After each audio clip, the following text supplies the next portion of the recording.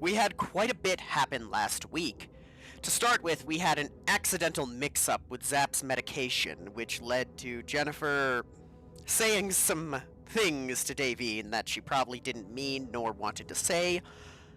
Hunk, in that moment, was able to come to the rescue and calm Davine down and make her feel better in a way that nobody else really had been able to. We had some awkward moments happen in the kitchen and the apartment while Davine and Hunk sat there just talking. Julius and Pequod had a wonderful day together where they discussed some possibly heavy topics.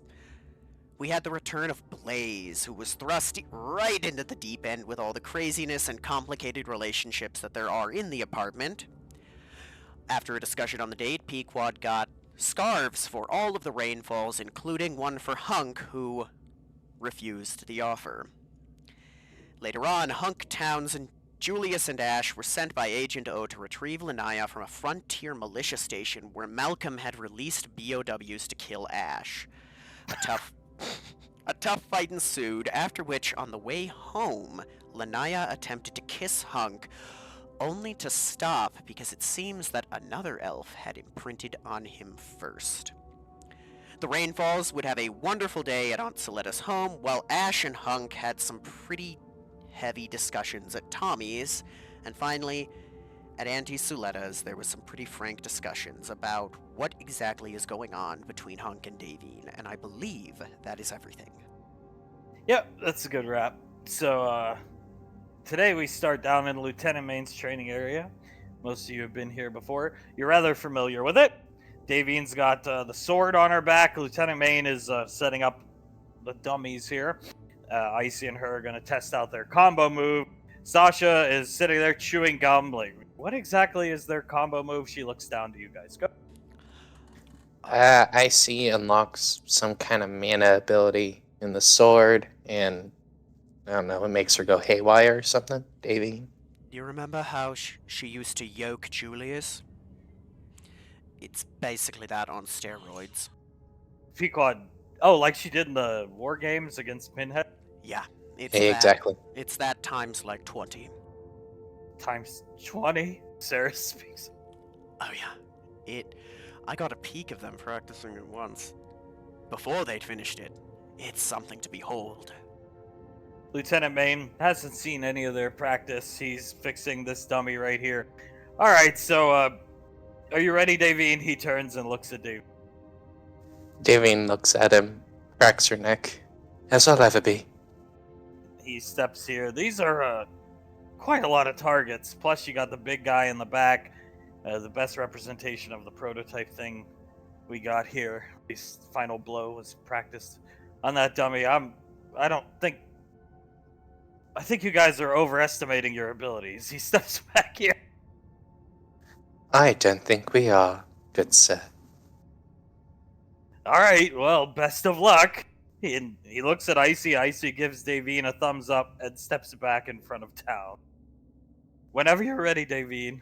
Lieutenant Main looks at her. Ready and willing. Icy's gonna take that thumbs up, put the thumb down into her fist, and charge Davine up. And Town's currently looking down at her. Is confused why she's standing in front of him. And you see Icy, a burst of arcane energy. Right back onto Towns' chest. And Davine is unleashed. The Towns catches her. What the hell? Look, Davine's glowing. He points at Davine.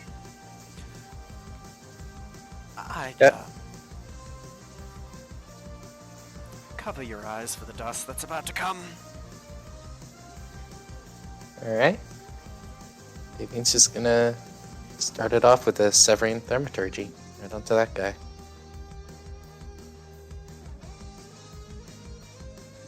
Roll it up. Dave. Town's holding Icy. Oh, she can scream now. Sasha, yeah, what's wrong with her? Points down to Icy.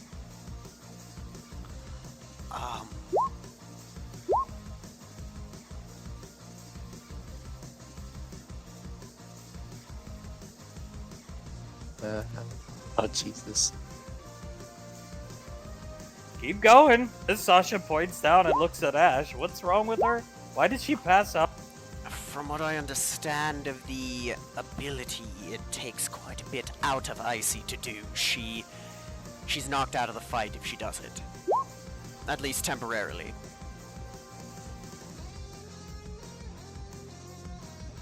Saris is gonna come over here.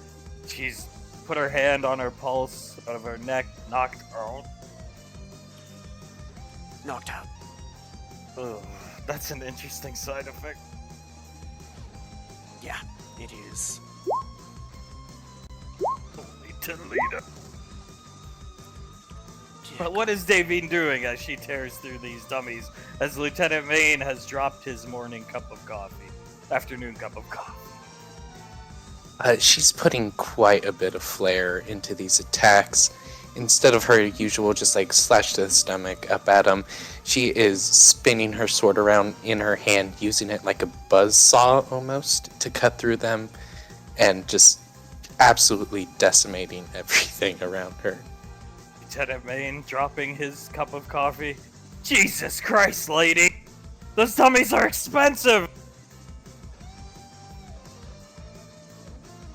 She chuckles as she rushes towards the big one. That's the most expensive! And you set it up. I didn't think you... It explode into about 1,000,000 pieces. Saris waving her hand in front of Icy's face, Towns holding her. Sasha's gum has fallen out of her mouth. Everybody's pretty much speechless, except Pequod, who just whistles sharply at Davy and Lieutenant Maine. Oh my god.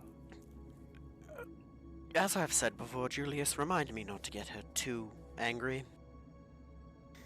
Yeah, no problem. As he just starts clapping. Pequod starts clapping, Davy, Davy, chanting her name. Davine turns around, sheathes both of her swords, and gives them a bow.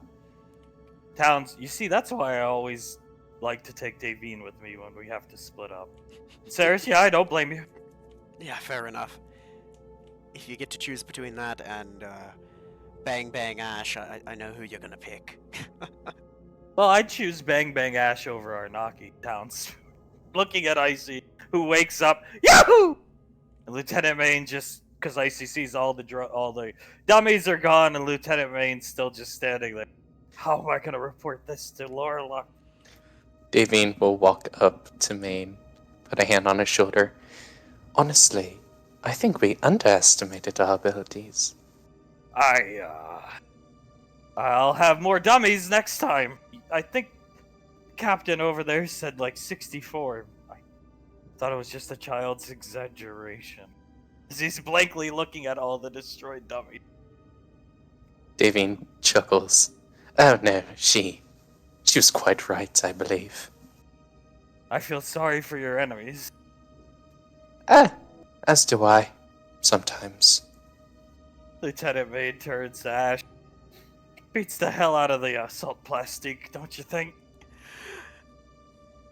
Not to make it seem like I'm not appreciative, because it's gotten us out of a few binds, but looks at her. I know which one I'd love to be able to use on command. Lieutenant Maine nods his head. I see, all we have to do is have the sword. She has to have the sword, and we can do that. And I'll pass out. Towns lightly pats her on the head and... okay. It's a risky maneuver for sure. Yes, Sasha's gonna pick up her gum, go ahead. it's very risky. Davine looks over at Sasha. I wouldn't put that back in your mouth, dear. No, I don't like to litter. She puts it away and puts another piece of gum in her mouth. Wow. I mean, like, it's risky. We have to have some kind of plan beforehand if we're going to use it. Say we use it against, like, a bunch of Max Tech Commandos, we would have to have someone like me, or Hunk, or someone like that. Or even Saris, to stay behind and keep an eye on Icy while Davine blenders everyone. That's the thing. As much of a risk as it is, the risk is semi-mitigated by the fact that I don't think there are many things out there that are going to survive more than a couple minutes against that. More than a few seconds, I should say, against, well, you. Lieutenant Maid blender is a good analogy. Yeah, good word. Yeah. I've never seen target dummies get shredded like that. Yeah. Davine chuckles. Well, I'm glad I could be someone who's able to do that with the help of my daughter. Icy gives Lieutenant Main a thumbs up and more dummies next time. I gotta figure out a way to explain this to Lorelei. Yeah, just tell her that it's Icy playing with her new magic abilities. She'll understand. Sasha, just tell her it's the Rainfalls. Even better. She'll understand. Yeah, she will. Tell her it was Julius practicing his whatever. She'll let you off the hook. Sasha shakes her. Yeah, tell Lorelei it was, Icy practicing a new polymorph form, and it scared me enough that I went into emotion. Arnaki. Arnaki indeed. I mean, she'd probably believe it if you told her that the dazzling gleam of Julius taking his shirt off wrecked them. Lieutenant Main, she is fond of your abs. As I am aware, sir. I heard her mumbling to herself in her office the other day about you could grate cheese off of them. He looks over at Maine. You know, not a lot surprises me anymore when that woman makes comments about me. I gotta admit, Lieutenant Main walks over closer to Ash, puts his hand on Ash's shoulder. When I first met you two, all those years ago, I figured Ash would end up where he is, and Julius, you'd be shit canned and probably in jail. And now you're the Ranger General's favorite eye candy. And a Ranger! I think he grew up quite nicely. Took you a while, though. Oh, Lorelei would agree. On the growing up part. Yeah, it did take me a while, but hey, I got there. Pequod, I wonder if she has access to, Oh, that? Towns, what are you talking about? So, there was this picture that made its rounds during Ah. Headhunters. Right, the picture that Yen saw. Yeah. Sasha, you best hope she doesn't, because that's like your ultimate bargaining chip. Want a weekend off? There you go. You can get a whole month weekend's worth off. I mean, if she does have access to it, the real thing in person is a lot different than a picture. So Saris turns to you and Ash. You guys do need to do something nice for her, considering the fact she's stopping you from being arrested on, at this point, almost a daily basis now, given your attachment to Malcolm. Unwilling attachment? You want to go back down to Inova and get him more neon shrimp and neon crabs? Pequod, I thought we were gonna do a fireman's calendar. Towns. Gagsel. That too. yeah. I'm sure she would appreciate that. Sasha, I think I know what she'd probably like more. A Ranger fireman's calendar. So we get you like Frontier Ranger armor, stuff like that, and you wear the Ranger gear. Shirtless, pantless, stuff like that. Huh. I mean, give me the gear. I'll do it. Seriously, trying to make her have a stroke. Starts laughing.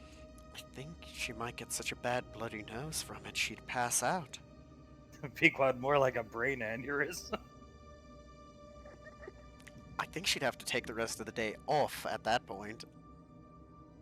Pequod, well, if she usually doesn't deny us weekend leave. If she ever does, we'll set the calendar in motion. Maybe it'll be her Christmas gift. Not a bad idea. Yeah, Towns looks around, looks down at Ash. Too bad Hunk wasn't here to see that craziness, and he points down. Yeah, where is Dad? Davine looks down at her feet and turns around, facing away from everyone. Towns watches her. Hey, Saris, yeah, where is old Hunk? I don't know. Icy?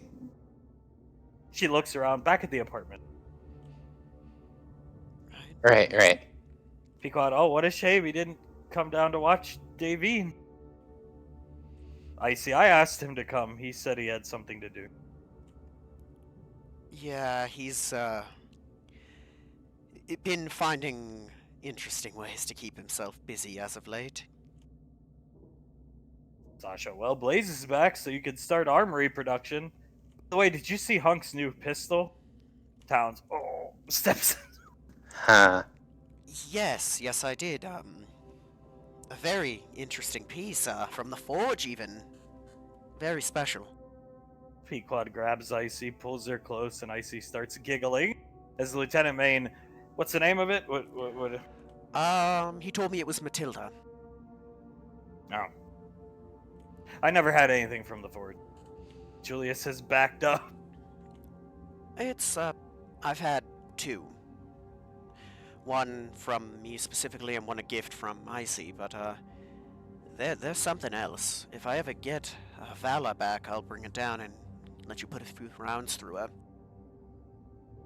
Saris is gonna come see why Julius backed up. Uncomfortable, Julius?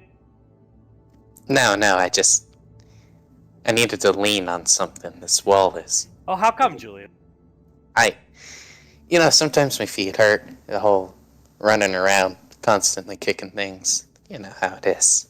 Lieutenant Main, well, when pistols are named, when forge weapons are named after somebody given Matilda as a name, it means whoever it was must be very important to him. From my understanding, what little knowledge I have on the forge names it's somebody you love or have a strong bond with, ergo love or a mentor or something like that, You or hear a lover. You hear Davine go as she turns back around and starts walking away. Ah! I see. Oh, You okay, Davine? Perfectly fine, Asherion. I'll let you know, he said he'd never met a Matilda, so that makes him telling me that even more confusing. Pequod grabs Icy and walks this way. Oh, I'm sure he hasn't. I'm sure. Matilda. Pequod, is that a hint of jealousy? No. She turns around and looks at Pequod. I don't. What are you talking about, Patricia? Pequod, come on, let's get you back to the apartment to see Hunk. Oh, and everybody else. You could see a slight blush go across Davine's face as she turns back around and looks back at her feet. Davine, I think you should just straight up ask him as Pequod's pushing her with one hand what the pistol's name means. Come on, as she's pushing her. Icy clapping. I don't know if that's a good idea. Well, Icy, oh, he made you breakfast. It's waiting for you, even though it's late in the day. Oh, that's very nice of him. These girls disappear as they push Davine up. Lieutenant Main watching them walk away. What the hell's that about? Just, Arcane Council Strike Squad stupidity. You know how ridiculous everything gets for us. Lieutenant Main nods. Yeah, I was never good enough to be on a strike squad, but I mean, that was like just straight. Sasha, Davine has the hots for Hung. Yeah. And, can I... Oh, gods. Looks around. I can trust anyone in here. This doesn't leave the room, understood? Everybody nods.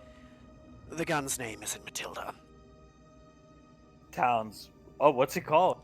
Take a wild guess what it's called. Lazuli? He's... Davine. It's named Davine. Sasha nods her head. She shakes it and then laughs and nods her head. Saris claps. Towns. But why? Well, based off of what we saw the other day with Lunaya, and what we learned about that, as well as the way they're always with each other, I think we're all adult enough here to put two and two together. Sasha, yeah, it is Friday to Friday. I forgot to mention that. Sasha, yeah, Zap and Scar mentioned to me that they've eaten breakfast every morning. Quite interesting, if you ask me. Towns every morning. That's, I didn't know that. Yeah, neither did I. And based off her reaction, I think any doubts I had about a possible reciprocation of feelings have been quelled. Lieutenant Maine. More drama. That comes with the territory. It's fine. It hasn't affected our ability to work as a squad. We're fine. Saris is gonna start rubbing Julius's shoulder. You okay? I'm fine. You scared? No, I'm not. She pats your shoulder and smiles at Smiles at her. Alright, come on. Think we need to get back to the apartment. Come on. Saris, what are you gonna do? Stop them? No, I mean, whatever happens, just, I don't know. Lieutenant Maine, the old Major hasn't been doing well at her posting. She's gotten a couple reprimands as of late, lashing out at people coming in bringing paperwork. Called Lorelei a cunt. Quite interesting times. Sasha called her a cunt, and Maine, yeah, for putting her in for making her do something instead of being paid to do nothing, essentially. Right. Right. Towns, why doesn't she just train people again? Lieutenant Maine, she doesn't want to. Yeah. Wow. Well, so, it's lose not for going that well. woman? Oh, lose is right after what I just heard as he points to where they walked off. Yeah. Sasha, why doesn't she want to train people anymore? Maine, I don't know. I don't know either. I don't know. Saris reprimands, huh? Maine, yeah, like 3 or 4. But I mean, she's Leslie, so she can probably get as many as she wants. Yeah. Then again, the Ranger General's grace has limits. Who knows? Does he shrug? Who knows, indeed. Yeah. I'm sure it'll be fine. You said we need to get back up, Julius? Yeah. I'll cook something for everyone. That sounds good, and I have work to do. Blaze, I've been giving him time to, well, reaccustom to being alive, but I think it's about time we start working on the armory with him. Lieutenant Maine nods his head. Yeah, make your way back. You won't have to make dinner or bread. Well, it's lunchtime. You won't have to make anything for your mom or Hunk. At least there's that. He steps away. Julius laughs. That is very true. Saris, you're Team Davine, right, Maine? Maine, what? No, I have no team. Saris is gonna walk up to him, take his hand, and start twisting it slowly. Ow! That's not very nice, honey. Oh!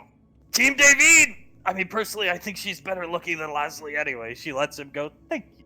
Pats him on the shoulder and comes back. What can I say, Julius? Your mom's pretty good looking. Yeah. No offense. None taken. Alright, ow, as he shakes his hand. Fun. I gotta get the robots to clean this shitty place up. Yeah. Again, sorry about that. No problem. Just use it or lose it. That's the motto. And Towns, back to the apartment now. I want to see Davine and Hunk together as he pushes Julius slightly. Yeah. Sounds good. Make your way back. Some of you get in ahead of the others. Talons comes right over here, starts talking to Zap. Because Talons is oblivious as fuck. Sasha's walked up here. You come into a scene as Talons picks up baby Julius and he's mumbling something to Zap. Leslie, he looks very disheveled. Very disheveled. Her clothing, everything. It's the middle of the day, mind you. She should be down on duty, down on Gateway. You didn't notice her when you went down to Mainz, and you didn't notice her on the way back up. So clearly she wasn't at her post. Leslie is quite angry, and as you walk in and people go through and get to their places, Hunt, going down to the bunker doesn't change the fact you have to be back in 48 hours. You understand that. As Blaze, please relax, Major. And she doesn't say anything. She's just glaring at Blaze and Hunk back and forth. Is everything alright, Mom? She perks her head up, turns around, sharply looking at you and then looks back at Hunk. Come on, down to the bunker, both of you. Suletta is glaring at her sister. Hunk, I'm not going down to the bunker. He's holding Soul. Blaze, I still have duties to perform. I have to get reinstated, he shrugs. Leslie, down to the bunker now! And she hits her foot on the ground. Hunk just, no, and steps back one. And Blaze steps back. I still have to be reinstated. I still need to understand Master Asherion's armory philosophy, his workflow, how we're going to... I've done nothing. I need to start doing something. I've been spending time with my friend Zap and getting to know everybody. It's a big family. Leslie whips her head back at Ash. You haven't done anything with him all week? You had him last Friday. It's now next Friday. You haven't done jack shit with him? What have you been doing? Sucking on Ceres's tit? Pequod's gonna take Julius and walk this way. I've been letting him get accustomed to being alive, Mom. Okay, well, he needs to be accustomed to going back to the bunker with me. You should have had all this done. What are you, 5? Do you want me to just throw him into the deep end without any help? Yes. It's the same as you taught with Julius and I. You need to get accustomed to the workload before you get thrown all the way in. Get accustomed to workload. She's just glaring right at you, mocking you. He was dead for 2 years, Mom. Yeah, and I had to get accustomed to that. And now he's back, and now I want him and my kid and you, she points at Hunk, down at the bunker. Off this station, away from everybody. And Hunk, I'm not gonna go. He shrugs at her, and Blaze, Asherion is under the Ranger General's charge now. She expects a high degree of, well, everything, given who she is. He has a Spartan squad to lead, other duties to attend to, duties here in the apartment. We'll get to it when we get to it. And personally, I'd rather be here. He gestures back to everybody. Then why did I come back if I was just going to sit in the bunker for another 400 years? And nobody says anything as Leslie's getting very angry. Pequod's gonna walk Julius back this way, squeezing Julius's hand. Uh-oh, Pequod said. It's okay, Mom. You don't need to go to the bunker. I'm sure we can make sure it's quiet enough for you here. Oh, what would you know anything about it, Ash? What's his name? She points over to this guy in Hunt Towns. His name is Towns. Towns, give me my kid. And Towns had just picked him up because he wanted to move him to stand closer to Zab, and Towns gives him back to her, and she takes him. Fine. Don't come. Don't come. You won't get to see your son all weekend. Blaze is staring at her. Julius, you see Suletta with a very angry look on her face, holding memory hand. As Scar, you feel a hand on your shoulder, Julius, and Scar, what the hell is going on, Julia? I don't know, Scar. As when she said the sun thing, Julius put a hand on Pequod's and started squeezing it a bit tighter. Pequod's gonna mouth, "I'm sorry." He shakes his head. It's okay. Leslie turns one more time to you, Ash. "Get all your shit. Stop sucking on her hind tit. There's time for that later." Sarah steps away. "Get all your shit with Blaze done so he's free next weekend. Because I gotta be back here Monday to sit in that fucking office and deal with fucks like all these people and you." She points to you, Ash. Right. You're still on duty. It's 12:30 in the afternoon. You can't. And she walks out and disappears. Sasha is just gonna. Icy was getting very angry. Takes Icy into the gym. "Time to work out, little redhead."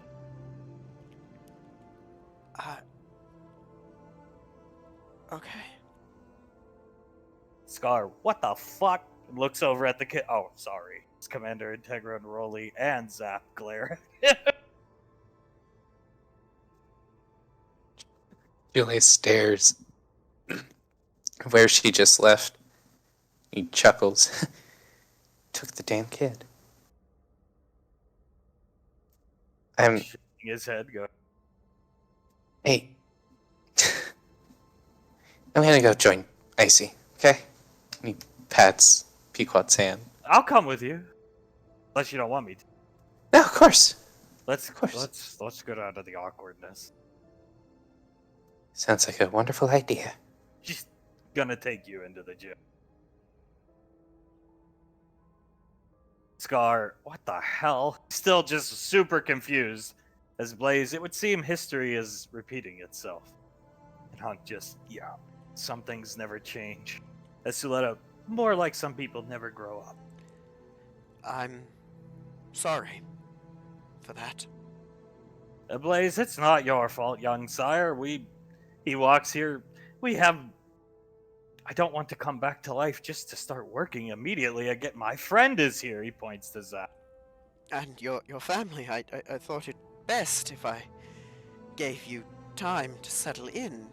I thought you wouldn't, even if I did throw you in, you wouldn't get any work done because you're not accustomed to being alive anymore. "I much rather would have gotten to know everybody. And then we get into your philosophies on how we're going to run your armory." Yes, of course, whenever you're ready. We've been doing just fine without an armory master for a while. We can go a little while longer if you need longer. Blaze shakes his head. "We can begin today. I need my full reinstatement, but not to sit in the bunker on the weekends." And Hunk just, "Exactly." Starts walking this way. Of course not. How about this? We'll after we spend a little more time in the apartment, I'll take you down to Gateway. We'll talk to Lorelei about reinstating you, and then we'll take a trip around Gateway. Sounds wonderful. You need to show me around the armory, show me your weapons, and any ideas you have on any weapons you'd like. Perhaps I can point you in the right direction. Yes, I think that'd be wonderful.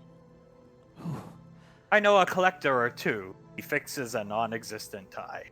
As long as it's not Commander Cheerin, we're golden. Oh? Pinhead? Oh. Towns, Ash is gonna have to bring you up to speed, Mr. Robot, sir. And Blaze, thank you. Yeah, it appears I've missed much. I know this decor is still a mystery to me. The moniker, a baby girl, is still a mystery to me. The fact that Julius's mother is still alive is still a mystery to me. Well, in that case, we've got somewhere between 3 years and 300 million years of history to go through. 300 million? That's, whenever you want to start. Sure, in a little while? Yeah. Have you considered playing SWOTOR? I've played a little on and off. It's only fun when you've got someone else to play with. But I haven't seen an outburst that childish in quite some time. And she's gonna walk this way into the gym with Memory Ann. Is there anything I really could have done there, Blaze? Move you 1 sec. Blaze is gonna look at you. I don't think so. But either way, I'm not caught up on recent events. There's a lot to catch up on. It's not the first time. Perhaps he looks over his shoulder when we're in private. We can discuss what's going on with her. Yes? Yeah. Whew. Oh, you should have been down there with us to see what Maine helped Icy and Davine figure out. Honestly, I would have rather have been down there than witness what I witnessed. Yeah, I'd agree with you there. In the gym, Suletta comes in, having fun, hooligan. A blast, Auntie. She sits down with Memory Ann on her lap. Like, so, what's Julius doing to work? He is punching not as hard as he can, but quite hard a punching bag. He is struggling to do a leg machine. Sasha's put a lot of weight. I see. Why do you do this to yourself, Julius? Well, not everyone has magic. Like you said, I fight with my body. It has to be in tip-top shape. Claude's going to try to hold the punching bag for you because you are really punching it hard. Julius will stop punching it, wave his fist in the air. Shit, I forgot to rap. He goes over. How about I hold it for you? Pequod, no, go ahead. I can hold it. It's the least I can do. So what was that about? She's What about? that the outburst. Oh, with Mom? Oh yeah. Well, I guess she wants to go down to the bunker because. Why am I explaining? What was it about, Auntie? Suletta groans lightly as she begins to explain. Hunk comes up. He's walking this way, annoyed, and he notices Davine sitting there, about to eat the breakfast he made for her. Hey, Davine. Davine had a piece of toast up to her mouth. She looks over, sees Sol on his hip, and she crushes the toast a bit and drops it onto the plate. Hello, Didn't come Mark. with the toast? No, it's perfect. He's gonna come in and shake the smoothie in his hand as he's got Soul just straddled off of his hip.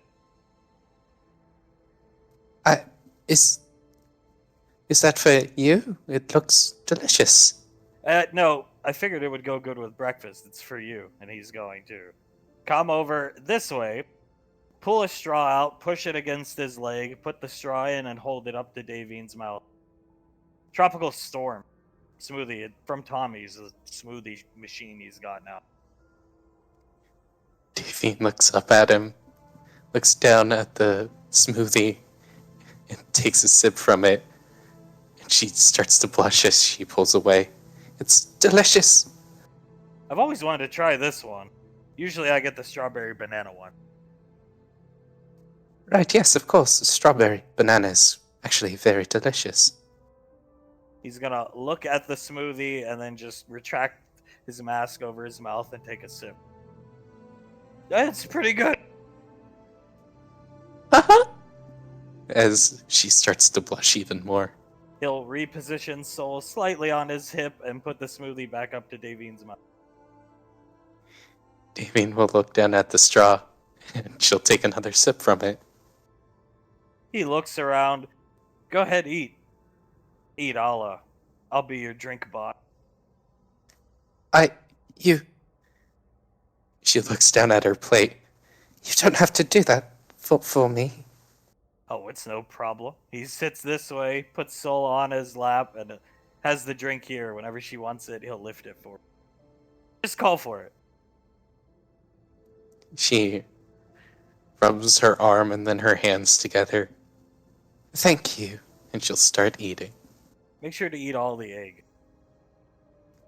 She nods as she'll take a bit of toast and dip it in to eat it. Yeah, you can't survive off. I know it's important, but oatmeal and kiwi, you gotta.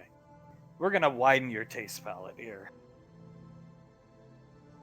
She nods. I would rather have no one else do it for me than you, Mark.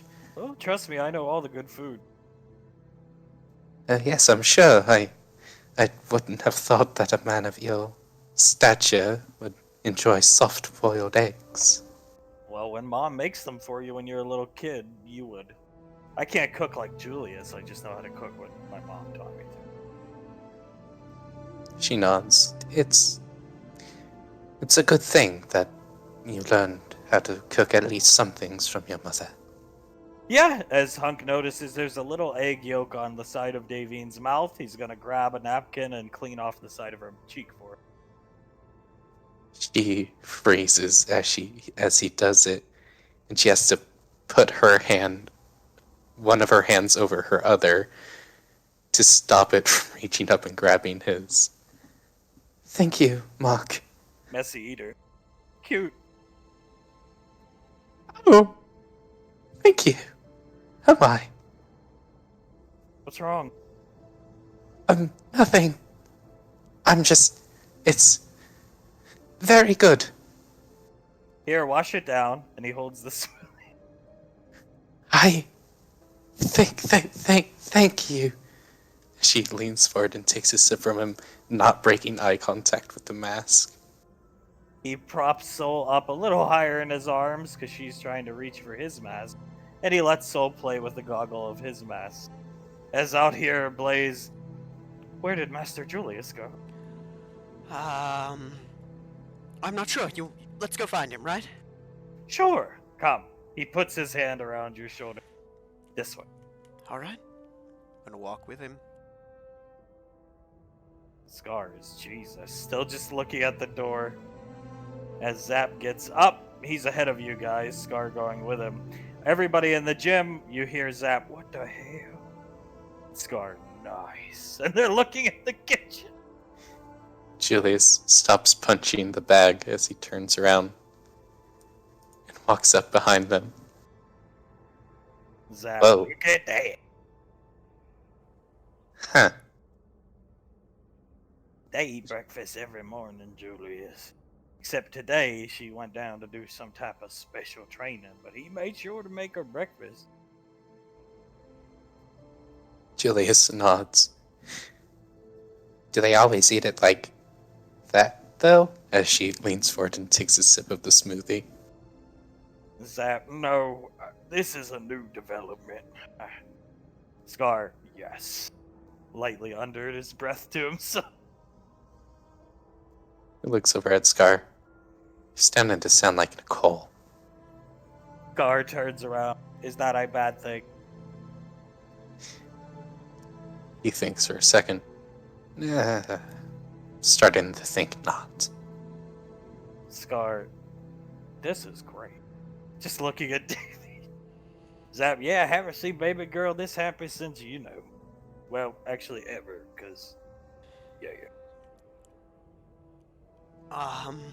Are they? Hey, Ash! Zap's, how long you been ogling us? Most of your conversation, are they together? Here, take a look-see.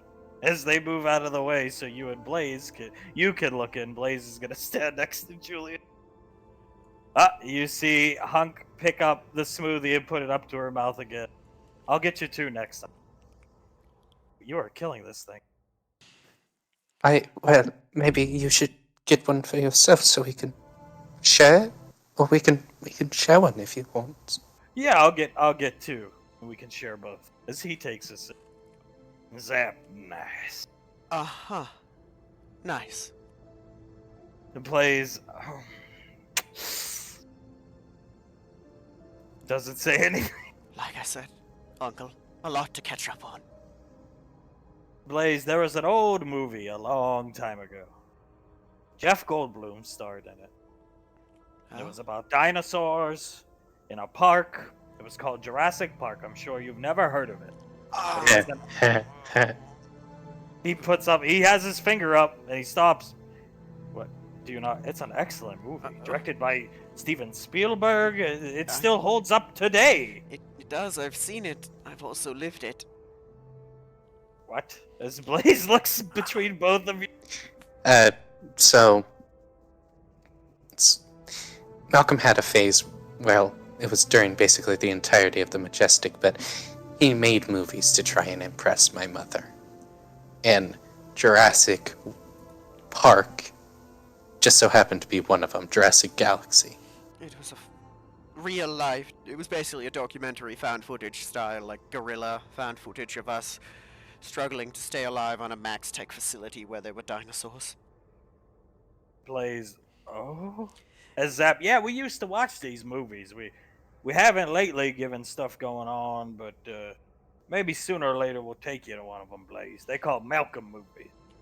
Blaze, that explains the Lost in Space poster I saw down on Gateway. The oh god. Nothing. Nothing. I'm going to see Suletta. He goes to the gym. Oh, you all right, Julius? Julius looks at the two of them as Davine takes a piece of the toast, snaps it off, and hands it over to Hunk. He takes I'm it, good. eats it. I'm good. Yeah. As he looks down at his feet, pinches the bridge of his nose and shakes his head. I'm good. I'm going to go in there with them if that's all right, you two. Zap, yeah, I think we can safely stand at this door all day. They won't notice us. They like in a trance, Ash, but it is rude to stare. It is, and it's rude to eavesdrop, right? Yeah. Scar, speak for yourself. As he comes over here trying to get a better look. And Zap, come on, no, leave the lovebirds alone. And everybody in the gym. Ash is gonna walk in. So, that's interesting. Pequod what? You know. Trying to prop the bag up for Julius again. Come on, Julius, let out your frustration. Pretend the bag's me. What? No, it's not you I'm frustrated with, trust me. Well, let him out. Just don't limit break punch or I'm liable to go through the wall. He chuckles. I would never do that. He pats on the bag. I mean, Davine and Hunk are having breakfast together, and it's... He looks out the gym and tries to catch a peek. It's honestly sort of sweet. Sort Up here, Saris and Towns are looking in. Saris, Towns, my Malcolm impression isn't the best, and Towns, so what do you mean? And Saris, Woo-hoo-hoo! Yes! and it does not break Davine. She does that at the top of her lungs. It does not break their concentrations as Hunk puts the smoothie up to Davine's mouth. Last little bit. Go ahead. Yours, this Towns. Oh, wow. She'll take the sip from him. Thank you very much. You're I'll welcome. let the last one be yours next time. Sounds good. As Saris drags Towns. Why are we all congregating in the gym? Suletta starts snickering. Would you mind closing the door, darling? Towns is closer, so he'll close it as Saris sits down on a weight bench. Ah, so we know what's going on here. Everyone here does. Towns, I don't. I'm still confused. Sits down next to Blaze. Well, I just gave most of the people in here a bit of information, and I think I might as well give it to Icy and Auntie Suletta as well. His pistol's not named Matilda. Suletta, of course it isn't. It's named Davine. Anybody Yeah. with a brain could see that. As Icy, what? Really? Yes. Suletta just groaned. And after the mission, Lanaya tried to kiss him, and she stopped and backed away, only for O to theorize that another elf had imprinted on Dad. Towns, we still haven't figured out who that is. That's Suletta. Oh my god. Towns, buddy. I have a sneaking suspicion it's Davine. Oh, nice. He gives you a thumbs. Yeah, It is good. They're both doing better. It's complicated. Pequod talk, yeah. Actually, she shrugs and doesn't finish her sentence. As Sasha, oh, helping Icy with the leg machine. No, go ahead. What did you want to say? She shrugs. I don't. All I was gonna. Nothing. It doesn't matter. Okay, fair enough. Maybe later, Julius. In private. Oh, oh, of course. Suletta, it's not that complicated. And Blaze, as I was saying, life finds a way is the line in this movie. I'm just finishing my thought, sorry. As he sits down. No, you're fine. I think that's a very good way to describe what's going on. Especially in light of other, more recent and older events. Suletta, yes, history seems to be repeating itself once again. For the second time in, what is this now, 6 months? Suletta looks at you. I'm not referring to her leaving 6 months ago. I'm referring to years ago. Right, yes. Long ago, she was posted here on Gateway. Ring 8 wasn't. Well, in fact, there was only Ring 5 at that point.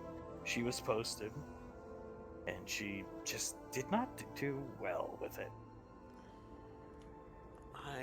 I heard about that. That's why the general gave her posting with training the Spartans. It was a way to give her a posting while still keeping her in the military. Blaze nods. Yes. Originally, her posting was to be up here training people instead of at Antarctica. Did you ever stop to think why it makes no sense that you were training in the middle of Antarctica? I just had always assumed that the harsh conditions were part of her training. Suletta nods. Yes, I think that's why she chose the location, but she does not do well with structure or order or following orders. Sound familiar? Very. Looks at Julius. Yeah, you'd think in some ways he got it from her. Blaze makes an awkward hand gesture. Those were interesting times. Needless to say. A few outbursts and reprimands, and then she got her bunker. But, mind you, young sire, she's much older than she looked. Suletta, as am I. You wouldn't know it. Suletta, she was actually kicked out of the military for a time. Oh. Pequod, what? Looking at her. Oh, To get kicked out with her track record. Oh, gods. Blaze, until General Rico officially took office, she did not have her bunker. And oh my. General Rico, being a good man and a friend of hers, brought her back, gave her her bunker, and all she had to do was train would-be headhunters. Wait a minute. What do you mean 6 months ago? He speaks up. We got back. It was 6 to 8 months, somewhere in that range. But we got back from the cursed journey of the Majestic, and Laz' mom met Davine for the first time, and I believe there was some feeling of inadequacy or being, not needed, and she just vanished to a remote planet with pinheads, people on it, along with little Julius, for months. And we only were able to find her and get her back because Julius beat Pinhead in a fight. Blaze and Hunk went with her. no. No, in fact, he didn't even know where she was. Suletta groans. Betrayal. Yeah. Feelings of betrayal, I think. She doesn't get close to many people, and when she does, well, you can see she likes to think she's in control. And when she doesn't get her way, you witness what you witnessed today. She gestures with her hand. Pequod, hit the bag. Come on, it's okay. Julius looks at Pequod. I'm alright. I'm fine. It's just takes one step forward. It's just like yeah. And he goes back to the bag and he punches it a couple times. Sasha, I didn't know she was kicked out of the military. Blaze, yes. Interesting times. I never knew either. Nobody had told me. Suletta shrugs. She's not one to be very forthcoming. No, I remember more of her story. Her life I got from, well, looks at Blaze and Suletta, you two, than I ever did from Mum. Blaze shakes his head. The bunker is a wonderful locale, if you ask me, but I much prefer the liveliness of the apartment given I've been dead for 3 years. There's that. The bunker was a breath of fresh air compared to Raven Rock, but no, I wouldn't give this up for anything in the world. Suletta, the bunker is a prison.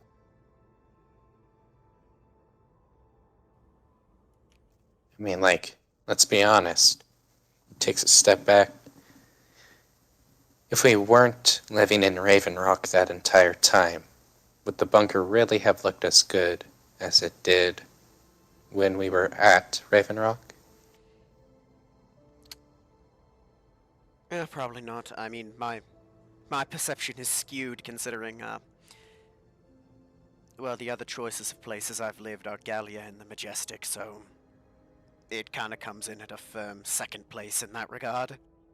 Blaze puts his hand up. Given I've been around since the Calamity Wars, I have a lot of friends, people I know, acquaintances. Some are still around, like Zap, a stroke of luck, if you will, sire. Some are not, but either way, I enjoyed my time on Gateway. Though I didn't have to sit in a desk and deal with people all day. Still. I mean, there are some days I'd rather take her job over mine. It's responsibility, right? Who would have thought that it came with that promotions came with so much responsibility?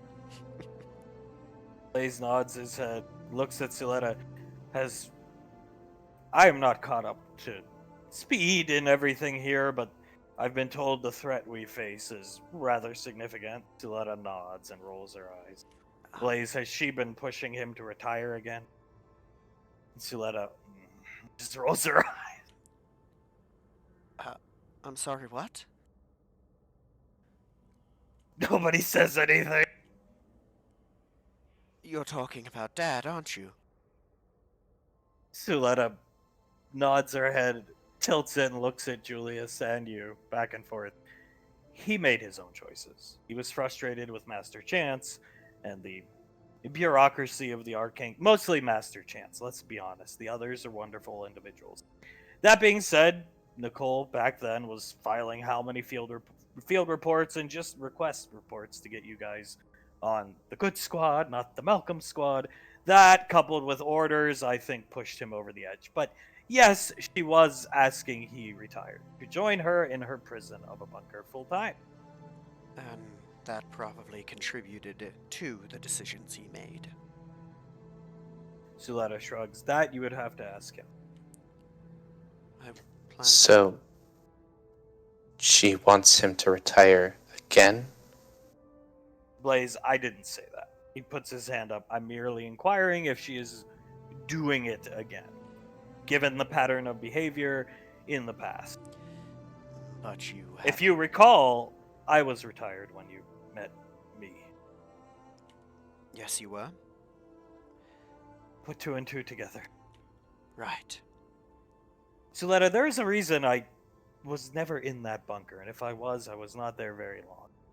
I would much rather be here or at my private property, whether alone or with company. Yeah, Yes. Right.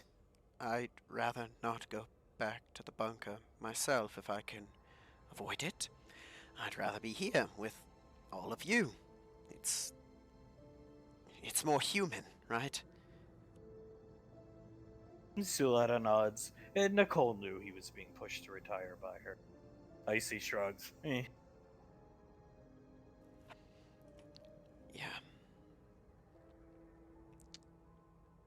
Oh, gods. Suletta, so what you see happening in the kitchen, let's just say it's. What did you say? And Blaze Life finds a way.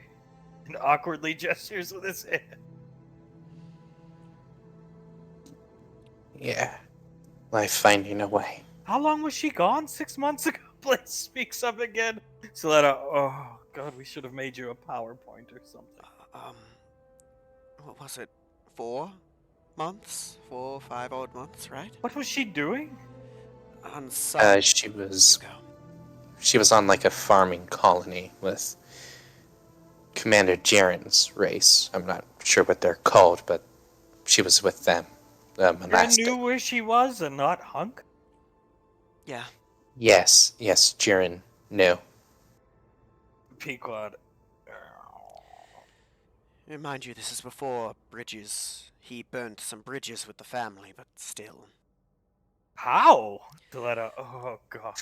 He cheated on my mother after neglecting her and, because of a simple misunderstanding, throwing a ring into a kiln. I see, we're gonna beat him up. Blaze just starts laughing. Mind you, this would be the third time that a Rainfall, or looks at Suletta, a member of the Rainfall group has assaulted Commander Jiren successfully. I see, do you want to come? Blaze, I'm pretty hard to not recognize. I see, I could polymorph you, trust me. And Blaze, I've never been a fan of Pinhead myself. Yes. Julius chuckles. Well, you're more than welcome to come along. Yeah. I'll take you up on the offer if I can ever get caught up to speed. I'm not having my head bitten off because I don't want to go to a bunker. Yeah. Sorry about that. I was not even aware that he looks over at Pequod and stops talking. I was not aware people almost died to get me back to life. Facilitate my rebirth as Pequod. I was there for the dumb reasons. I should have never been there. Blaze, still. Wait a minute. Why shouldn't you have been? He points out. Pequod. Oh. Well, she isn't combat cleared. So she shouldn't have been there, and she's not combat trained, and Oh, right. Julius yelled at you, and now he chokes you when you. Is that right? I think I vaguely remember Julius telling me this as Pequod starts to blood. yes. Yeah. Yes, that is how it works now. I think. Oh, how many was it? Pequod nearly died. I lost a fight but survived because I used shredder rounds on the opponent. And didn't somebody else get pretty badly messed up in the assault, Julius? I mean, like, I almost went unconscious, but I think that's about it. Towns, I suffered a mild heart attack or two, but not really hurt. Yeah. That hunter was, well, he was something else. It's not often someone gets the drop on me in quick draws of any kind, especially not twice. Sasha, Davian got hit pretty good by that, I don't even know what she was, a drow, I think. Bow woman. Yeah, what a visage or taint, whichever one she was. I see. Taint. Yeah. They were dangerous, and the lightning count, or the man on fire, or whatever he was called at the time, he put a wallop on Julius and Pequod. Yeah. Yeah, he did. Siletta groans. Oh. He's dead now, though, and we got Blaze back, and it's been worth it. Blaze, when this was all going on, where was Major Leslie? Either in the apartment or at her desk is the best guess I have. Nobody says anything. Ah, ah. Yeah. Excellent form, Julius, as he watches you punch the punch. Thank you, sir. As he throws a couple more punches. Well, it's just good that Davine's doing better than she has, well, in a long time, at very least since before everything happened with Snarf. Snarf? Blaze speaks up. Saletta, not now, please. I don't want to hear it again. Sorry, Auntie. Saletta's gonna stand up, take her, and give you memory Ann. Okay. I, course. unlike some people, do not run away from my duties. My lunch break has concluded. I'll be back later. Hooligan, would you Yes, like ma'am. to go to the beach house this week? As she looks at Davina. Turns around. Looks into the kitchen and back at her. I think that's a great idea, ma'am. Pequod, we haven't been to the beach in a while. Let a rainfall weekend at the beach. Take care of Memory Ann for me, and I'll be back. Couple Of hours. course. She disappeared. Well, you're going back to the beach. Hopefully you don't encounter your good friend Sandra, Julius. Blaze, whose beach house? Hunk's dad's beach house. Oh, Yeah, we've been down, well, they, looks the girls, have been down twice, although the first one ended in Scar falling through the roof and a Coast Guard vessel being sunk, but the second time went well with all of us. sunk. Ceres. Well, gloves in the air today. Jennifer and Frost in the armory. I think Flavor and Sunny are. She puts her fingers together. I saw that. I see. Yeah, it's like Cupid's arrow has struck everybody, except he struck Davine and Dad with like 80 of them, which I'm okay with. As long as they're happy. Sasha, I mean, given what I saw, something's gonna come to a head sooner or later. That's what I told him. Ceres, I like the bunker, I do, but I would not. If I had a family, it's not where I'd want to raise kids. No. What can they do in Antarctica? Really? Blaze, make snowmen, Snowball fights. snow angels. Town speaks. Alone. Without anyone else. Blaze, yes. Not the most ideal of locations. If you wish to interact with people. Everybody makes their own choices, sires. Make no mistake, he wags his fingers. However, I don't think I would have retired, even given the fact we weren't being paid and or treated like living beings, as you are, people back then. It wasn't until Rico took office that Exoframes like I got all of our back pay and treated much better. We were allowed to pursue whatever we wanted to in terms of careers. Even given that, I was happy to stay in service. This is why I was so happy when you showed up at the bunker all those years ago. If you recall, I said it was like a breath of fresh air. Prior to that, it was Hunk. And prior to Hunk, there was nobody. Right. I can imagine what it's like.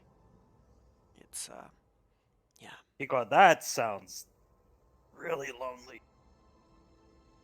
Terribly lonely. Immensely. Ceres is typing on her wrist computer. Sasha looks down at hers. Huh? And types something back. Blaze, well, we have a lot to do, Ash. We'll get to it in a little while. Yes, of course. I also need to introduce you to the Spartan Squad. They technically are part of ours as well. Hey, Nicole's boyfriend. Yes, Is Bexley. he's one of them? Yes, he is. Crimson Squad. Julius and I are training them, but they've been attached to us. And you're in charge. For better or for worse, yes, I am. Very good. Doing our best. It's a lot to get used to. Pequod's gonna come over. Can I have memory? And Of course. she'll take her and hand her right to Julius. Julius takes her, holds her up, and sets her on his hip. Ah, yeah. Pats her on the head and looks at Pequod. Uncle Julius. Uncle Julius looks over at Marianne.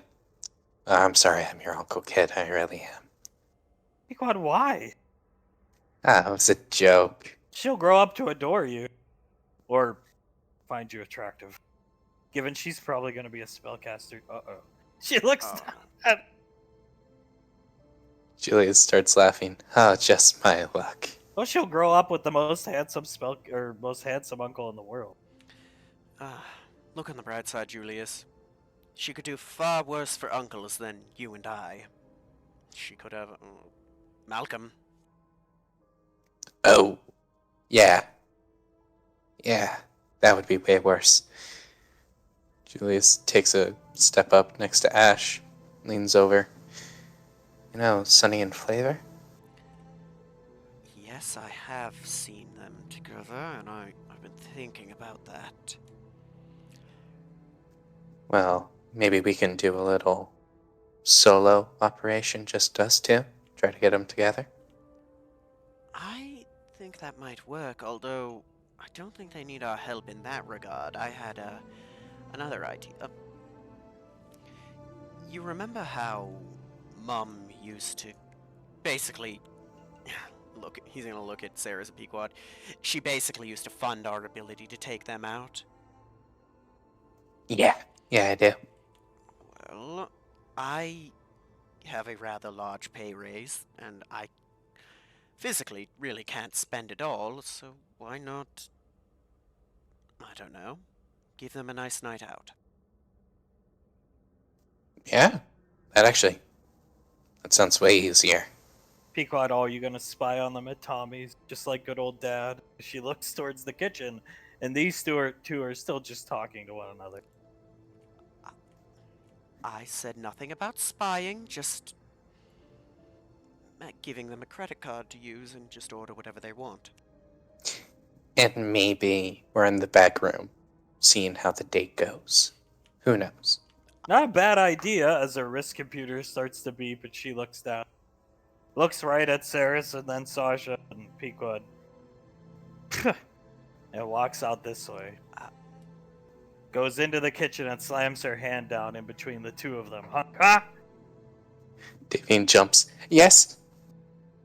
She is looking down at Davine with a smile, looks over at Hunk. I need you to meet me at Tommy's. Hunk, you guys can't hear what she's saying, though. Hunk looks at her. Why? I need to talk to you about something very private that's bothering me.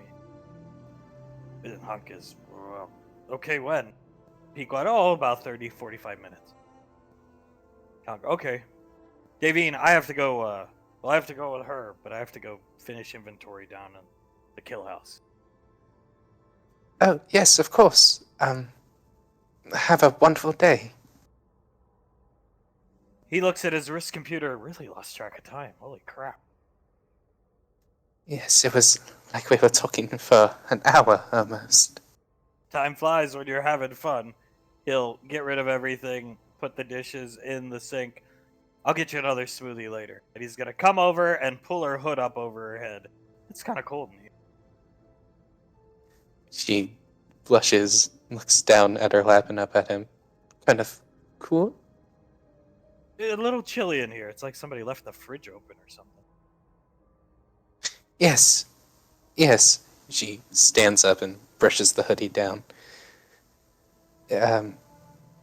Almost very cold. I'll catch you later before you leave for Rainfall Week. Here you go. He gives Soul to Pequod. Pequod takes it, and he leaves. Davine, once he's out of earshot, slaps her hands on her face and lets out just a little squeal almost. Pequod whistles at He drank off my straw. He drank off my straw, Patricia. She starts pacing around the kitchen. Yeah, Julius and me drink off the same straw all the time. What's that supposed to mean? She grins at Davy. Davian looks at Pequod. I think you know exactly what that means to me. Yeah, it's good, isn't it? She looks down at her feet.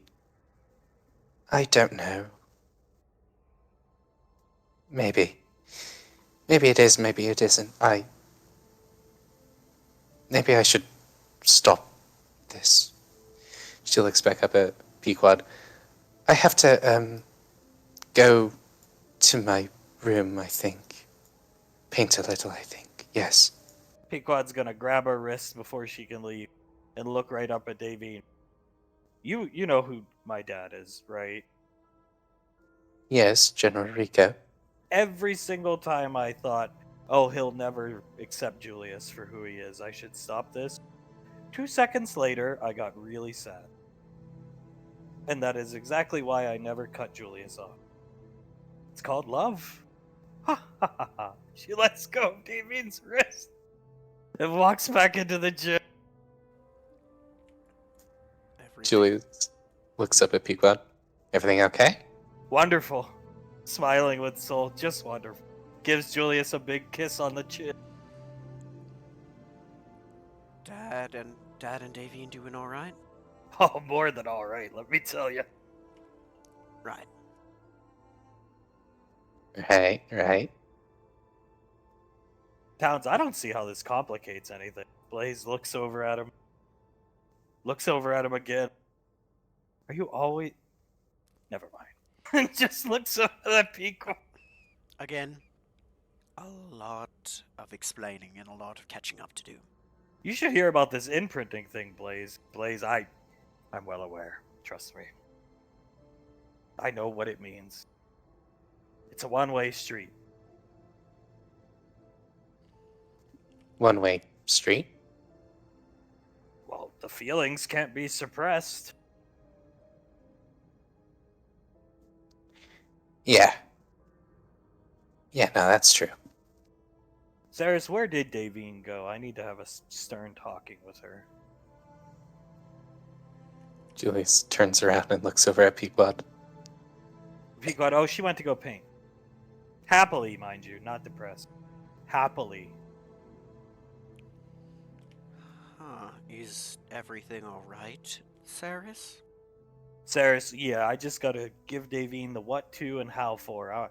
I'm not gonna let her get away with this. Okay.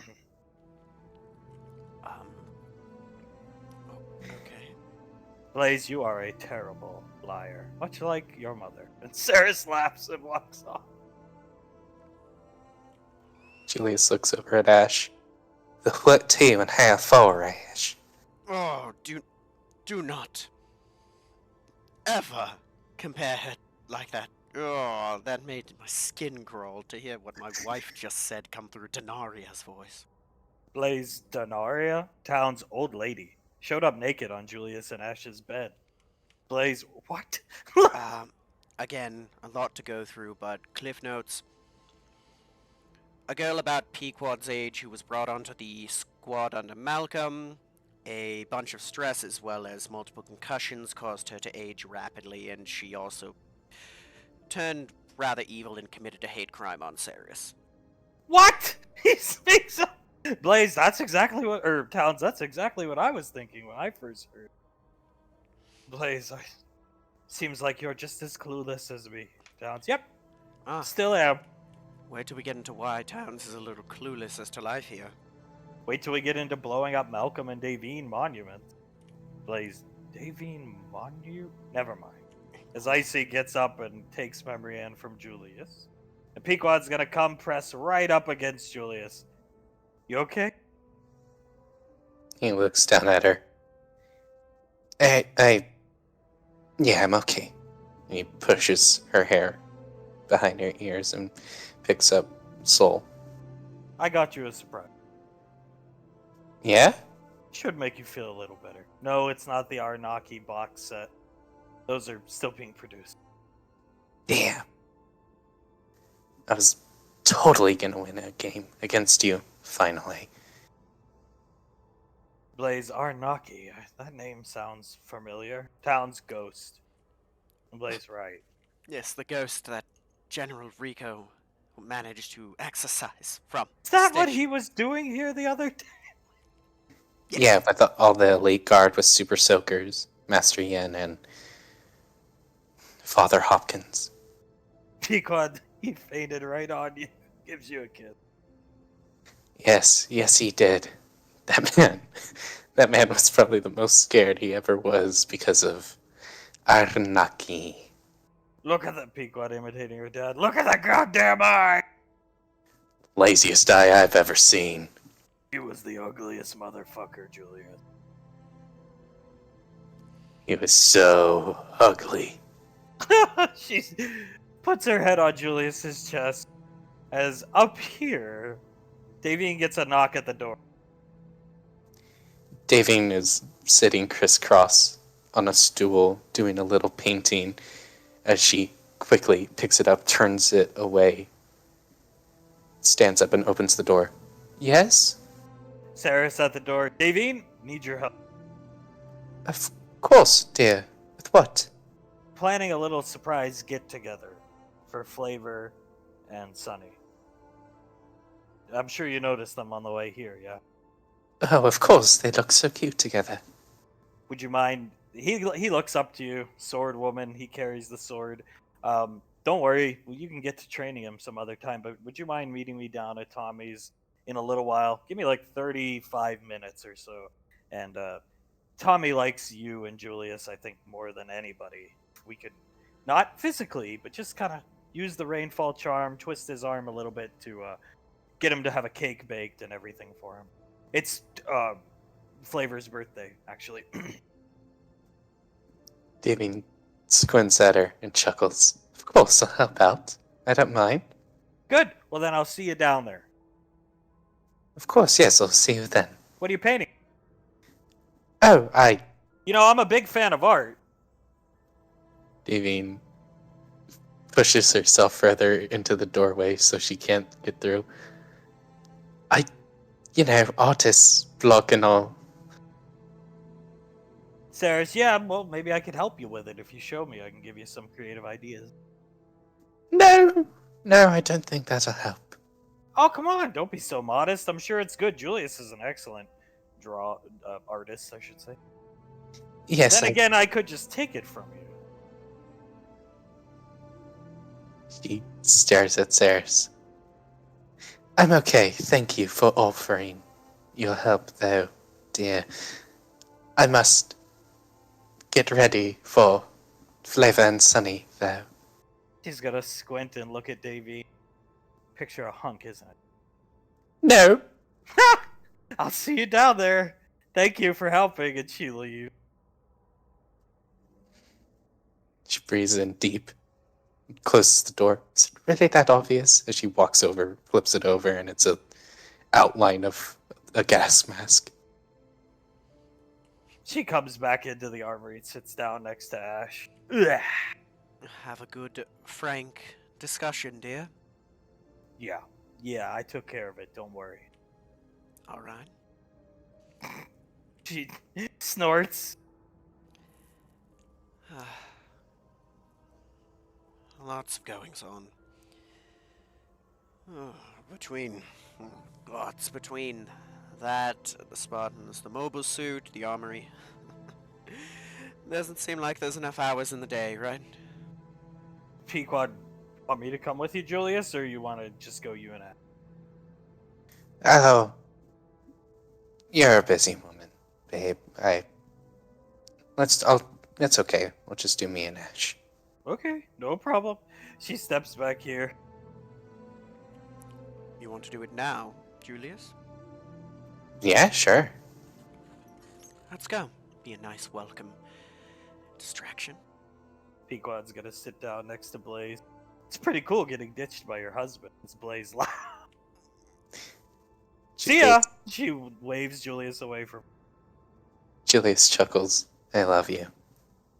She just waves her hand away. Let's go. Nice. Icy gets both the kids. I'm gonna walk up. Flavor, how's it going? He looks, sir, salute. Salutes back. At ease, that's fine. We're off duty. You don't have to anytime you see me. What can I do for you, sir? Well, Sonny, how are you? Good. Good. I think in this case it's more what I can do for you. How are you two doing? Good.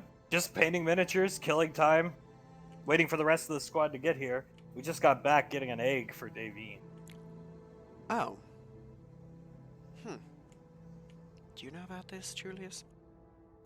No, I didn't. Right. It's from a Nova, some type of water creature. General Lorelei even came and helped us. Wait, what? Yeah. Is it like a normal egg or like a... And he makes like a big circumference with his hands. An egg. Oh, it's a pretty big egg, sir. Frost Plesiosaur. Frost speaks up. Banksy knew what we were going after. You go to a Nova with Lorelei, you feel pretty safe. Oh, I can imagine. Never had the privilege of being out in the field with her. I can imagine it's invigorating. It was pretty interesting. All we had to do was mention Julius's name and she'd stop and get all sweaty. Julius chuckles and leans on the wall behind him. Well, I think that means her punishment of Davine is over. I'd say so. But back to the reason we came here. I got something for you two. Training with Davine? Not not quite yet, no. It's this. He's gonna pull out his card and hand it to Flavor. Your credit card? Yes, I've got a mission for you. Okay. Get you coffee? No, take her out for a nice date. Really? Yeah. So, just get that back to me when you're done, but whatever you want, wherever you want, it's on me. Sonny, Tommy's. And flavored Tommy's is good? Sounds good to me. Thank you, sir. He's gonna take it and put it in one of his pouches. You're welcome. Trust me. I was in your position not too long ago. A young, pretty fresh recruit trying to scrape together enough money for his girl. Not easy, is it? No, sir. Especially when you're still waiting on back pay. Mm. Commander Jiren wasn't even making sure we got paid. Jesus. Well, for the last, 4 weeks when he was doing his movie online chat room thing. Flavor laughs. Yeah. Sounds about right. Well, you two go out and have a wonderful time. And don't worry, Frost, Jennifer, I'm gonna make sure you two do as well. You deserve it. You all work very, very hard. Jennifer, yeah, when I'm not high. As Flavor and Sunny laugh and leave, and Jennifer, not my best moment. No, but could be worse. I don't think so. Jennifer. I saw Towns' helmet footage of what I was saying. I don't think it could get much worse. He wanted to tase me. I mean, it's still better than Zap setting Davine's room on fire. We're getting that killer robot from outer space, and Yeah, if... That probably could have been the worst thing you could have done. Jennifer nods. Well, we almost had a disaster this morning. Oh? Commander Integra almost ate Zap's brownie. Thankfully, Scar stopped her. I just heard him, no! Very loudly. This is while you guys were out. Oh my, I wonder how that would have interacted with her meds. Jennifer, volatilely? Do you think we would have had to get her out of the bar again, Julius? Oh, good. I sure hope not. Ooh. Oh, God. Well, Yeah, let's make sure she never takes those meds. That's something we can't risk. yeah, that's for the best. Happy no more mistakes like that have happened yet. Blaze is... So what's all this as Pequod walks by with Blaze about, wait, what is it we have to do here? And Pequod touch the sign. Blaze touches it. Right, as Pequod walks by with him. Ah, Who's the Indian? You hear him asking? I've been wondering, Pequod. Oh, I'll explain. oh. Nothing better to do when your husband ditches you. Jennifer, out. Yep. She's letting you have it. Probably deserve it. Sasha's gonna come out here with Towns. Yeah, probably do. Remember your last problem, not telling her what's wrong with you? Might want to not repeat that again, dumbass. And they leave. Yeah, when she's right, she's right. Yeah, Sarah comes out. Oh, boy. What's going on? Oh, just talking about how Julius shouldn't repeat the past and, Sasha's good advice of tell Pequod what's up. Saris cracks her knuckles. If you ever need a firm talking to, Julius, I'm here. Yeah, you're gonna give me the what for and how to? Something like that. Send you down to Tommy. Five Julius. knuckles shuffle him down to Tommy. Oh, Malksina reference, really? That was the 5-star shuffle. I'm not that much of a degenerate. Right, Ash. Right. Saris is gonna have fun spying on the you-know-who and go into the kitchen. Never said anything about spying. Just like your dad, both of you. It's nice, I think. It's good. She's not wrong. We probably should get down there and tell Tommy what's going on ahead of time. Yes, we should. Yeah, let's go now. Because, knowing them, they're gonna be there sooner rather than later. Yeah, Jennifer, unless they stop to use your card somewhere. If they do, it is what it is. I told him to make sure they have a nice day out. Jennifer nods as you guys leave to make your way down to Tommy. You are outside. You can come in whenever you like. Jennifer and Sunny are good kids. I'm sorry. Sunny and Frost are good kids. Flavor. They are not going to use Ash's card on fun stuff. But Tommy is here. And you are right here. There you Hello, Tommy. Ash, Julius. What brings you here on this fine morning? Setting up for a nice young couple that should be coming in any minute now. Tommy points. You mean these two? Oh, they got in ahead of us, damn. Well, yes. Gonna come up and talk quietly. They're here on a date together, and we wanted to make it the best you possibly can. I'll take care of everything. Don't worry. No problems at all. Beautiful. My chefs are here. They take care of the cooking. No problems this time. You understand? Yes, and Of course. no risk of our Naki fellow. Where's Hunk? You come to spy without that? He had some things he needed to take care of down at the kill house today. Okay. Very good. Well, you know where to go. You want to make sure everything okay? You can hear audio on cameras and everything. Thank you, Tommy. I've already brought them their drinks. They are well taken care of. They placed their order. They pay with Ash credit card. Yes, they did. I let them use it. Where is everybody else? Well, the lovely vampire goddess, John Waco's daughter. They're back up at the apartment. Oh, okay. Yeah. Just the two of you. Alright. You guys go ahead. I take care of them. Don't worry. Shouldn't be too much foot traffic this time, though. Thank you, Perfect. Tom. Thank you. Make his way down. Crotch pop, crotch pop. Turns on the TV. Alright.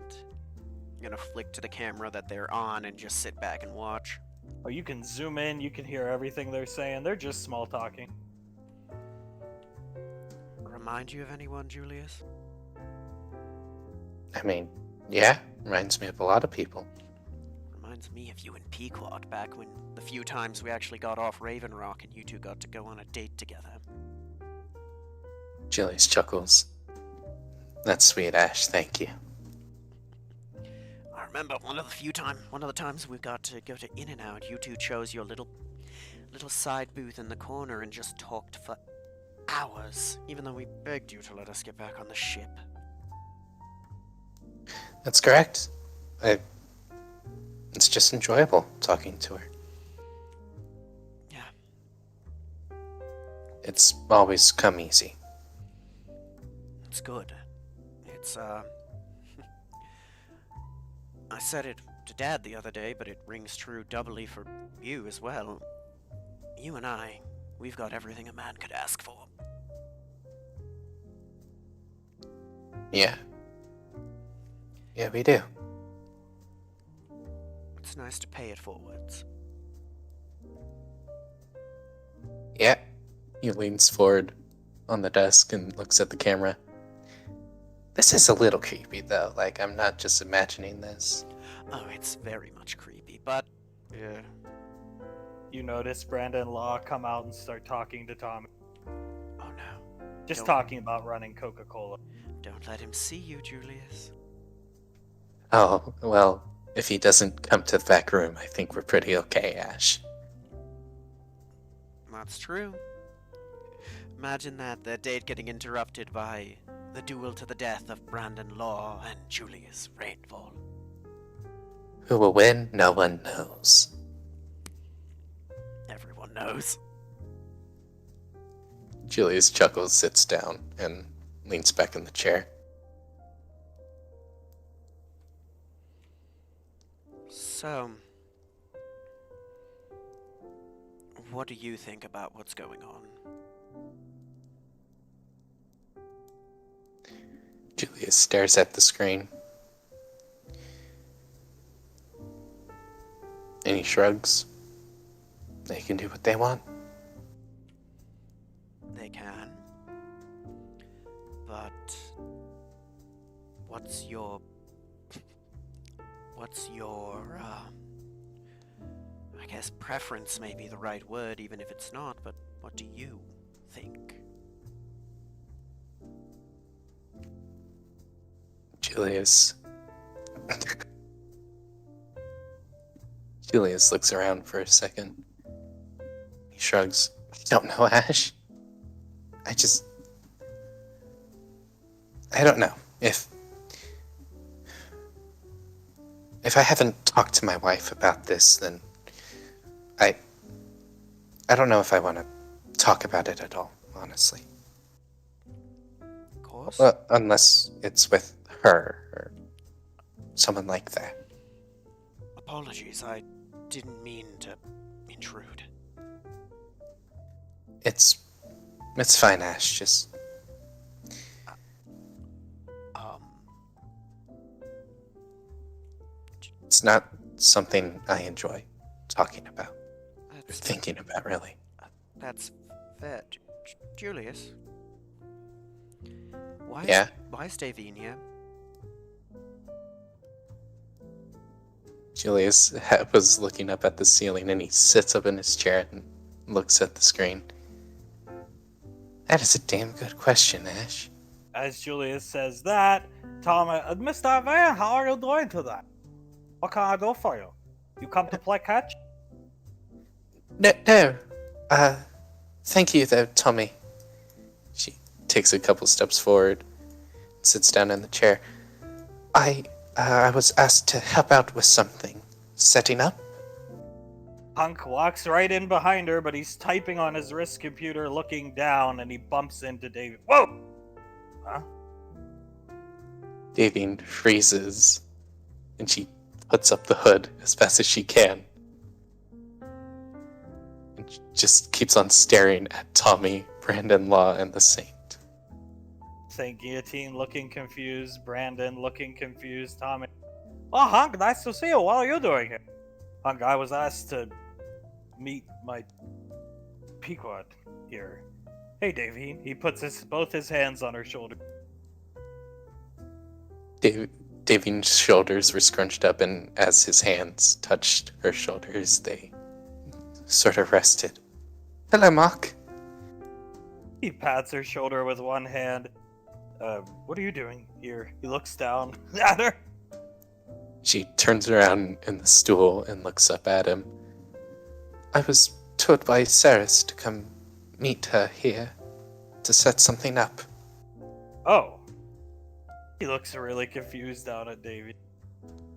Tommy, well, man, if you're waiting on people, go get a table and relax. What's the big deal? She scratches her cheek and looks up at him. It's up to you.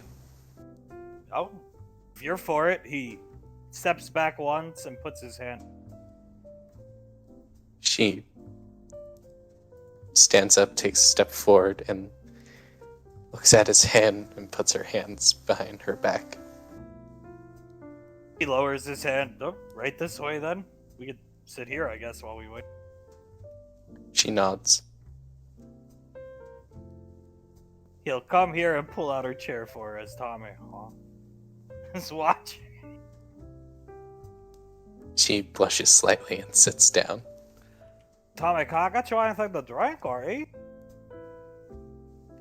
I wouldn't mind tea if you have any while we're waiting. Hunk, yeah, and one of the same smoothie I got from you this morning. Tommy, Vagel? And Hunk will come up and pit. Davine is looking around, waiting for Saris, and she starts tapping her fingers on the table. Finishes paying and comes and sits down with Davine. Tommy looks up at the camera at you guys and Tell me truthfully, did you have a hand in this? No, I didn't. Right. So, the girls were up to something. I don't know who gave her a talking to, Ash. Right. And there was also a talking to, I believe he said Pequod asked him to meet her here.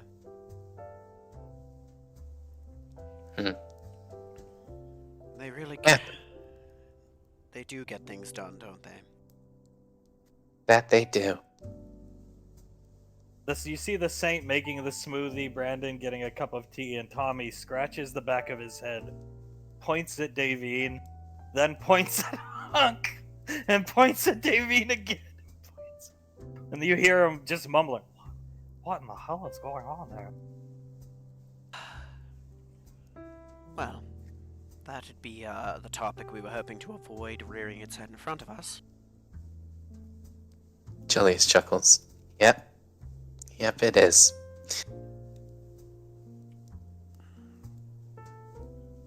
Oh, gods. Look at them. Julius sits back in the chair and stares at the screen. Bites his bottom lip. They do look happy. They look like... Oh, I've never seen Davine look like a schoolgirl looking that... Not uncomfortable, just almost giddy in front of someone. Neither have I. I don't think I've ever seen her look that nervous before. As she takes off her hood, messes with her hair as Hunk is looking away, and pushes it back behind her ears and looks back up at him just in time for him to look at her. He turns around. So, Saris, who told you to meet you here? Saris? Yes, Saris did, to set something up for Flavor and Sunny. Oh. Interesting. As he looks out the window, then back at Davine. Very interesting. Why are you here again? I remember Pequod asked me to come down and talk about something important. I figured it was like problem with Julius or something. Oh, right. Of course. That's right. As she rests her hands on the table, and one of them starts tapping it quickly. Tommy looks up at the camera and mouths, "What the hell?" He's gonna come out with the drinks. He's a good restaurant owner. And put them down. Cream and sugar for Miss Divine. Smoothie, here you go. Hunk will take the tea and start making it for her, and Tommy watches. Oh. Davine looks down at the tea, up at Hunk and down at the tea. Thank you, Mark. You don't have to do that for me. Yeah, no problem. It's Tommy. Oh my god. Oh, Jesus. He's looking over his shoulder. Oh, no. He knows her order by heart. Yeah, he does. As Davine takes the straw to the smoothie, opens it and sticks it in, and she holds it for him. He will take a drink. Thank you. You beat me to it. Davine giggles. Well, I learned from the best, as she winks at him and takes a little sip. Ha! He laughs and notices she's still tapping her finger and puts his hand over the tapping finger. Tommy, oh Jesus. What? Davine blushes like fire truck red. She looks down at the hand, up at him, and she tries to pull away. He's going to keep his grip firm. She squeaks slightly as her other hand shaking, reaches out to him for him to take a sip. He takes a sip. Dun, dun, dun, dun. Tommy pulls out a pair of. Oh my god. Saying, come look at this. I haven't seen passion like this since a very long time. Saying guillotine, who the hell are they again? Give me those. He takes them. He's not letting her get a hand away. No, he is not. Isn't that Julius prick guy's mom? Tommy, quiet, Brandon. You'll suck at martial arts, except the Brandon. Oh. Give me the back! Not meaning to pry, Julius, but doesn't Davine have issues with her hands?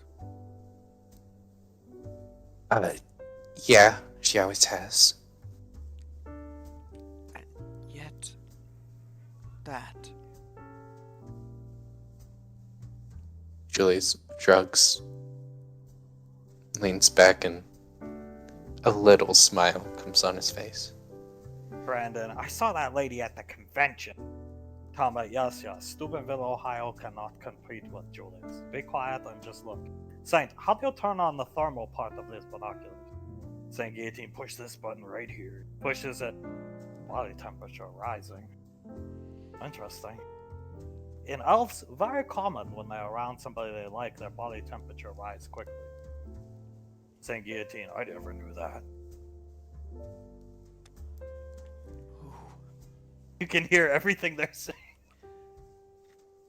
Davine starts to sweat, and she sets down the drink, takes one of her napkins and dabs her forehead. It's just a little hot in here. Yeah, but I have built-in air conditioning. He points up to the mask. Just switch for the smoothie. A little cold instead of hot. Maybe too much tea, even though you haven't really drank it yet. Perhaps. She switches the drinks around. Here, I'll hold it for you. Saint Guillotine, not even Sandra and I had this level of love. Tommy, of course you did. She always hated you. I'll try to tell you that. Him and Sandra may not have, but I don't think many people have. The little smile is starting to turn bigger as he sees Davy tilt her head, smile at him, and take a sip from the smoothie. Yeah. Wow, you see this? Saint Guillotine pulling out another set of binoculars. Yeah. This is something else. Who the hell are those other two up there? Tommy, Brandon, go take their order. Just do something for once. And Brandon looks.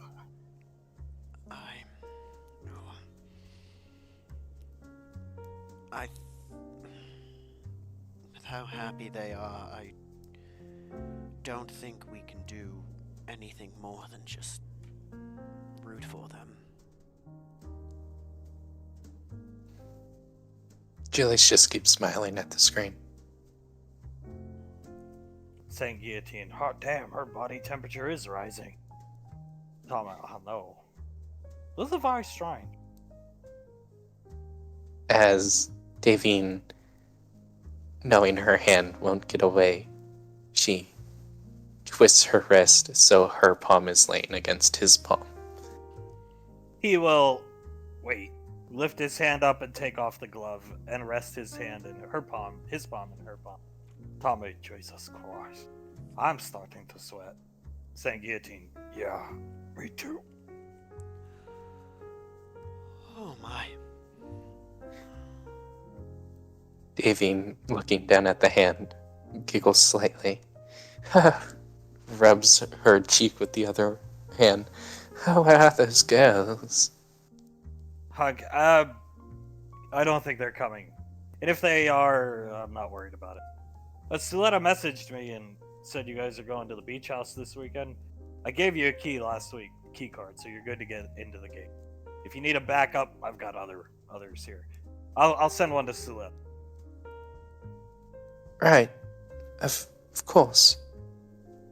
And she grips his hand a bit tighter. You should come with us. Tommy, oh my god, if I was gay, Saint Guillotine, me too. That guy's pretty hot for a guy in a man. Hug,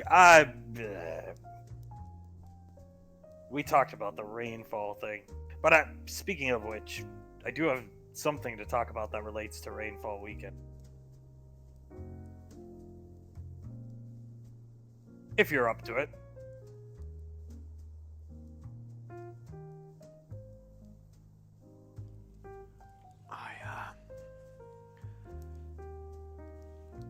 Oh my. This is interesting. Julius chuckles as Davine says, Yes, of course, whatever you need to talk about. I got some things here that I want you to... So, when I took Nicole to meet my parents, first time ever, this is going way, way back. Like great-great-great-great-great-grandma kind of stuff. But my mother is a pack rat by nature. She hoards everything. And when I took Nicole to meet my parents for the first time, stepdad and my mom, she got a hold of this, and he pulls out a very old-looking camera.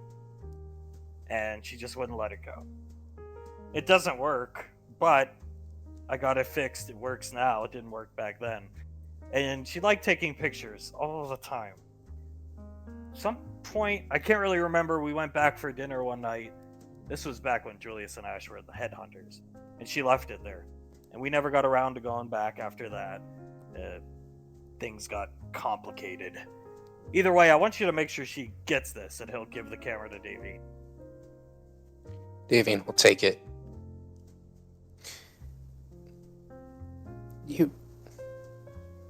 Well, I think you should give it to her yourself, but She sets it down. I'll get it to her if you don't want to. Odds are I probably won't see you guys before you leave. It's Friday, Soletta's letting the students out early this week. So, Right, of course. and of Evie. course, there's one other thing. He's reaching around in his pocket. Now, these are tickets. He pulls them out. This will be a rainfall weekend. I'll cover one of your rainfall weekends for you. These are tickets to. Do you know where San Diego is? Southern California, I believe, yes? Yeah, smart girl. These are tickets to. Well, I know Julius likes MMA, so these are box seats, so the Ice Queen doesn't have to sit with the common folk. There's an event a couple weeks from now. These are for them. You can give them to Julius. There's enough for all of you.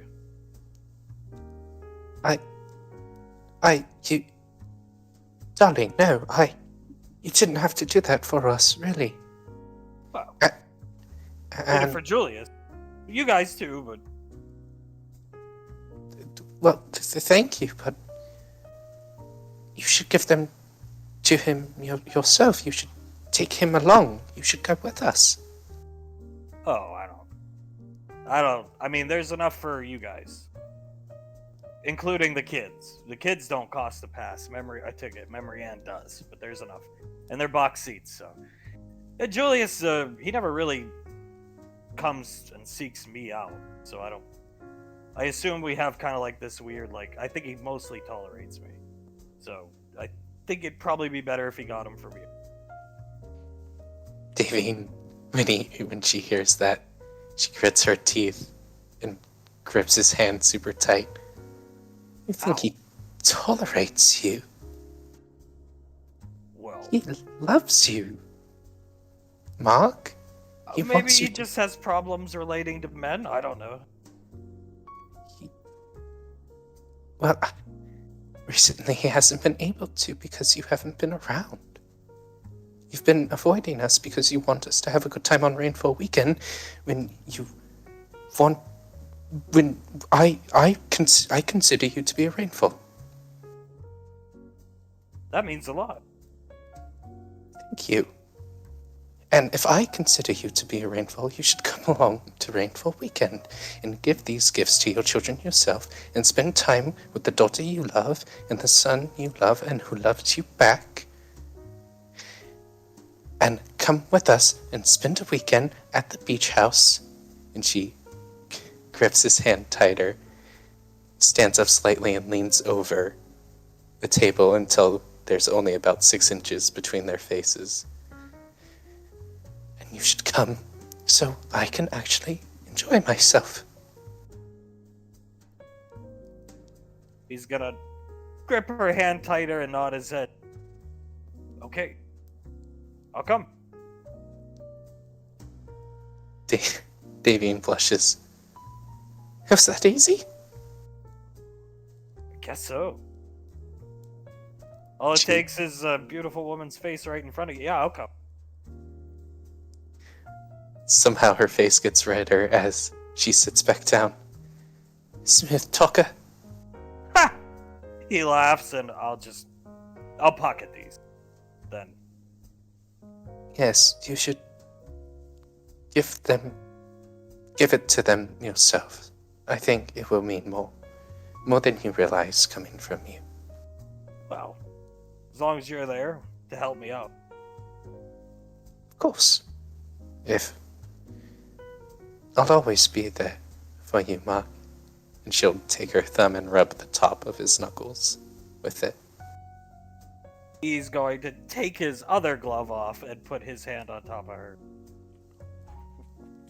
This Tommy, oh my goodness. St. Guillotine, Julius got himself a new daddy. Well, Julius, it would seem Davine managed to do what none of us could. I hope you guys have a good time. He looks at the screen. I'm sure we will. This may be prying, but I'd appreciate if you could tell me how it goes. He thinks about it for a second. I don't think that's Brian at all. Well, if everyone else is okay with it, not, Pequod, Nicole, if they're okay with you knowing, well, let you know everything. Of course, I know I'm not a Rainfall and I'm not part of that group, but he's my dad, and I just want him to be happy, even if... I don't know. As long as he's happy, I'll support him in whatever it is he chooses. Julius pats his back. That's a good way to look at it. And... Gods, I swear I see steam coming out of his mask. He's happy. You know what? I'm sure he is. I think anyone would be happy after that.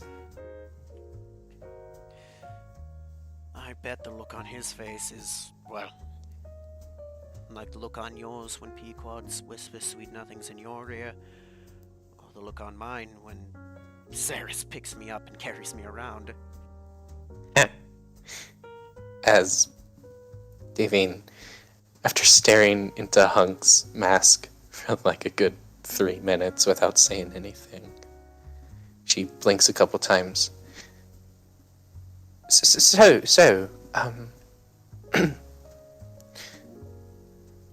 looks around, up to the left for a second, trying to think of something. Here's a good one.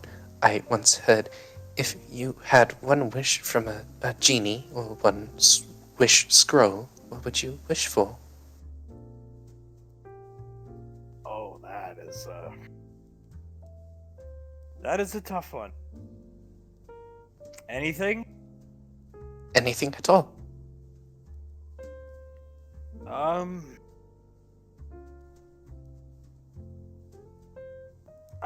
can think of 2 things on the top of my head. Both end with the same result, though. One would be to be able to go back in time and do something different, and he's gonna tug her hand a little closer, and the other would be... yeah. Davine starts giggling uncontrollably as she rubs her thumb on his knuckles a bit faster. Yes, of course, yes.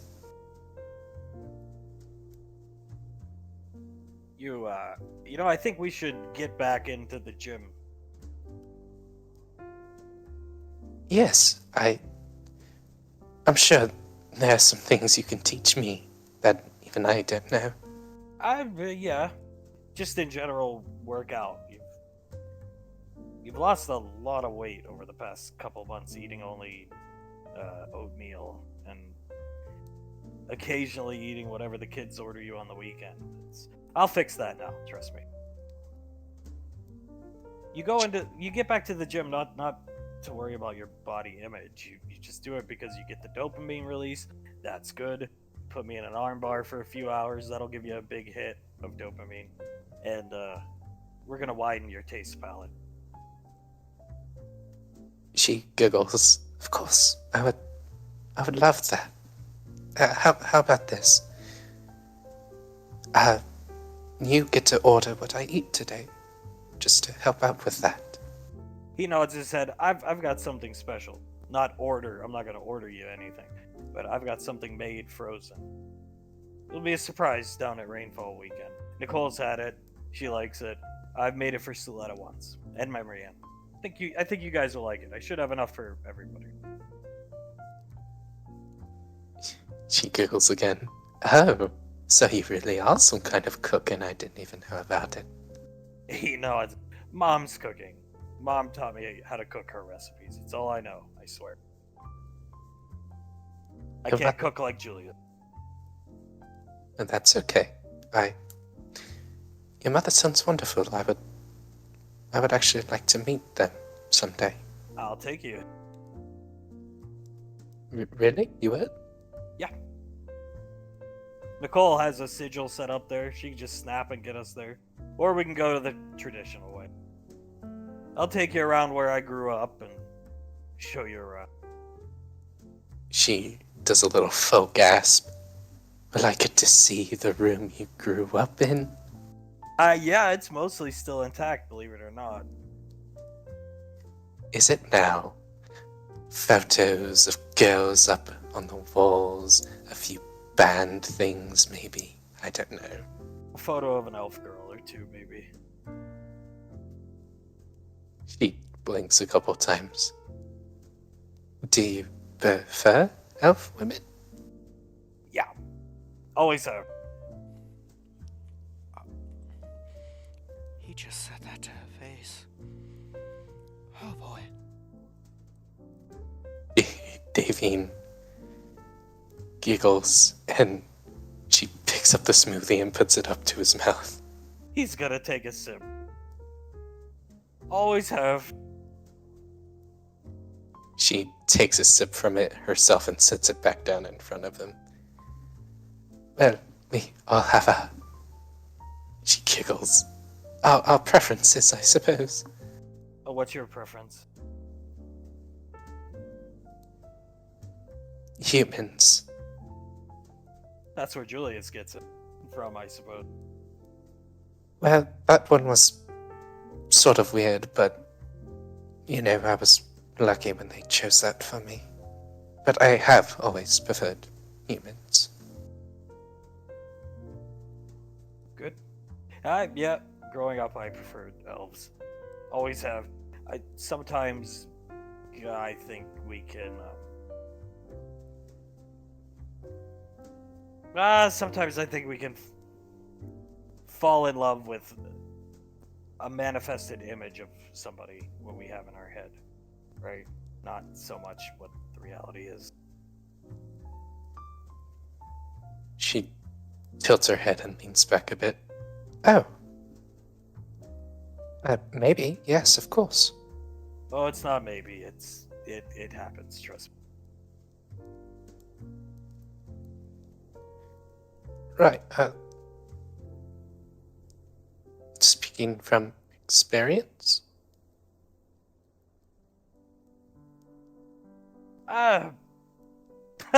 He's gonna chuckle. Maybe, yeah. She uses her other hand to pat his and moves it away. Well, I'm sure I'll be here to help you out through anything. I hope so. I hope so too. We'll face whatever comes together. And he'll try to pull her in a little closer at her hand. She'll let him, and when he does that, she blinks a couple times, looks at his cheek. What's that over there? And she points out the window. He's gonna turn and look. She gives him a kiss on the cheek. His head recoils a bit. Oh! Next time I'll take the mask off. He turns and looks at him. Davine blushes even harder.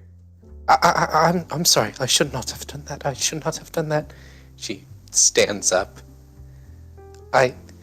Thank you for the tea and paying for it and the smoothie and everything of the sort. I'm sorry again. I should not have done that. I'm happy you come in on Rainfall weekend. I'll help you out however you need with the children and anything else.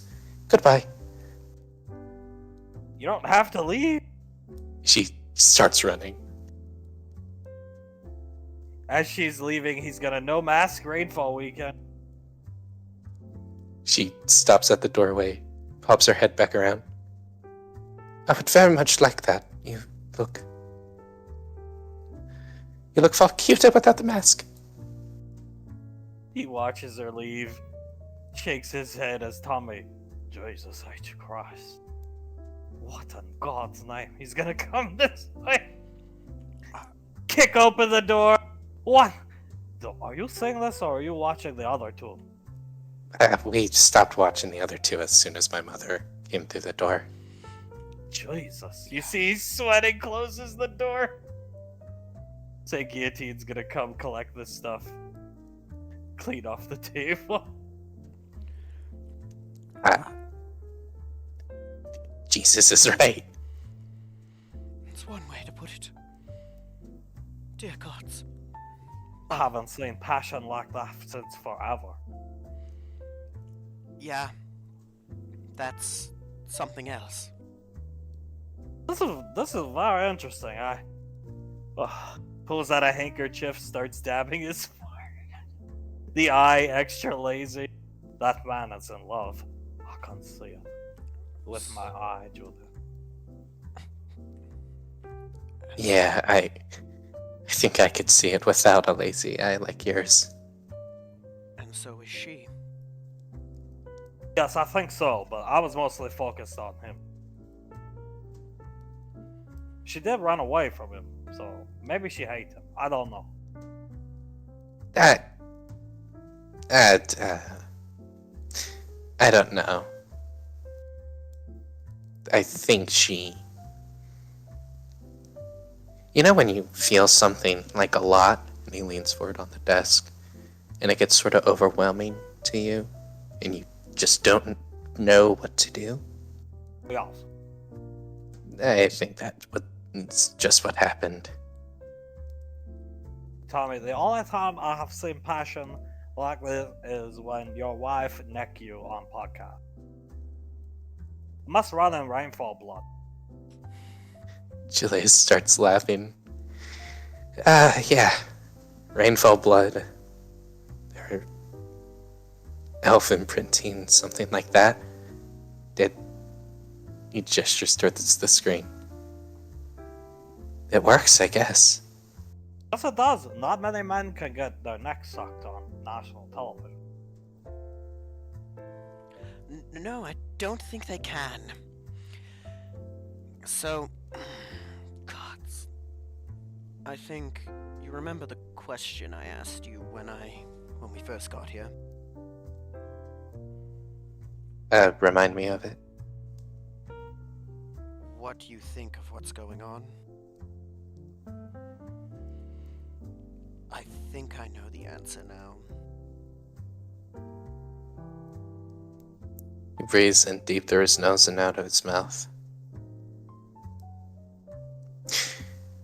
Do you realize I haven't seen my mother smile a lot in my life, right, Ash? Yes, I do, which is why I'm happy for them. Believe me, I want to be angry, but look at them. I haven't seen either of them this happy in, well, for Davine ever, and Dad basically ever. I can't be anything but happy for them, Julius. Look at him. He is taking a shot from St. Guillotine right now. It's Guillotine hands him a shot of something, and he downs it in one go. Tommy, Jesus. I can't help but feel conflicted, but at the end of the day... Why are you conflicted, Ash? He puts his arm around your shoulder and pulls you in. It's complicated. Tell Tommy everything. Hunk is my father. He's Yes, what I know. see him as, and he's still currently married. Tommy's eye gets mega lazy for a second. That'll explain. Oh. Well, that's what you'll think, Ash. He lets go of your shot. Well, at the moment he is, but honestly... Marriage is a legal paper, yes, but marriage is here. He puts his hand over his heart and here. Puts his other hand to his temple. So, legally, yes. But I don't think he's still married where it counts. Anymore. That makes sense. If you know what I mean, Ash. He puts his arm back around you. No, it makes sense, and... if they're happy, I'm fine. They're like a little kid. Yeah. You remember a week ago when I went out drinking with Dad? I think you heard me offer it, right, Julius? Yeah, you did. We had a guys talk about it, and I gave him the best advice I could think of, and that is, life is very short. We could, with what we do for a living, we could lose it all at any moment. Snap his fingers, gone like that. He should do what makes him happy, even if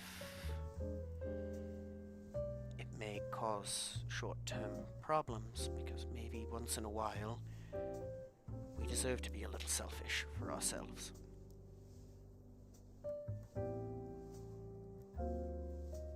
Julius nods. Tommy's gonna sit down next to Julius, put his arm around him. What is bothering you? More marriage trouble? He shakes his head. Looks over at Tommy. I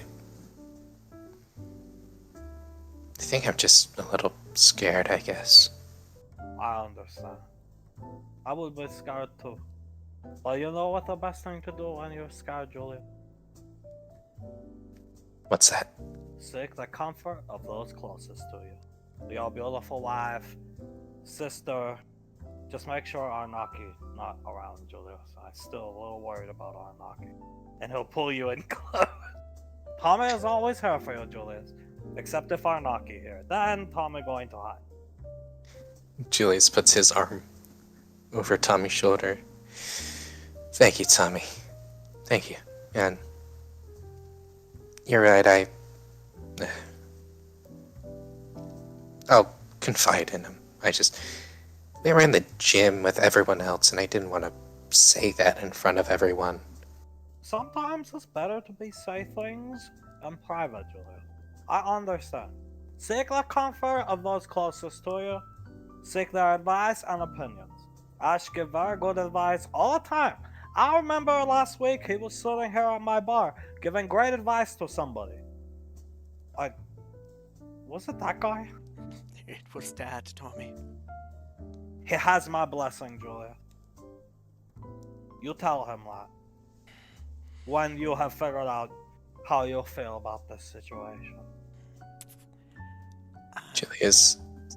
Julius smiles at Tommy. I'll let him know. You know I am ordained minister. I will be there at their wedding. Could you be at our wedding too? Yeah, of course. I plan to. I am ordained minister. I married Lorelai and Gondar years ago. Really? Yes. Ask her if you don't believe. She forget about me.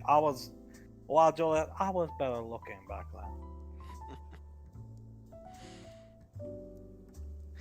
then. Fair enough, Tommy. Fair enough. I remember one time I ordained wedding, beautiful, long, slender woman, silver hair, and very buff, handsome man. Something Lazuli. I don't know. Suletta? She drive mech suit. Something. You married Auntie Suletta. I don't remember the name. I married many people, Ash. For a time, I was head chaplain here on Gateway. Father Hopkins replaced me. I was part-time. Of course. I think you should meet Father Hopkins. Maybe he give you some good advice too, Julian. They've been introduced. Excellent. Julius nods. Very excellent. Amazing. I married many people, and I will be there to marry you and all your family. Your sister and man in armor. Everybody. Just for you. And your mom and gas mask guy. That means a lot, Tommy. Thank you. How many people can say they have ordained saint at their wedding? Not many. He puts up his finger. No, not many. You will leave the chapel with the saint's blessing. How many people have been blessed by Saint Guillotine, Julius? He's gonna pat Julius's leg. But of course, you cannot have your weddings with me there and the saint there until Sandra is killed. You understand, of course. Because if she show up and stab Saint, you ruin your weddings. Think about it. Yes, of course, Tommy. As soon as you and the Saint gets some intel on her, I'll get it done. Well, currently she's trying to get in the gateway, but always getting turned away. But the Saint will have to leave gateway here in a few weeks to go back to Cadillac, so I will let you know. We will launch our assault on Sandra. Just be very careful. Never underestimate crackheads, Julie. Of course, Tommy. Very good! Tommy's going back outside. Have to clean sweat off St. Guillotine's forehead. He gets his handkerchief, goes outside, and starts patting down the Saint's forehead for him. Hunk has left. For what less than worthless amount it's worth, you've got my blessing with whatever they want to do as well. I know it's worthless, but I feel the need to say it.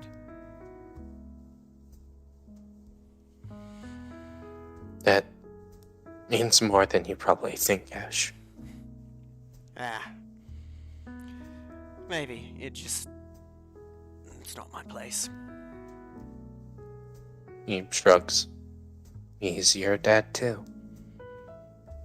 He is.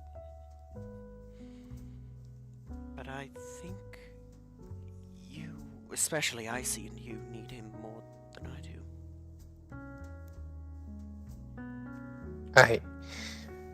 Yeah. Yeah, maybe. I'll always Really? be able to call. No matter what happens, I'll always be able to call him when I need him. He should be there for your little ones. He nods. Yeah. Even when you're... How old are you now? 80, so let's just say something like 252. You'll be able to call him. Shut the fuck up. Ah. Why would you say Your mother's older than me. How dare you say something like that about her? Yeah, and somehow she seems younger than you. Or at least looks the way. That's true. The white hair does not do me any favors. No, it does not. I'm fine with it. What need do I have for that? Wonderful life, wonderful wife, a job that anyone would kill for. I'd say, for being your very older brother, it's gone quite well. Nods. Yeah. It has gone well for us. Yeah. Surprising at times. Stands up, walks over to the door, looks at the screen with Sunny and Flavor on it. Oh, they're gone, bro. They left. Oh, damn. Well, we've done well. All it took was us getting our respective heads out of our asses. He chuckles. Yeah. Some of us, it took a little longer than others. He's gonna get up and kind of just pat Julius on top of the head, but that's part of life and growing up. Look at you now. You're on the fast track to... I don't even know. You'll probably be a colonel by the time you're the age Malcolm was. Oh, if I'm a colonel, then I've made it in life. I don't even want to go further than that, because I beat Malcolm. Me. I think you'll do it. I have no doubt that you can. You are Julius Bloody Rainfall. You're one of the most powerful people in EarthGov, both physically, and more importantly, he's gonna tap the side of Julius's head, mentally. I'm very proud of you, because you are a night and day difference from how you were when you first came into the military here. Julius chuckles, pats him on the shoulder. Thank you, Ash. Really, thank you. It feels good to be able to feel proud of myself for a career that I almost flushed down the toilet. Anyway, we should make it back. I actually do have to start packing and stuff. Suletta is letting kids out early. I have work to do with Uncle Blaze. We should go back. Anything? We're going to be going around Gateway, so is there anything I can pick up for you? Oh, actually, Oh? it's not really, You know what? No, I could probably find time to do it myself. Thank you. Oh. It was more a. than willing. I have a favor with Gondar. Oh. What are you gonna call it? I do too, but what are you gonna call that in for? I was thinking he can give me some of the shocks or fuel tank even for the Escalade. Ah. He's gonna chuckle, rub his chin. You know, I think Pequod finally does. Well, not finally, she fully understands just how lucky she is to have you now that you're grown up. You're gonna surprise her with a hand-built Escalade. Wonderful. Julius laughs. Yeah, I'll try to. I have to get better at lying to her, which it is not easy to lie to that woman when she's inches away from the Escalade that I'm trying to hide from her. No, it is not. I mean, there's nowhere else you can put it that she won't find it, right? That's the best place, unless you want to put it in the goddamn armory. Hey, why don't you ask Auntie if you can hide it on her property? No, that won't work. Right, you're there every other week. Yeah, pretty much at this point. That's good. I said it to Dad the other day, but I haven't seen Auntie Soletta this happy ever. I feel like just everyone in the Rainfall family thing, just we all needed someone in some way or another. You did. I see needed a mom and big brothers, and she got it. Davy needed an actual family because she never had that. And you needed your relationship mended with her. And I think Auntie Soletta needed people to be around her. Man. Dad needs... You know what Dad needs. He starts walking to the door. Yep, I think we both do at this point. If you want any help with anything pertaining, you have but to ask. I don't think I need to help with it. They seem to got it covered. They do. As long as it turns out well, which it will. I think it's funny. We really do have good luck, don't we? Better than some? Well, better than most. Things go to hell for a while with us, but we always end up better on the other side, don't we? Well, that's just sort of life, if you really think about it. You have to go through hardships and bad moments to grow as a person. And, you get out better for it. Yeah? I mean... how many hardships did we... Oh, just thinking about it. Not just the majestic, but everything. Neither of us has lived a charmed life up until a couple years ago, but damn, are the rewards worth every second of it. Julius will pat Ash on the shoulder and start heading up to the apartment. Ash is gonna follow. There you go. You are here. Hello, Mom. Hey, Rolly. Afternoon, boys. Where are you heading to on Rainfall weekend, Julie? We're going up to Hunk's beach house. Have a wonderful trip. Is Hunk going with you? I believe he is, Mom. Nice. Well, I'll keep an eye on the little ones until you leave.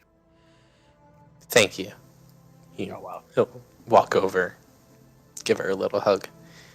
No, seriously. Thank you. No problem. Thank you for letting me stay here. I always dreamed of the day you and Patricia would have children. I knew they'd be the most beautiful. They get all their looks from her, I think. I wonder if this one she holds Carter up will grow up to have Dad's sex drive. Rolly starts laughing. Julius starts laughing. Oh, You know what? I actually hope not. Ah! She laughed. May the gods have mercy on poor Pequod if that does happen. She'll enjoy it, trust me. Yes, just wait until the day she walks in on them the same way you used to with them. Payback's a bitch. That it is, right, Julius? Yes. Yes, it is.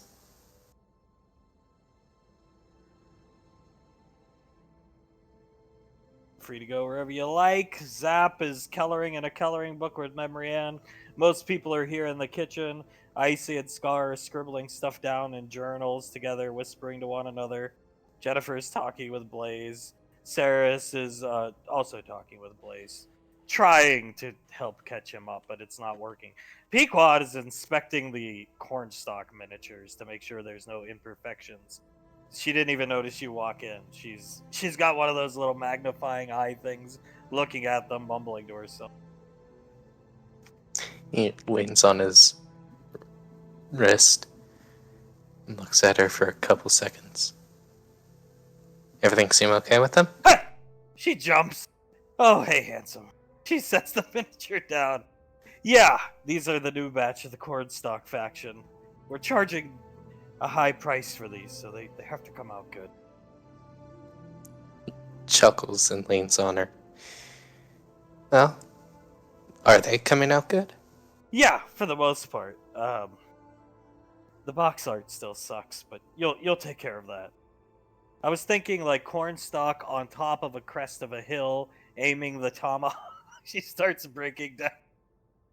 Julie starts laughing. Maybe with a disembodied head of Ash and sorry. I'll get it done. Don't Oh worry. wait a minute. No, he liked Ash, isn't that right? Wait. She pulls out a rule book and okay, but it could be like Lazy Eye Ash. That will. Oh, it could be cross promotion for Arnaki versus Corns. Yeah. Have like Arnakis at the base of the hill or something. Ah! She's gonna put her hand on your hip. Have fun spying on children. Yeah. Speaking of spying on people, did you set, or at least help set my mother and Hunk up on a date? She winked. Chuckles, gives her a kiss on the cheek. I didn't expect anything less from you. She looks around. I don't know where people stand right now. I'm sure we're gonna find out sooner or later. But when we get down to the beach house, yeah, I helped set him up. Because I have my opinions on the matter, and I do want to share them with you, but maybe not around here. I don't.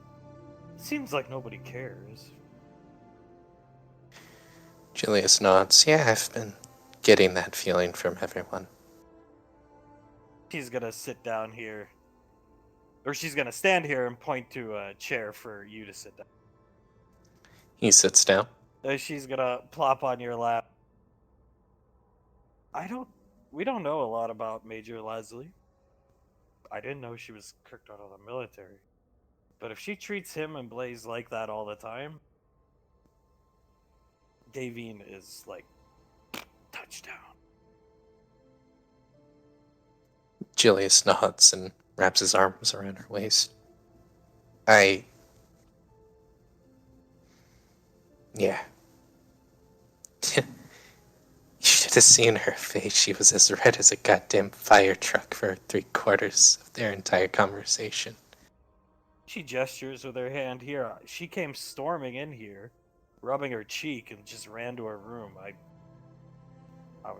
thought it went poorly. Oh, no. She gave him a kiss on the cheek. Oh! You see Pequod fighting back laughter. Yeah, that was after they kept on sharing off the same smoothie. And this is a big deal for her. He held her hand without his gloves on. He took his gloves off? Pequod looking at you, shocked. Yeah.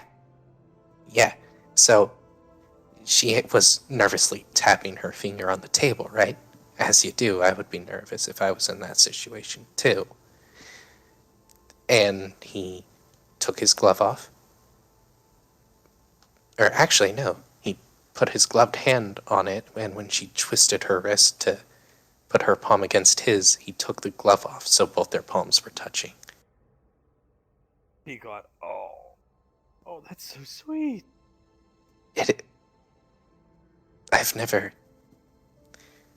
seen her more happy than I have whenever she's like around us, the family, but I've never seen her that happy. She's gonna lean her head back. Well, she's... Oh, come on, Julius.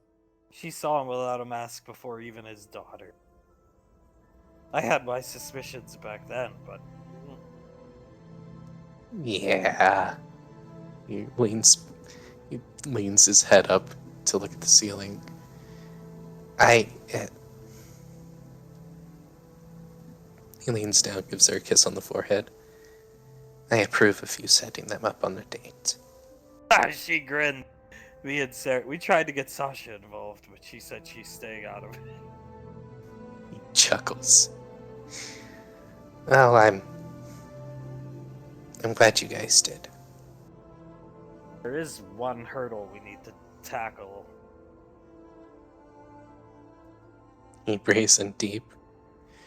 It's not what you think. We still gotta ask for leave. Oh, with that, right? Shit. I mean, Suletta just assumes we're gonna get leave. Icy said she has a plan. We gotta go down to Gateway. Lorelai, I think she's down in her office today on the ring. If she's not, we can go down to JSOC. Be prepared to pull up your shirt. But I don't know. Icy said she has a plan that involves not using your body. Oh, that'll be a first. I don't know. I'm a little worried. She had a huge grin on her face when she said the word plan. She's getting up to something. Hopefully it's just not Arnaki scaring her into giving us leave.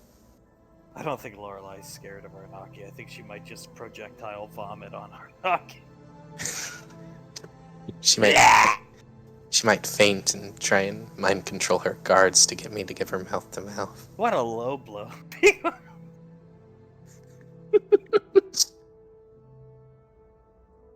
Oh, the Lorelai here, carry me into the kitchen.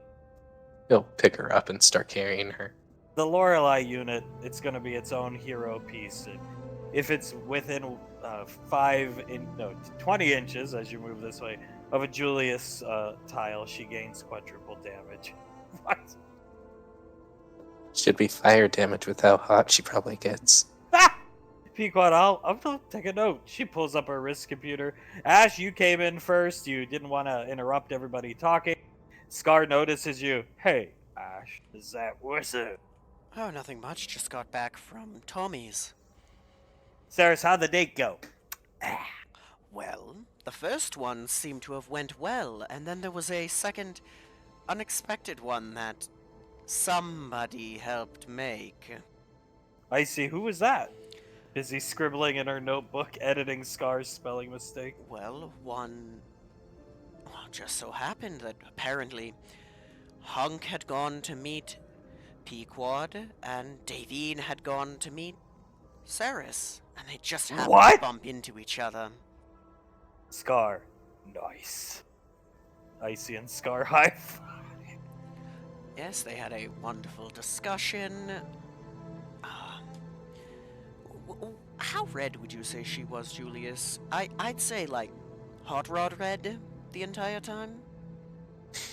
Oh, hot rod red, really ripe tomato red. You know, one of those two. blood red almost. Zap, damn. Baby girl. Getting all hot and sweaty. Yes, and she got even more red after the hand-holding started. Hand holding? Icy speaks up. Scar. Excellent. Yes. But your mother, you can describe, Julius. Well, hand holding is a big thing for her. And she willfully.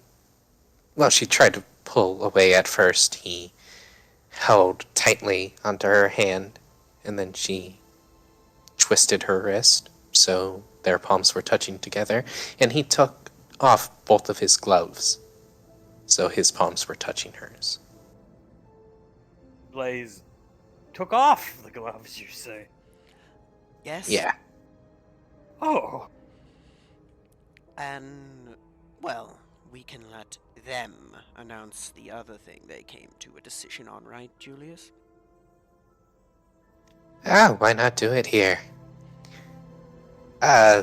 She convinced Hunk to come on Rainfall weekend. Saris. Yes. Icy. No shit. He's actually gonna come. Yeah, so she can have a good time, is what I think did it. Pequod. Oh, she'll have a very good time. I wonder if she'll give him the scarf. Oh. He'll probably accept it at this point. You know, Pequod, purple is his least favorite color. I specifically got a purple scarf, because if he puts it on, come on. Well, I'd say there's a high chance because he did look her in the eyes and tell her that his sexual preference is elves. Icy, wow. Yeah, and then when she kissed him on the cheek, You kissed him? Scar and Icy high five again. when that happened, he just reacted with, "Wow, warn me next time so I can take off my mask." Icy, this is amazing. Saris, this was easy. It is amazing. I've never seen Dad quite that happy. Have you, Icy? Icy shakes her head. Not really. At least not that I can remember. That's all I need to hear. Good for them. He's actually coming. Yeah, he is. Pequod, yeah, well, I mean, he can come all he wants. But we still need to get leave. Excuse me. She pats Memory Ann on the head. I mean, you guys have the secret weapon to Lorelei. You don't have to worry about getting leave. I see. No, I have the secret weapon. Julius, I need you to write. She's gonna tear a page out of her journal. Write a little note to Lorelei asking for leave, and put some of your cologne, or actually just rub it up against your ab for like 10 minutes. Julius blinks a couple times. Looks over at Pequod. "You said this didn't have to do with my body." As he goes over to the counter and starts writing out a note. Pequod, what are you trying to get his scent on that for Lorelei? And I see, yeah. We should have did it when he was working out, punching the punching bag. Oh, maybe you could have just taken a video and shown that to her. I see, no, I want to try this plan first. It's gonna work really well, I think. Trust me. She starts scribbling in her notebook. Oh, I trust you. He finishes writing the note, puts a couple X's and O's, and then draws a little picture of him doing a kissy face. And he rubs it against his abs. Just hold it there for like 10 minutes, Julius. We got time. Yes, ma'am. Scar's going to look over at Ash. Have you heard the horrible fucking news? Oh no, what is it this time? EarthGov General Rico just got done releasing the Chance Tricks 3-disc goddamn set. Oh. Blaze, the Chance Tricks. 3-disc box set Reloaded and Revolution. Is that you with what the Sarah starts? That's me towards the end of the journey.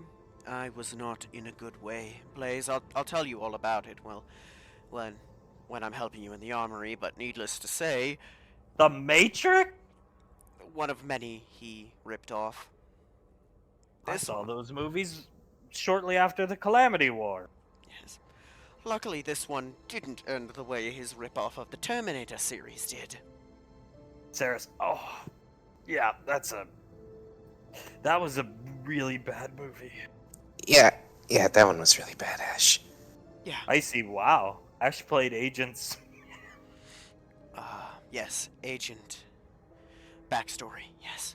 Agent Pax. She starts laughing. Pequod. So Scar's a robot. Big surprise. Julius and Dick. Wow, everybody has sunglasses. Even Mac. Yes, he wore them over his normal pair of glasses. Scar, another classic Malcolm film, filled with fight scenes, inspired by Japan cinema. And Julius did all the fight scenes for Malcolm. Again. As always.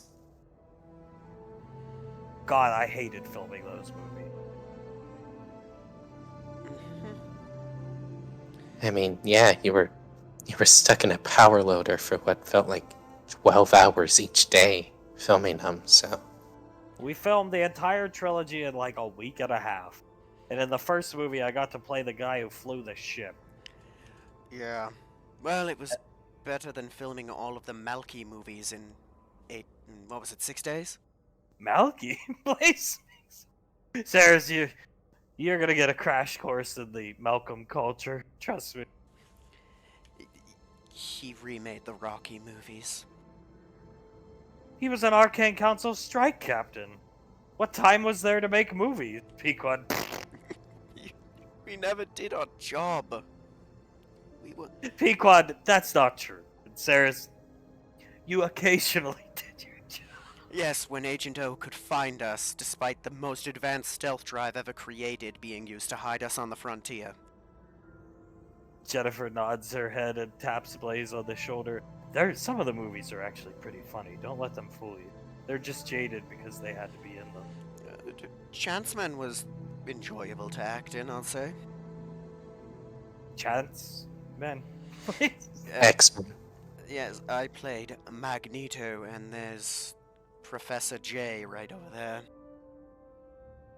And Malcolm is so old in these because of the prosthetic makeup? Oh no, he... The curse from the stolen Civil War general's outfit.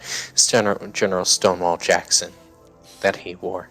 He raided Stonewall Jackson's tomb and put on the uniform which cursed him, yes. Blaze.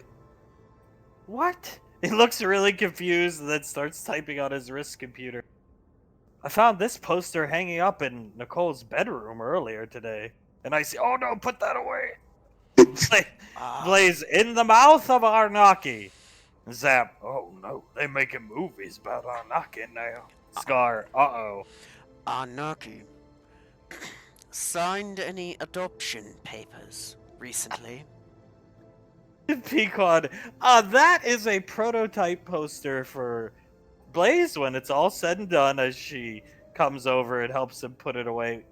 Icy and I are going to start our own production company and make our own movies. Blaze, oh.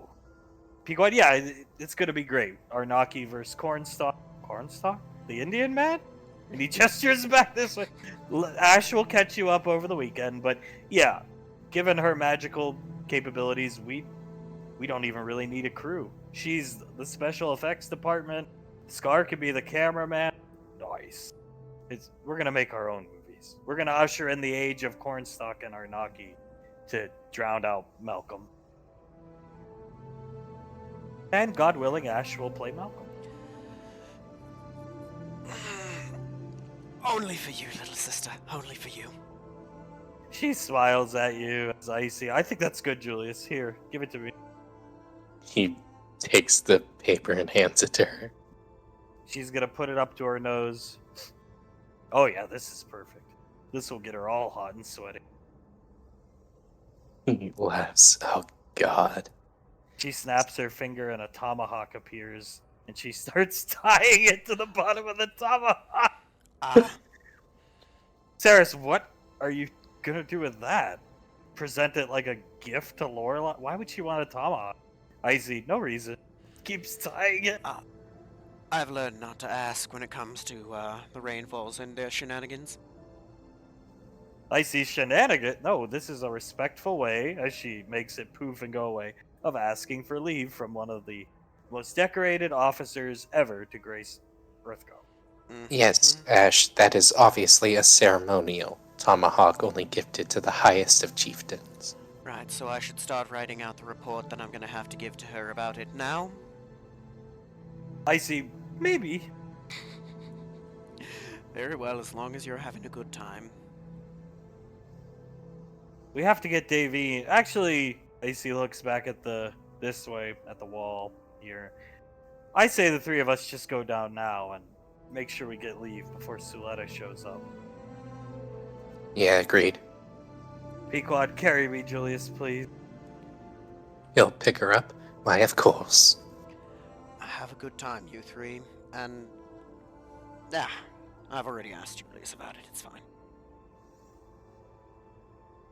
Ask about what? If it's alright with you guys, let me know how things go for you on the, Rainfall weekend. Or should I say for them? Pequod, oh, of course, don't worry. I'm sure we'll be recording it and or mind reading certain individuals as they start to leave. I'm sure you will be. They leave. Scar closes his journal and picks up Icy's. Sits here. Now, he's gonna scooch over into the full circle. What are you, hiding over there? It is my journal. And Icy. Uh-huh. What are you two scribbling away at? Because you were snickering pretty loudly when we came in. He's gonna open both of them and slide them to you. And you see the Davine Hunk romance fan. He's gonna start reading it, and you see his face get a bit red. He's gonna pull on his shirt collar. Ahem. Well, that's something. Well, I think Nicole's has hoped this has happened for a long time. And she can't really talk to Davine about it. So late at night, and she comes into the damn room when they done talking about Davine and Hunt going out on dates, and then they say things like, "Oh, but what if they go out for shrimp and Hunt and feeds her shrimp?" And then Scar laughs, and then Icy, maybe I'll mind control him to do it someday. And Scar, yes, it is a bonding exercise for us. Sarah starts laughing. Good for you. He's gonna continue to read. Whew. This is a little, steamy, isn't it? Scar nods his head. Since the podcast I went on and said some not nice things, I have felt horrible. Seeing David happy again, I am happy. Good. Because... you should be. We all should be. It's good. Oh, they're going to the beach house. Oh, no. Scar nods. Yes, I will be called in when the time is appropriate. I'm sure you will be, I just had the thought of... I hope that they don't go for the fish in those waters to try and push things along. Scar, here, actually, turn to page 92. It's a fanfic about them lying in the sand together as the ocean waves wash up and beat against them. He's gonna I wrote that one. And read it. It's what he just described. It's very, loins on fire. Scar, Yes. change the names and you could probably make quite a bit of money publishing this. Yes, you're probably right, but I make good money these days, and to be honest, it is a good hobby. It's a good bonding experience for me and Nicole. That's true, dear gods, man, this is... Well, let's just say you'd Need to keep this book up on the top shelf in the bookstores if you did publish it. Zap turning the page on the coloring book, memory and him starting to color. They giggle like little girls, little teenagers all night giggling, saying Davine and Hunk's name. This has been going on for a while.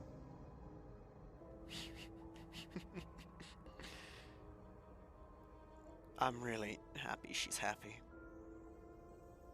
Zap, yeah, I think everybody will hopefully end up happy. Save for potentially one person, but not my business. I don't care. Yeah, that person. I think... Never mind. Saris turns to Blaze.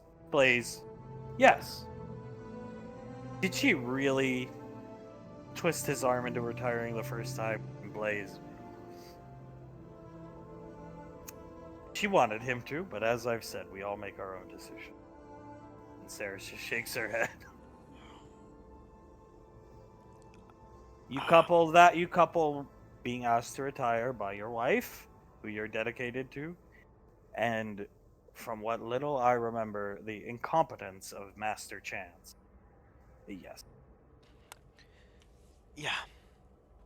Yeah. He may have done it either way, but I don't think her pushing him... I think her pushing him had a massive effect on it.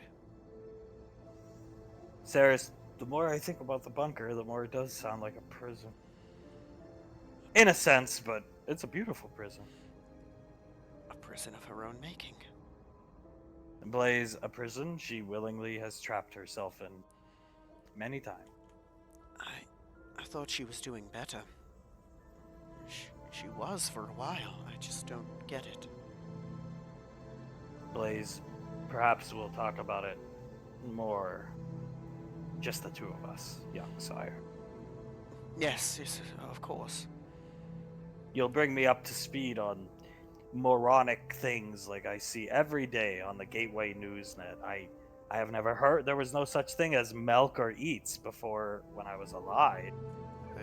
That was him starting a food delivery service to try and pay for the MWF. Scar, yes, he opened up a bunch of shitty fast food restaurants that were rip-offs of current ones. And then he started a delivery service that only delivered from them. And as you can see, that dumbass never got his driver's license. Blaze starts laughing. Saris, wow, looking at the thing. Yeah, was that you driving or him, Scar? Scar, it was him driving. Right. He bought me my own little shitty hover car to make deliveries in. But since the food at all those restaurants was so crappy, hardly anybody ever ordered from them. And now that EarthGov's taken over, they're actually good. Now. Yes, yes. The Lazy Eyes kitchen one, however, has been dismantled. Thank the fucking gods. Saris, do you know why it got dismantled? Looking at it. Why? Because people were afraid of Arnaki on the... She starts laughing. You know what? I'll take Arnaki's existence there, because that's one less time I get to see that fucking picture of myself. Blaze puts the picture away to fund the MWF. I do have many questions, Scar. It's going to take a long time for you to get caught up. Trust me.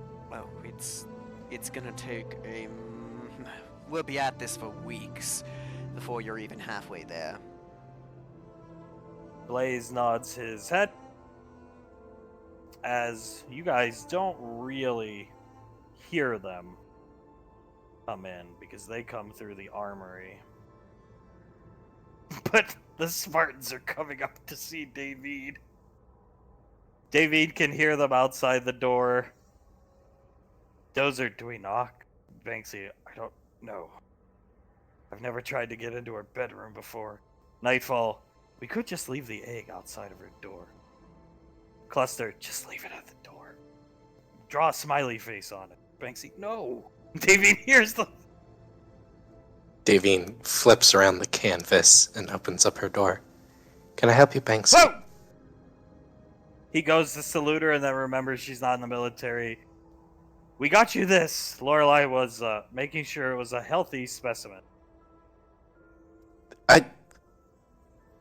She looks at the egg. It's very large. What is it exactly? It frost plesiosaur. I told Lorelei Rainfalls we wanted to go after some animals for Miss Suletta, and she offered to help us. She took us down to a Nova. It was awesome, actually. We even saw Druk and it ran away when she sneered at it. She starts blinking a couple times, looks down at the egg, and pets it a little. Holy shit. Where are we going this weekend for Rainfall Week? For Lorelei coming to help us, we had to help her with moving some stuff. We're going down to Mark's beach house. Oh, nice! Well, maybe we should hide the egg until the next time we go to Suletta's. Lorelei says it'll hatch within the coming weeks. Yes, I think that's a wonderful idea. Do you know where Nicole is? She's down on Gateway asking for something from someone, I believe. Oh, we're gonna miss it. Dozer speaks up. Miss what exactly? Banksy, well, they're gonna ask for leave from Lorelei, but the way they're going to ask is Icy's gonna polymorph into Cornstalk, do the battle chant, and throw a tomahawk at her office window. And she thought this was a good idea. Banksy, I don't try to talk her out of things. Davine rubs her forehead, pinches the bridge of her nose, shakes her head. All right, I'm sure it'll work out. Why a tomahawk? Banksy, well, the plan was anyway to get Julius to write her a love letter and make it smell like Julius, and then she's guaranteed to give us leave.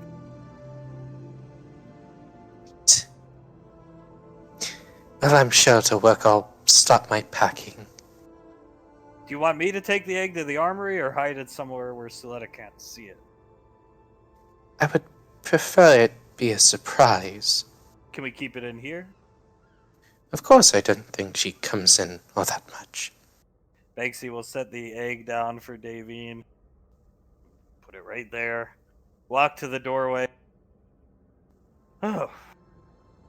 Oh, hey, look at that. And he points down to the scarf sitting there. Oh, right. She goes down, picks up the scarf, stands up. I should bring this along. He nods his head. Pequod said purple's Hunk's least favorite color. Oh. Is he coming? Yes, he is. Oh. Nice. He'll playfully punch Davy in the shoulder and walk out. I don't know what you're talking about. She walks over and starts packing a bag. He chuckles, and the other Spartans are gonna leave, and he's gonna come into the kitchen, sit down next to Ash. Dun, dun, dun, dun. Meanwhile, down on Gateway. And Icy turns around, lost in space. Pequod, oh my god. Oh no. Right. Lost. She's gonna wiggle her way out of Julius's arms, stand up, look at the post. What movie didn't you guys make? Get promoted. Lost in space. Is this like an analogy for what he did to you guys?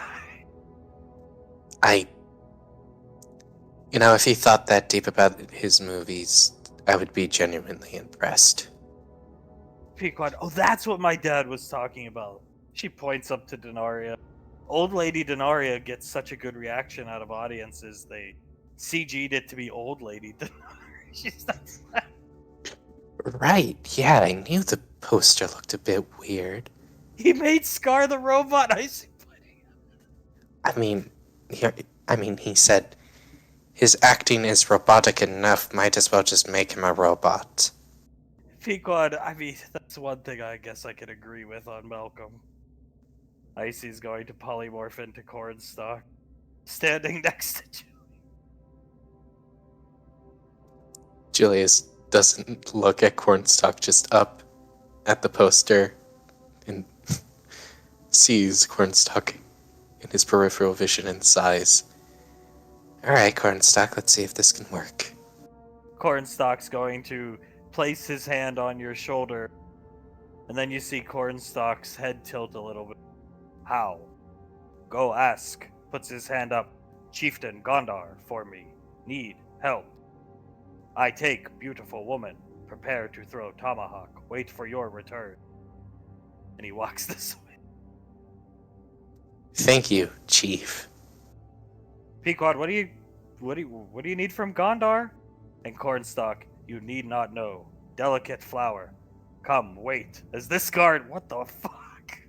Looking at them walk by. And they are in position if you want to go to Gondar. Yeah, he'll go to Gondar. The door opens up for you. Julius, Gondar? what can I do for you on this fine day? Well, I heard from a little birdie that, you had a favor for me? Yeah, you help return the medallions. What do you need?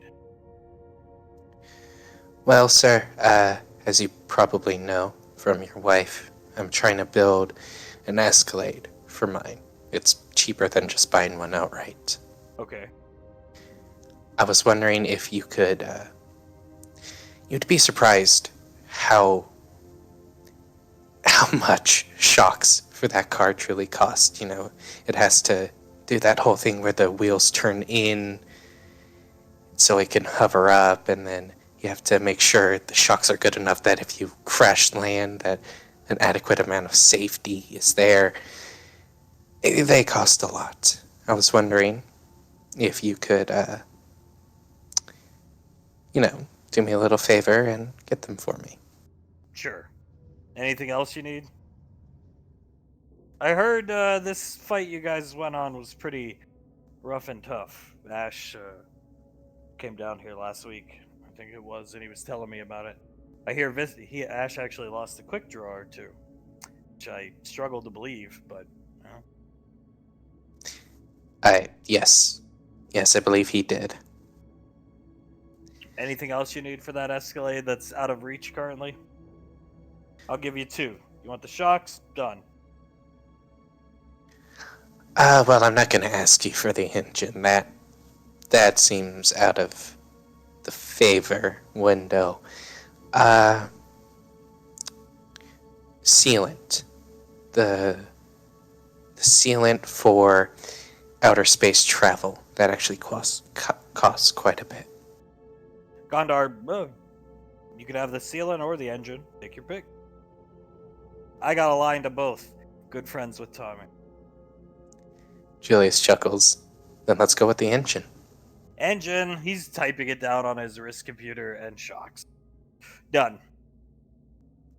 Thank you very much, sir. You are welcome. How's everything going up at the apartment? Still good husband? You not messing anything up? No, sir, trying my best not to. I don't think I have any time. Ash is still being Ash. Being Ash to the best of his capabilities, which are very good, sir. You keep it between the two of us, I'll tell you something. Of course. The first time he walked in here, Malcolm was outside the door. Malcolm didn't come in and talk to me, but Malcolm was outside the door. This was before Malcolm was cursed. I thought Ash was Malcolm's father. Because I didn't know that was Malcolm, right? I truly thought it was Ash was Malcolm's dad. Julius starts laughing, tries to stifle it, puts a hand up to his mouth, puts his other hand up. I'm sorry. I understand, sir. Ruger, you know, when you guys came to perfection, Squad Sigma, Gondar, oh lord, murderous intent. Ruger chuckles. When you guys came to perfection and you guys approached me as the squad or group, whatever you prefer, my first reaction was going to be there's no retirement home in this settlement currently. When I saw Gondar starts laughing. Julius also starts laughing. You know, I think Pequod took it as like a joke when I first ever said it, but I legitimately thought Ash was like 50 something or 60 or whatever I said. Gondar, imagine. I know things are, different for vampires, so I've been told by my wife, but imagine if Saris and Ash had a fucking kid and he came out looking like a 50-year-old dude. What if he was like, he looked like he was 50 by the time he was 50? Oh god. I really hope Ash's aged look just isn't his genes and it truly is stress. I hope so. I mean, you give Ash a cane or one of those four-pronged legged walkers and you put him in a retirement. I mean, I don't show this to many people. And he'll take out his drawing notebook and flip to the page with the chibi Ash with the cane and the glasses and everything like that. When he came in here and wanted to be a bounty hunter, I wanted to tell him, like, we don't accept geriatric classes. I didn't have the heart to say no, so I gave him the medallion, thinking, you know what, he's gonna go get himself killed or something. Thankfully, he's more spry than he looks. But I was gonna direct him down to a nursing home I put my mother in years and years and years ago down on Earth. Go be the bounty hunter down there, old timer. I'm sure you'll solve the case of the stolen pudding. My wife told me the first time he came into her office, she thought it was an elderly dementia person lost on the game. And then she realized he was wearing stolen ranger armor. I don't know. He's an interesting guy. He's spry, he moves quick, but you see him from a distance. I mean,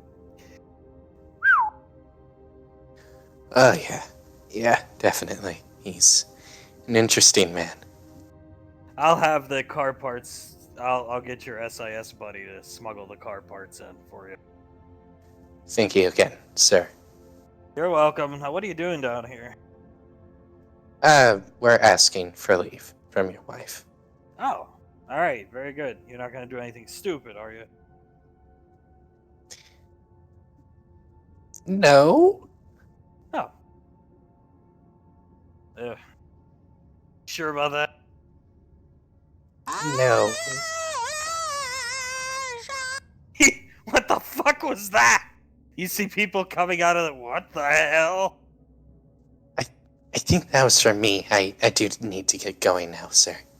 Hey, yeah, run along. I'll take care of the car parts. Don't worry. Thank you, sir. You'll give him a little salute. And then He winks at you as you leave. And then he rushes over. I'm sorry.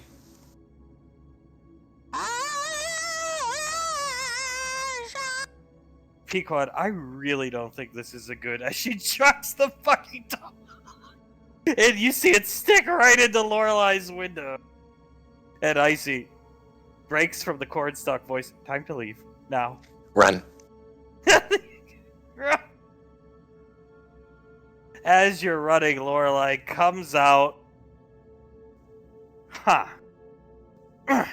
Pulls the tomahawk out of the window, inspects the large impact of the tomahawk in the window. Looks at the little note. You can just barely see it as you're here hiding. She sniffs the note after reading it. Rainfalls. Her teeth chatter for a couple seconds as her guard comes up to her. And this guy, enjoy your leave. And she hands him the tomahawk but keeps the note and goes back into her office. As this guy's, What the fuck is that? And this guy, I don't know, some Indian guy pitched it at her fucking window. And then he ran off this way with Julius and I think Rico's kid. Huh? As they both just look that way and we transition back up to the apartment. And you guys are making your way back. Ash is still in the kitchen. Well, I think it should be a good weekend for you, Banksy, if you heard the news. Hunk's coming along. Yes, he is. Who told you? Hi, Davine. We just dropped her off an egg. Right, I heard about that. What kind of egg did you get her? It was a frost plesiosaur. It's something Suletta wants to breed. Suletta's house, she has like all these different types of animals that she breeds. That's a wonderful gift. Good on you. Good. The Ranger General got it for her, basically. She just took us along to make it look good, I think. But Drook came over the hillside, she sneered at it, and it ran away. Fair enough. Huh. Wow. Well, that's something to put on your resume, isn't it? Went out on an expedition with the Ranger General. Do you know how few people alive can say that? Steris, on your way there, flying there, how many times did you catch her looking at pictures of Julius on her wrist computer? Banksy shakes his head and starts laughing. Over and under on 10, I'd say. Banksy, more like 40. It was a long flight. That's right. All she said was something like, "Come, we'll get Davine her egg. Everybody sit in the back of the ship. I'll fly the ship." Oh boy, so she commandeered the big screen at the front, I'd guess. Banksy nods his head. That's good. That's good. Ugh. Everything moves so fast. Scar, what do you mean? Life. One day, he's gonna kind of sit up, kind of open his jaw, move it from side to side and close it, and then one day you have everything seeming like it's rough, right? Someone going through hell, and then the next you have a budding relationship that's fixing it. Scar, Consequences be damned. Scar, I believe it was one of those things that, over a long period of time, built up to it. From, I wasn't around, but from what Nicole said. No, I think so. It's just amazing how quickly that can transition from feelings one may be repressing to, well, you understand, full-blown feelings. Zap, yeah. Especially if your wife treat you like dog shit. No offense. None taken. Mum has her problems. Yeah, I'd say so. That's some problem. As Icy comes and sits down and takes her journal back from Scar. Pequod, alright, well, I'm pretty sure we have leave, considering the fact the station isn't trembling with arcane energies. Icy, we have it. She was very happy. It smells like Julius, like I said. Do I want to know what you did? I threw a tomahawk into Lorelai's I see. She just looks at you and blinks. You remember how you gave Dad a heart attack the day we met? Gods, you're working towards giving me one too. Okay, it's fine. She's fine with it, right? Yeah, I'd say so. Yeah, she did smell the note for like 10 seconds straight, so we're good. Right. She's not gonna say no to Julius. She'll say no to me, no to Pequod, probably no to Davine. I don't think she'd say no to Suletta, but Julius, she's never gonna say no to. Julius chuckles. Hopefully not. Oh boy. Even so, she's a scary, scary woman. Icy nods her head. Scar, very pretty though. Fair enough.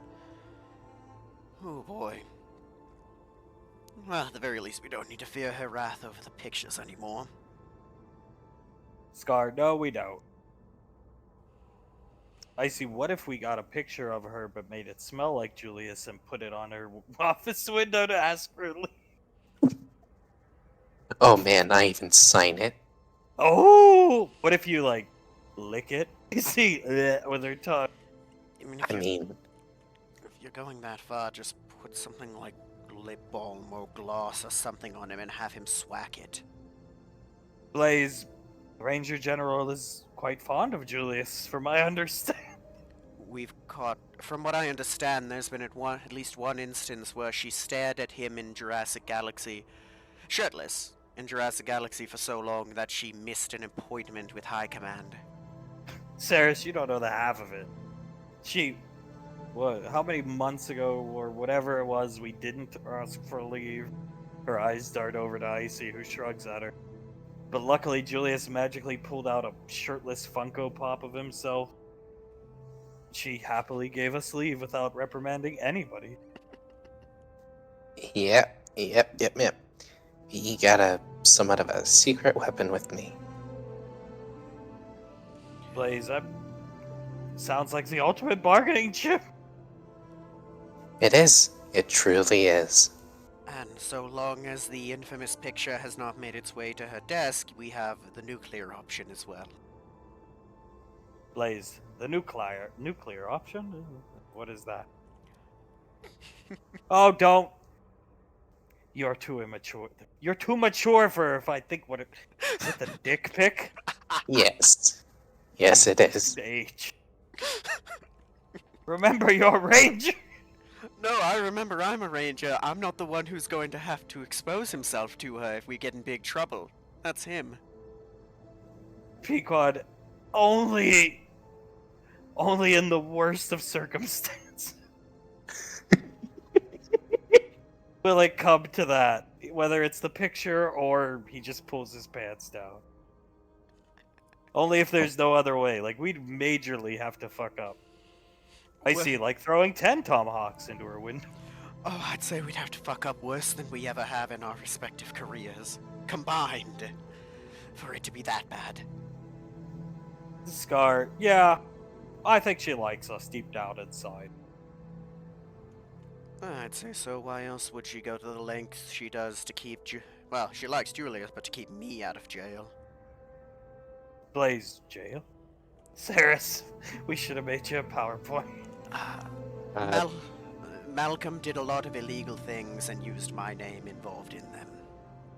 Saris, sometimes Malcolm was, I don't even know if he was, I really don't know, but I like to think Malcolm was, giving Ash fake names to cover for Ash, but in reality it was probably just because Malcolm was crazy. George Lambert, John Alvarado. Yes. Yeah. One of the things she's had to save us from is illegally breeding dinosaurs. Blaze, huh? I see, they're down in the zoo we took Davine to a couple months ago. I think one of them even recognized Daddy. And she points at you. Yeah, you know what? Now that you say it, that makes a lot more sense. You see, Uncle, you're looking at probably the most decorated paleobiologist on the planet right here. Or paleogeneticist, I should say. He puts his hand on his chest. Don't take this the wrong way, my young sire, but I never thought you had the IQ capable of doing something like that. I stand corrected. Julius nods. Trust me, I don't take it as a insult. I didn't think I had the IQ for that either. I don't even have the IQ. Pointsters. He put me to the task because I was an alchemist, and then I somehow managed to do it. I couldn't tell you. And I kept on doing it. T-Rexes, raptors. Only carnivores, though. Jennifer, yeah, there's tons of great clips of the dinosaurs coming out of the little lab area, and Malcolm being like, "Is this one a herbivore? Are you sure?" Tristan, "It has sharp teeth," and Julius just grinning at Malcolm. There was so many times we tried to get him to go play fetch with the raptors.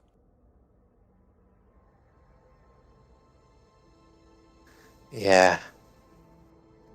You never did, though. Pequod, and there's clips of George Lambert looking confused at electric fence.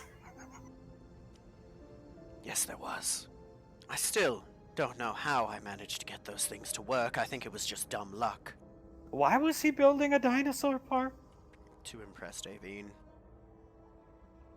Oh. You'll find a lot of what Malcolm does at its root cause is to impress Davy. Like, he made these like huge chains of fast food restaurants on frontier colonies, ripping off other fast food chains in EarthGov space so he could generate enough revenue that he can more easily fund his MWF shows, which would in turn, puts up quotation marks, impress Davy. Yes. He puts his hand out like he's about to say something, pulls it back, puts his hand out.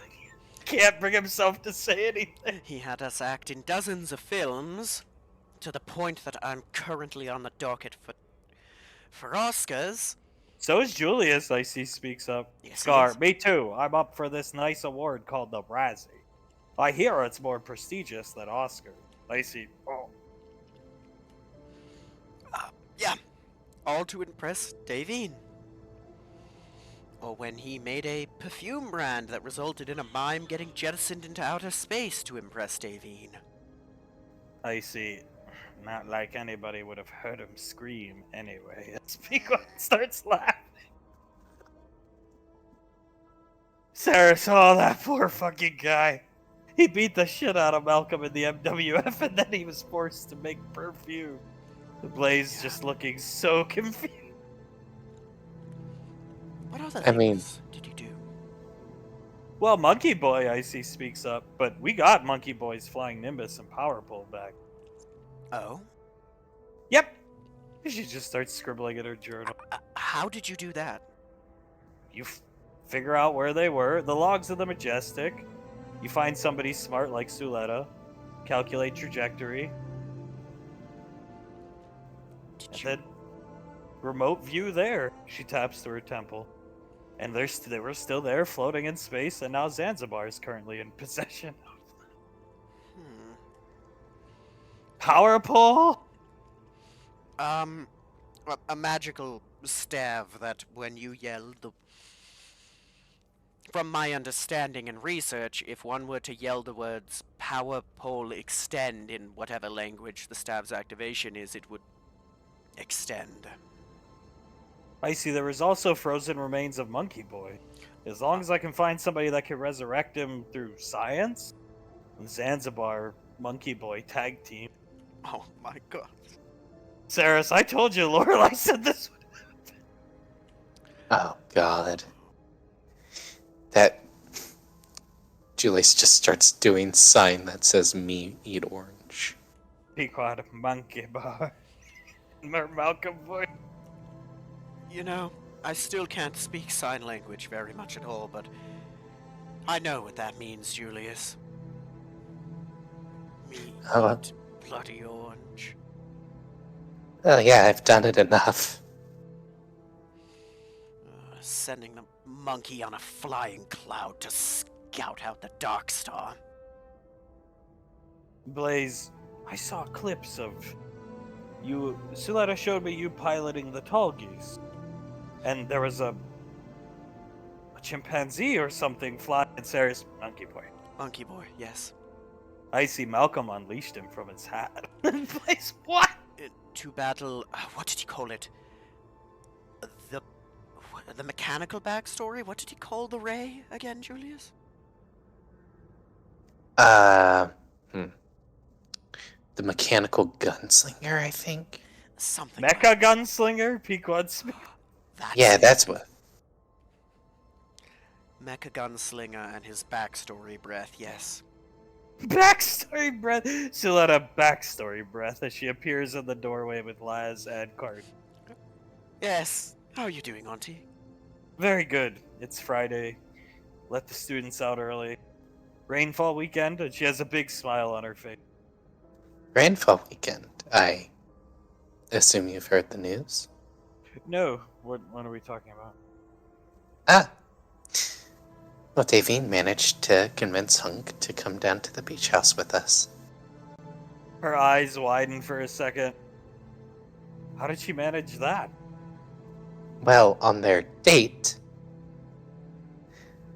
she started to yell at him, say how me and Nicole are his kids too, and that he should spend more time with us, how she thought of him as a rainfall already, and that she would actually enjoy herself if he was there. She has a slight smile on her face, and then she starts looking around. And where is Mark, then? Because we are leaving. Not sure. I do not know. If that idiot got cold feet. I think you'll make them far colder if that's the case, Auntie. And shatter them. Round up your flock and... Where's your mother? She starts looking around. I think she's up in her room packing. Go get her. I'll take the children. Pequot, help me take the children to the Nova. Pequot, alright. See you guys Monday. Blaze, farewell! I'll see you guys then. Have a good time and, well, make sure that they have a good time. Icy will come, snatch up Memory Ann, and they're all gonna leave as Julius is left alone. Julius will knock on Davine's door, and she'll come to it. Yes? It's time. It's time to go. She nods. Right, of course. Is Mark on the ship already? And Julius, I'm sure he'll come. He'll be here. I guarantee it. Right, of course, I trust you. And he looks down at the scarf. You realize that's his least favorite color, right? She groans. Yes, I do, but Pequot's the one who got it for me, so I'll try and give it to him again. Maybe that's why he didn't accept it. Right. Yeah, of course. Of course. He'll hold Davine's hand as they go up to the ship. There you go. As Scar, I have to prep some things for later tonight. Maybe sometime this weekend.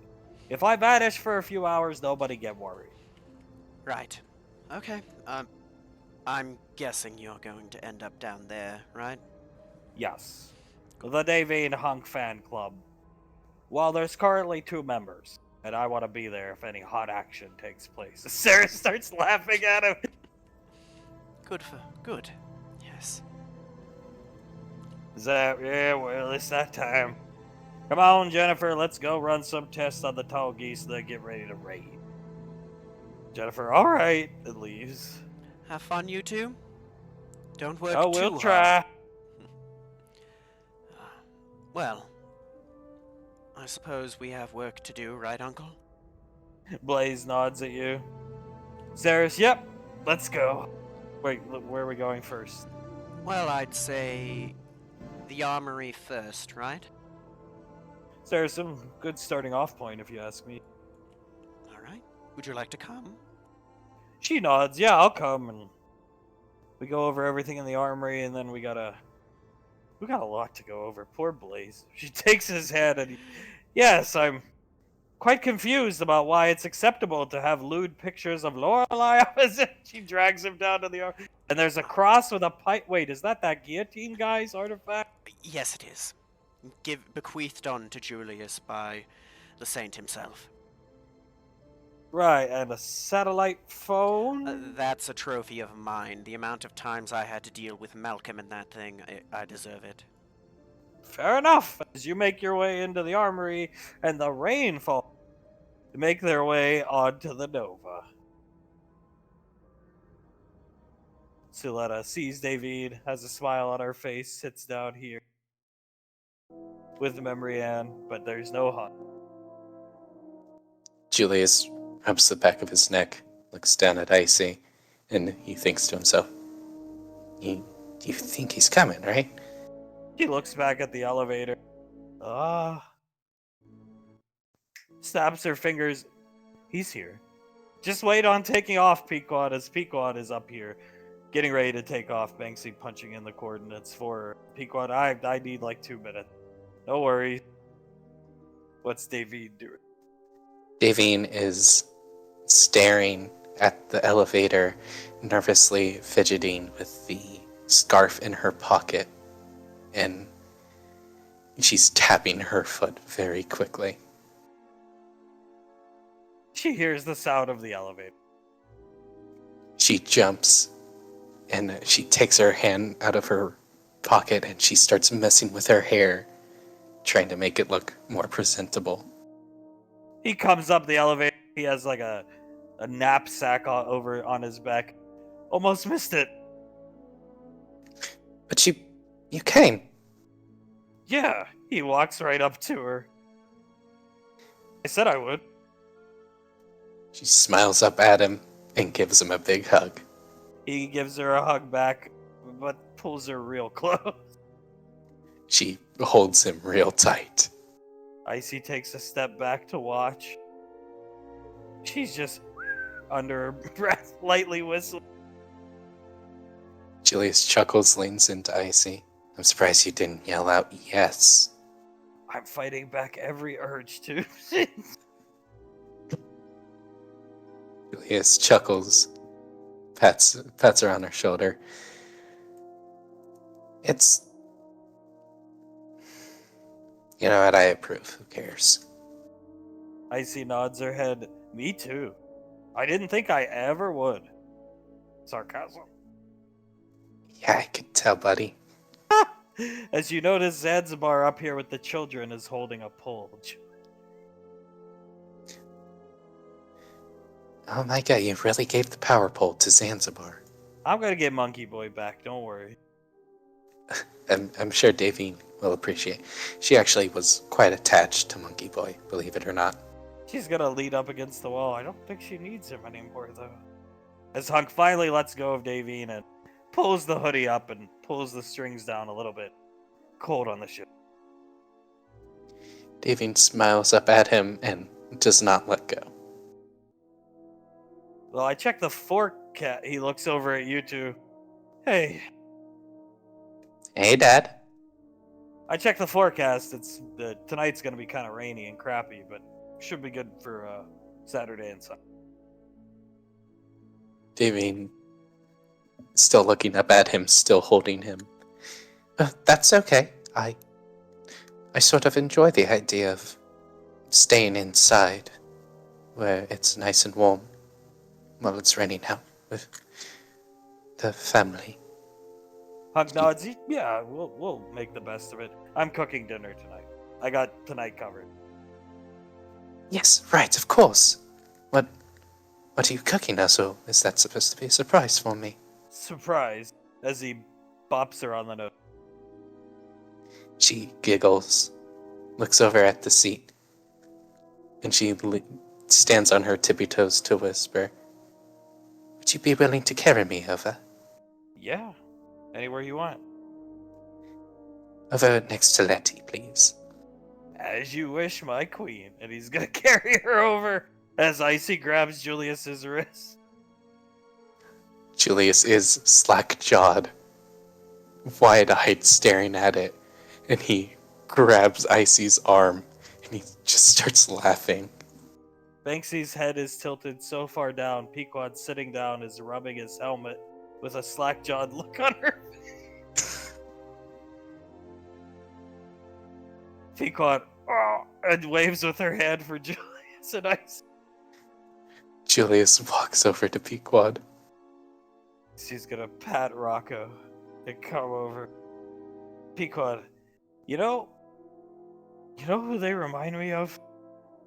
Oh, Us. She looks right up at you. You and me. Julius leans back on the wall. Oh my god.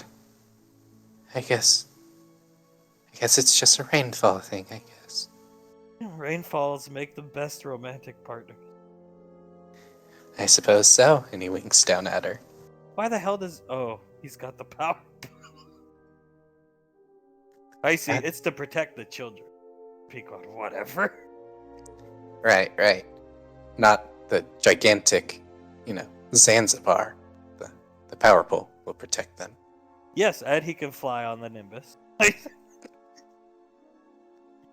Vexy, are we trying to turn him into a superhero? I see, yes. We can even give him a little costume when we go down to beat up Jiren. Oh god. Spider Zanzibar flying in, whacking Jiren with the power.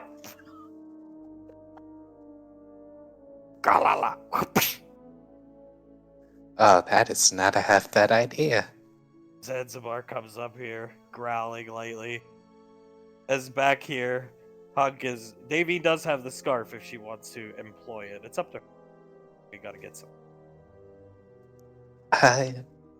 Davine looks up at Hunk, bites her bottom lip a little, and reaches into her pocket and does not ask as she buttons down his collar a bit and starts wrapping the scarf around his neck.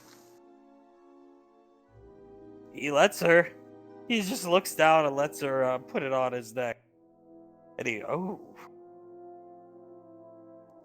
She swallows hard and looks up at him, making what she assumes to be eye contact, but she's looking through the goggles. Rainfall, yes? Touches the scarf happily. She smiles, hugs his arm, then looks over at Suletta and lets go and sits up straight on the couch. Suletta, maybe you two need some time alone. And she picks up Memory Ed and decides, I want to see what this stick is, Zanzibar, currently. As she comes over here, his Hunk will just shift a little bit on the couch. And I was almost late because, third time's a charm, plus they're healthy for you. And he already has the straw in it and he holds it up to her mouth. She takes a sip from it, and she'll gently take it from him and put the straw up to his mouth. Well, thank you, madam. He's gonna take a sip. No problem, my good sir. She puts a hand up to her cheek, rubs it, trying to hide her blush. Suletta smirking back here as Pequod, I'll take off now, yeah? Yeah. Yeah, whew! Yeah. As he turns around, leans on her seat. Icy smacks her. She makes a fist and puts it into her other hand. We need to get them a sex fish pretty soon. Banksy, oh god. Oh, well. Not this weekend! Icy, Yeah. next rainfall weekend, maybe. Hopefully? She puts up her finger. Hopefully. Pequod, I'm all for it. Let's wait till the D word is finalized. Icy, what's a D word? Banksy, divorce. Icy, oh, who cares? Just looking at them. Wait till Scar sees this. She starts taking pictures with her wrist. The Davine X Hunk fan club. What's their ship name? I know you came up with one. I don't know, actually. Scar pitched a few. I could use some help. Hunkeen. Works for me. Banksy Hunkeen is pretty cute. Got a nice ring to it. And their ultimate bodyguard, Power Pole Nimbus Zanzibar. Sounds like a goddamn anime special move. Pequod takes the ship off as lightly as she can, and you guys start making your way down to the beach house. That's back here. You're in the armory and Blazes crutches. They were zaps after an incident of him being stabbed. And why are they in the armory?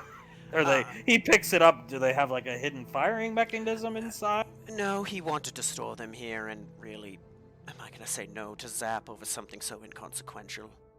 Saris is gonna come here. Auger. Zap Blaze auger. Zaps as well. Right. Egg. That is, oh, what was it called? The name escapes me, but it's a type of turtle from Anova that Dad got as a gift for Icy. He nods his head. And strange cubic device that my internal sensors pick up as having massive amounts of energy. That is... Are you brought fully up to speed with what's going on with the cult? Blaze looks over at the cube. Partially. Lorelei had to catch me up to speed. The Major didn't. Right. Well, the thing behind the black hole, the firstborn, or the shattered sun, whatever you want to call it, it is locked away via Star Children technology. There's 4 of those cubes, you need 3 to release it. We have 1. That's what that is, it's a key. Makes sense. And where did you acquire it? Oh my. Give me a second. He's gonna start looking around the armory. Life essence from the egg is getting stronger. It will hatch in due time.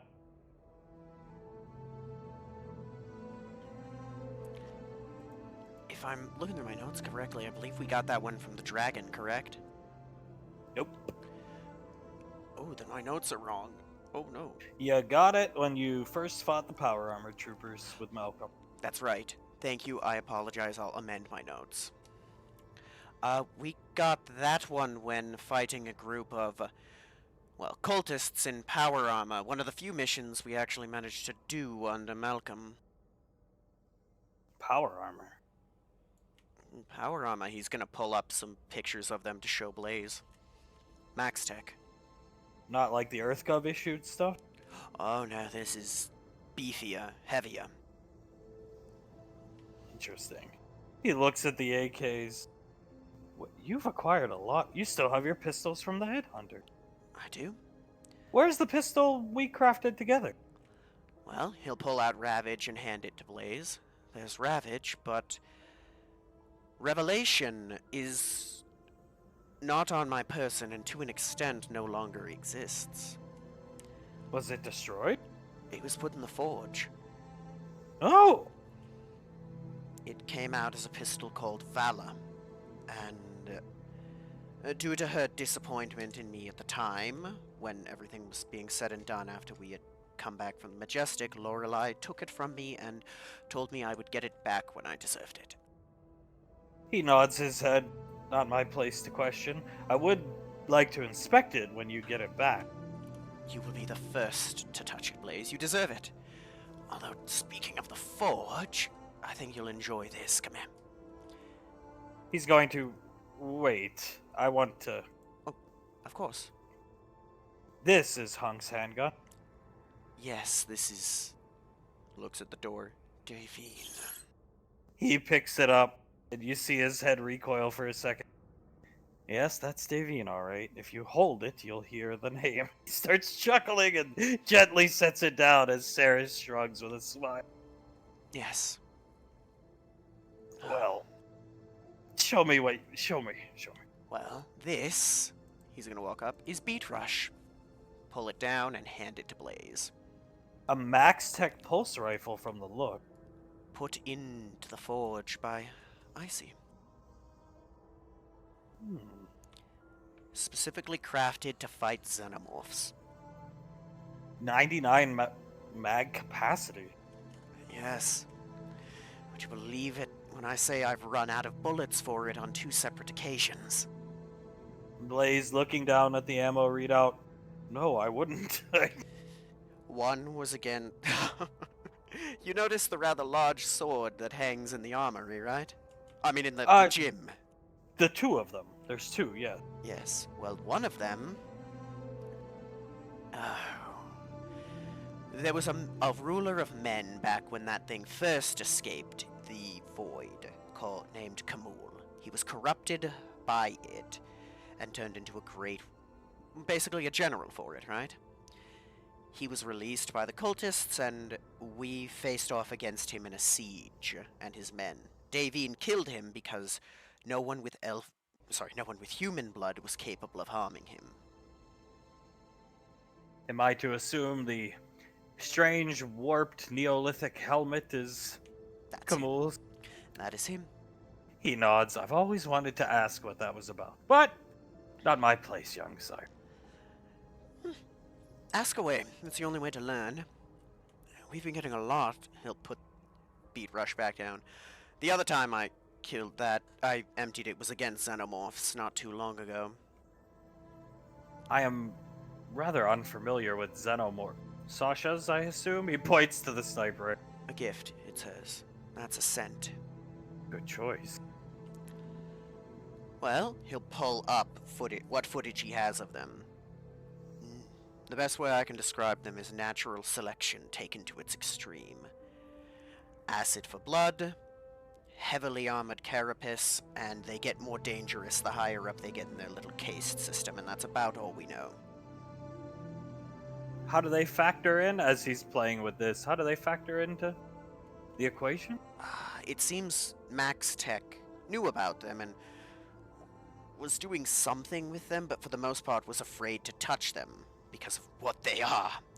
The cult has no such qualms and is ready and willing to use them as a bioweapon. This is Davine's gear. Yes, ODM gear. Invented by Snarf. He nods his head. Plasma rifle, flamethrower, purple grenade launcher. He looks. He's gonna pick it up off the wall, hand it to him. Can you feel magic? Yes. What do you feel from that?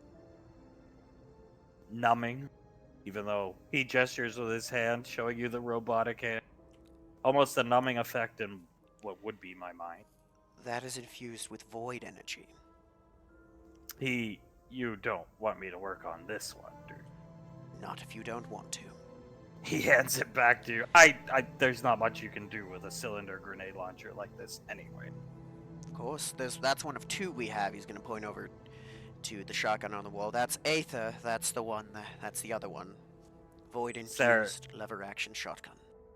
Saris points at it. Yeah, I'm not touching it, but from what Pequod and Icy told me, Ash had one on the Majestic. Malcolm wouldn't let him have it, and then Icy's old squad got a hold of that one, and when Icy gave it to Ash, he cried.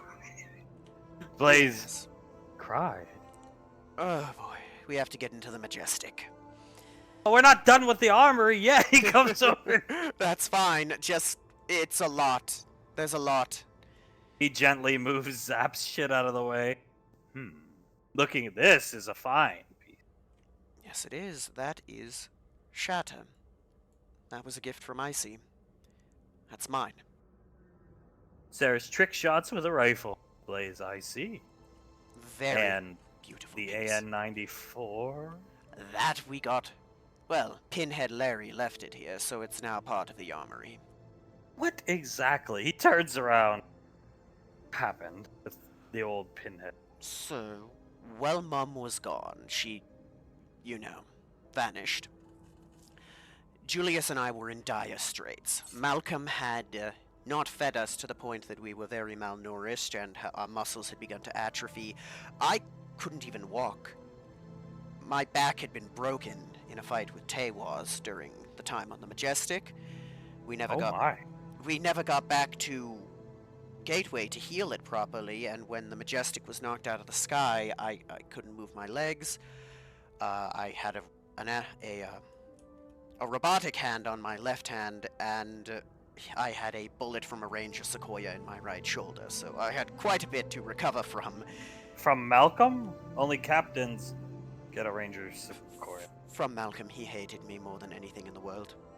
Saris, you don't know the half of it as Blaze steps back and Saris puts the thing. You don't. Jiren was tasked with getting us back into fighting shape, and while he was there, we found he was attracted to Davine. And being foolish, we encouraged it. They ended up getting together. He went to ask her to marry him, heard that apparently Malcolm had tricked Davine into signing a marriage certificate. What? Well, he drugged her and then took her through a shotgun wedding where Globnok married them. Jiren misunderstood that, flicked his ring that he had bought for her into Snarf's crucible, and left. Davine yelled at Snarf over it. Then Snarf passed away on a mission. Which is why Davine was super depressed up until the past couple weeks. Yes. Blaze. Okay. Snarf was in love with her, and she didn't see it until it was too late. He nods his head slightly. Jiren ghosted her after that for 2 weeks. She finally got a hold of him, yelled at him for it, and then their engagement was back on, and then he ghosted her while cheating on her for another few weeks until she broke it off. And now I see why the Rainfall children would like to beat Commander Laria. Yes. Tell me something. He's gonna come over here. SIS issue? Yes, a gift. He's gonna hold it from the confused but lovable SIS agent. Yes. Do you want He nods his head. Is Sasha and him are... They're He a puts his fingers together. They're a couple. Good for them. He's gonna put the pistol back on the wall. Tell me something. You must be honest with me. You came back from this Majestic, which was the ship? He looks really confused. Yes, that was the name of the ship. I should have led with that. So you came back from that. And did the Major leave before seeing you or after? After. We did get to see her. She just vanished after that. And how was she aware of Julius's biological mother? Davine was there. They met in passing and talked for a while, but then Mom just vanished. Saris, she retired without telling anybody. I think she told Suletta, and through Suletta, Hunk found out. Yes. Blaze does not say anything. Yes, she did. And one of the conditions of finding where she was Julius had to beat Pinhead in a one-on-one fight, which he did convincingly. Blaze, I asked before, but I'll ask again for clarification, since you're hitting me with so much knowledge all at once. Commander Jiren was aware of her location, but not Hunk and her sister. To my knowledge, that is the case, yes. Saris awkwardly playing with Zaps. Crud! It... Okay. I can't say anything else. I don't agree with it, but... her life to live, right? He does not respond and holds up the revolver. That's, I believe it was referred to as a broken butterfly. We found that in a police station slash frontier militia station that Malcolm had filled with BOWs to kill me. It was there. He starts laughing. Saris, yeah, just laugh it off. That's basically all you can do. That was the first time I ever saw Lanaya in combat. She's something else. And the Kaishok? He points over there. Those are very rare. Harpoon gun. Who issued you that? I believe it was a special request from Sasha from the Rangers. That thing saved our asses when I wasn't doing my job as well as I am now. He nods his head. Well, this piece you can acquire the components for ammunition easily from the Rangers. Or I've been told Hamer is on Ring 8. Yes, he is. Oh, you haven't heard? Him and Dr. Country got married. They're You don't say! He puts the revolver down. It's even better. They're expecting. He nods his head. Well, maybe we could stop and see them. Or one of them. It'd be delightful. I think they'd enjoy seeing you. Ah, Been a long time.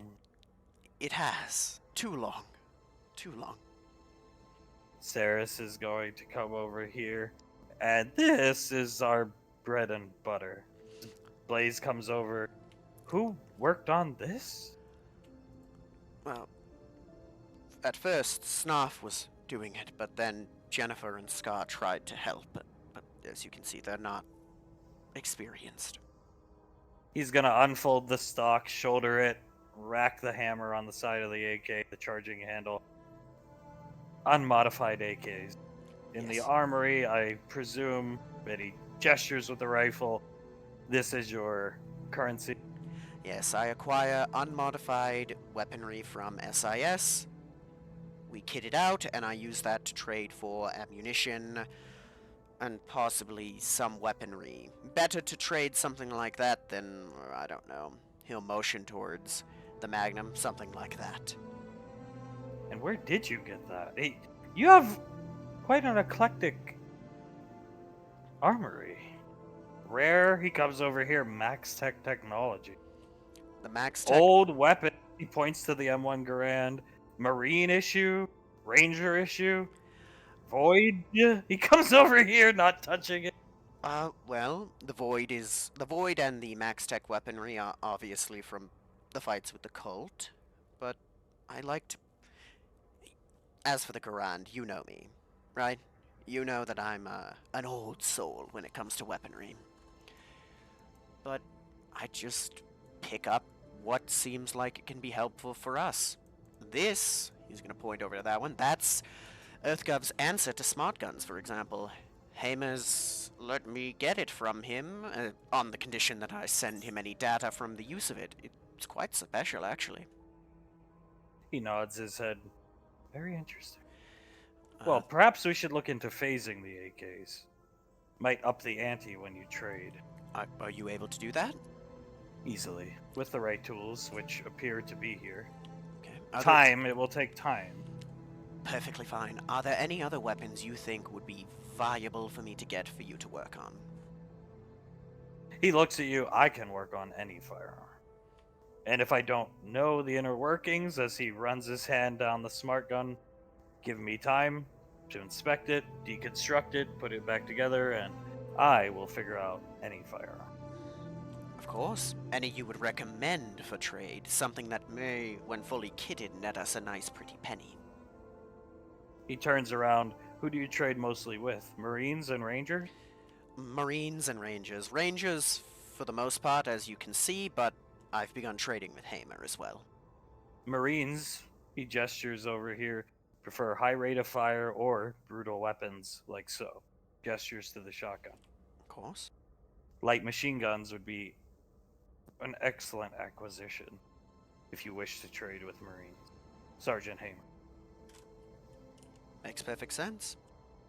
Shotguns, you have one here, but you have multiple. M14? Enhanced EBR? Yes, that's Pequods. Oh. He turns to Saris. Saris, I'm going to have Ash take me down to Gateway. Just a boys' day. I'll bring him back in one piece. And Saris, okay. Fine. Ash, she gives you a kiss on the cheek. I'll be playing SWOTOR. Oh, don't have too much fun without me. She laughs. No fun at all. I only play because it's fun to see Zap PvPing with nobody thinking there's people. Plays. Oh, God.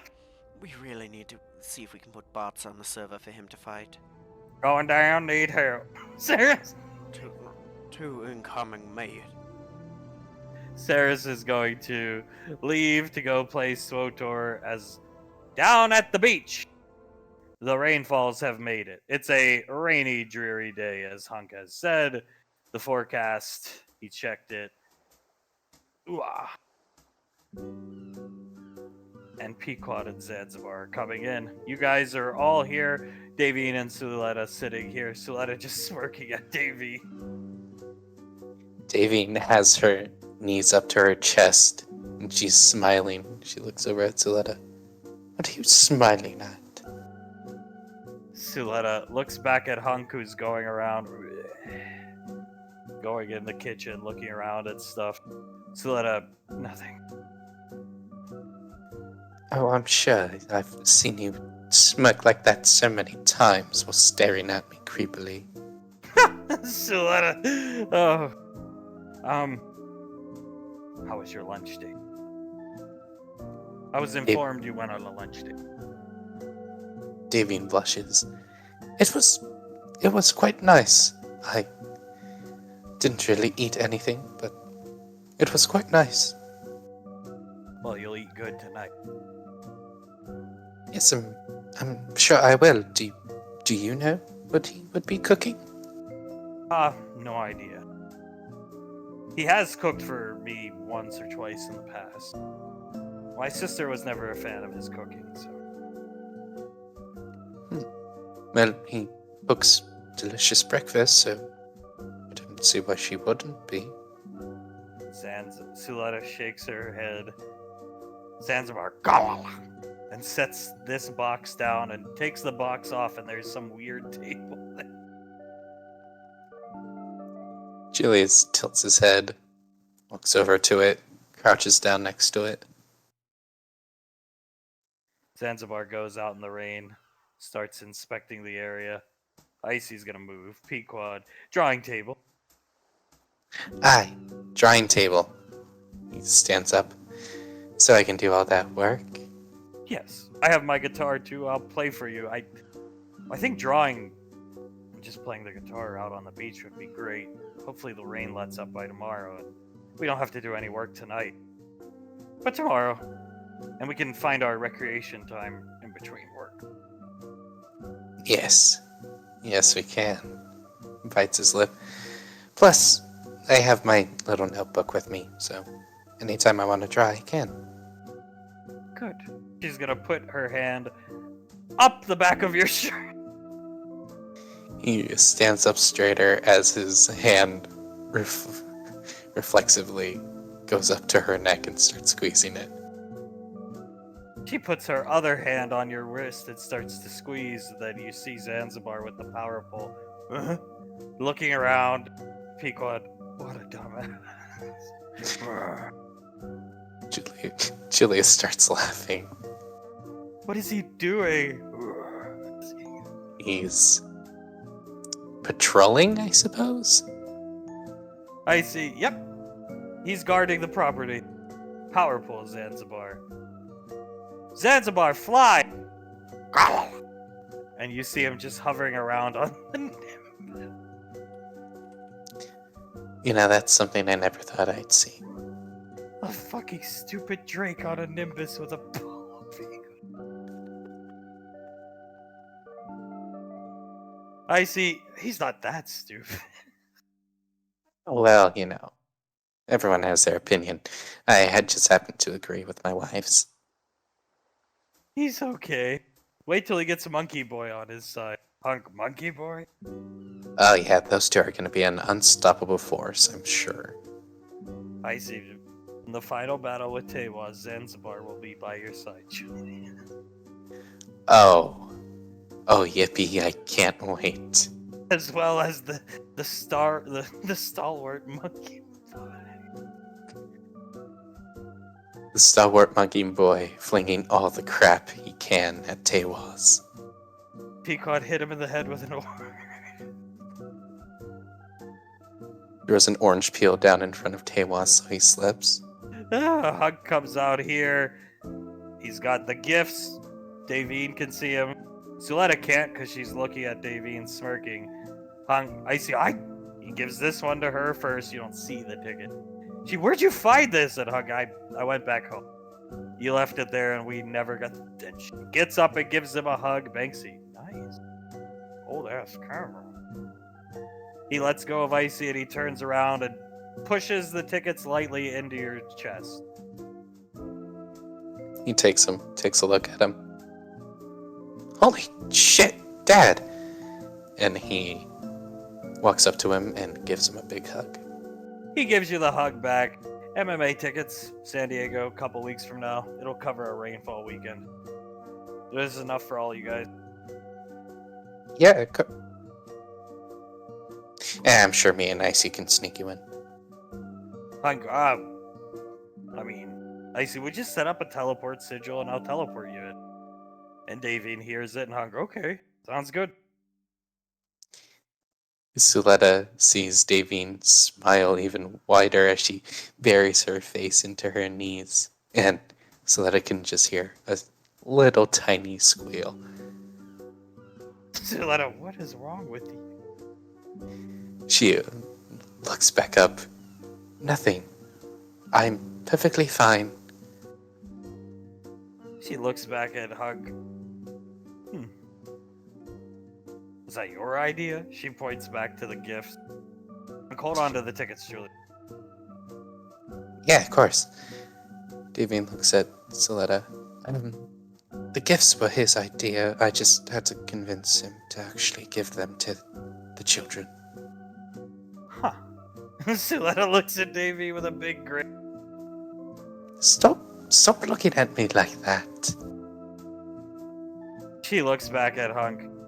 When's dinner? I am famished. I haven't eaten all day. I didn't have any breakfast. Hunk, yeah, I'll get on that right now. I just gotta heat it up, really, but I need somebody to help me cut some carrots. Davine looks around and she stands up. I can help if you want. He'll gesture with his head. Over here. I got him out here. Just cut him as thin as you can. Like for soup. Oh, of course. She'll pick up the knife and start cutting him. Is this the same knife you stabbed Zap with? Mark, you really had to remind me? He's gonna rub her shoulders slightly. Dear God, it's very hard to forget that. He's fine. Motherfucker was faking his injury. Davine giggles. Yes, he was. Alright, I gotta go get started. He's gonna go in here. I'll be back to check on you in a minute. Of course, don't be too long. I'm right here. He comes back out. She just looks over at him, smiles, and looks back down and starts cutting again. If you want to cut in here, bring it in here. Or I'll come get it for you. And he's gonna grab the cutting board of the knife. Davine looks behind her to Suletta, starts to blush, and goes into the main cooking area. Suletta with a grin shaking her head. As I see, this thing's loaded with film. Banksy, nice. I see Scar can use this. Banksy, Scar? Nothing? Scar. Nothing at all. She walks over and starts playing with the camera. Julius starts chuckling. Alright, so... It feels weird not cooking at all. So let it come sit and relax for a change. He chuckles, sits down. We did remember to get leave from Lorelei as Pequod jumps on your lap. I see not saying anything. Yes, we did. She gracefully acquiesced our request for leave. Suletta nods her head. Good. Did you flash your abdominal muscles at her? Hooligan? No. We just wrote her. I wrote her a letter, and then put the letter on my abs, so it smelled like me. I see. Yeah, that I chucked a tomahawk into her window. Suletta. I swear it sounded better on paper. It really did. Banksy starts laughing as Pequod. Yep, we ran out of there like bats out of hell. Sitting on Julius's lap. Yeah. I think it's the first time in a while that you actually sounded scared, Icy.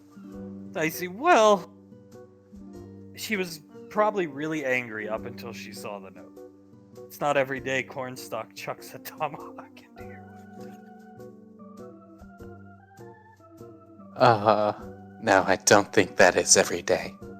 Suletta, Cornstalk is going to be all the new craze now that Aranaki is indisposed. And I see, yep, I plan to chuck a tomahawk at Scar's bedroom door next week. Don't give the poor man a heart attack, please. Pequod trying to imitate Scar. Jesus Christ.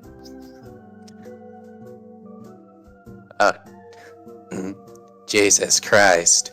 Who the hell? Oh, what the fuck? As he sees Cornstalk battle crying.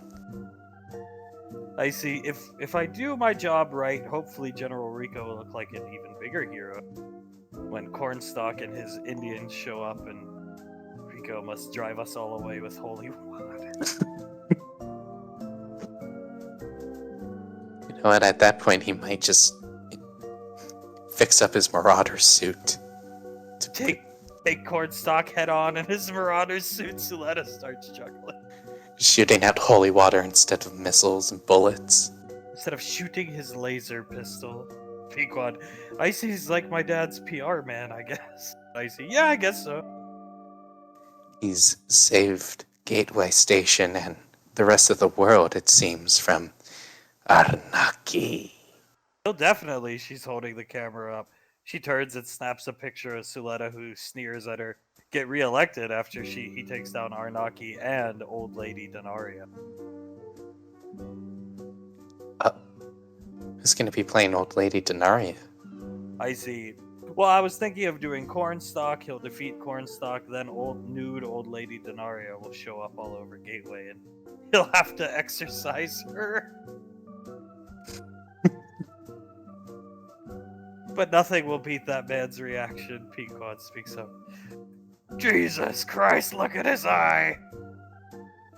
The laziest fucking eye I've ever seen, Julius. I see. Then he went up to Ash and shook his hand and said, "Ugliest motherfucker." That was probably one of the best moments of my life. Suletta, poor Sherio. I don't know how he kept it all together. I gotta give that man one thing. He can keep it together. Over here, Davine cutting. Hunk has something in a big pot. Davine cutting. Hunk's gonna come up behind her, put both hands down on the table, and lean in. Yeah, good with a sword, good with a small knife. Davine, when he does that, she tenses up for a small second and accidentally cuts one of her fingers. Jesus. Ah! Sorry, I'm sorry about that. Hang on. He's gonna take her hand and kiss the finger.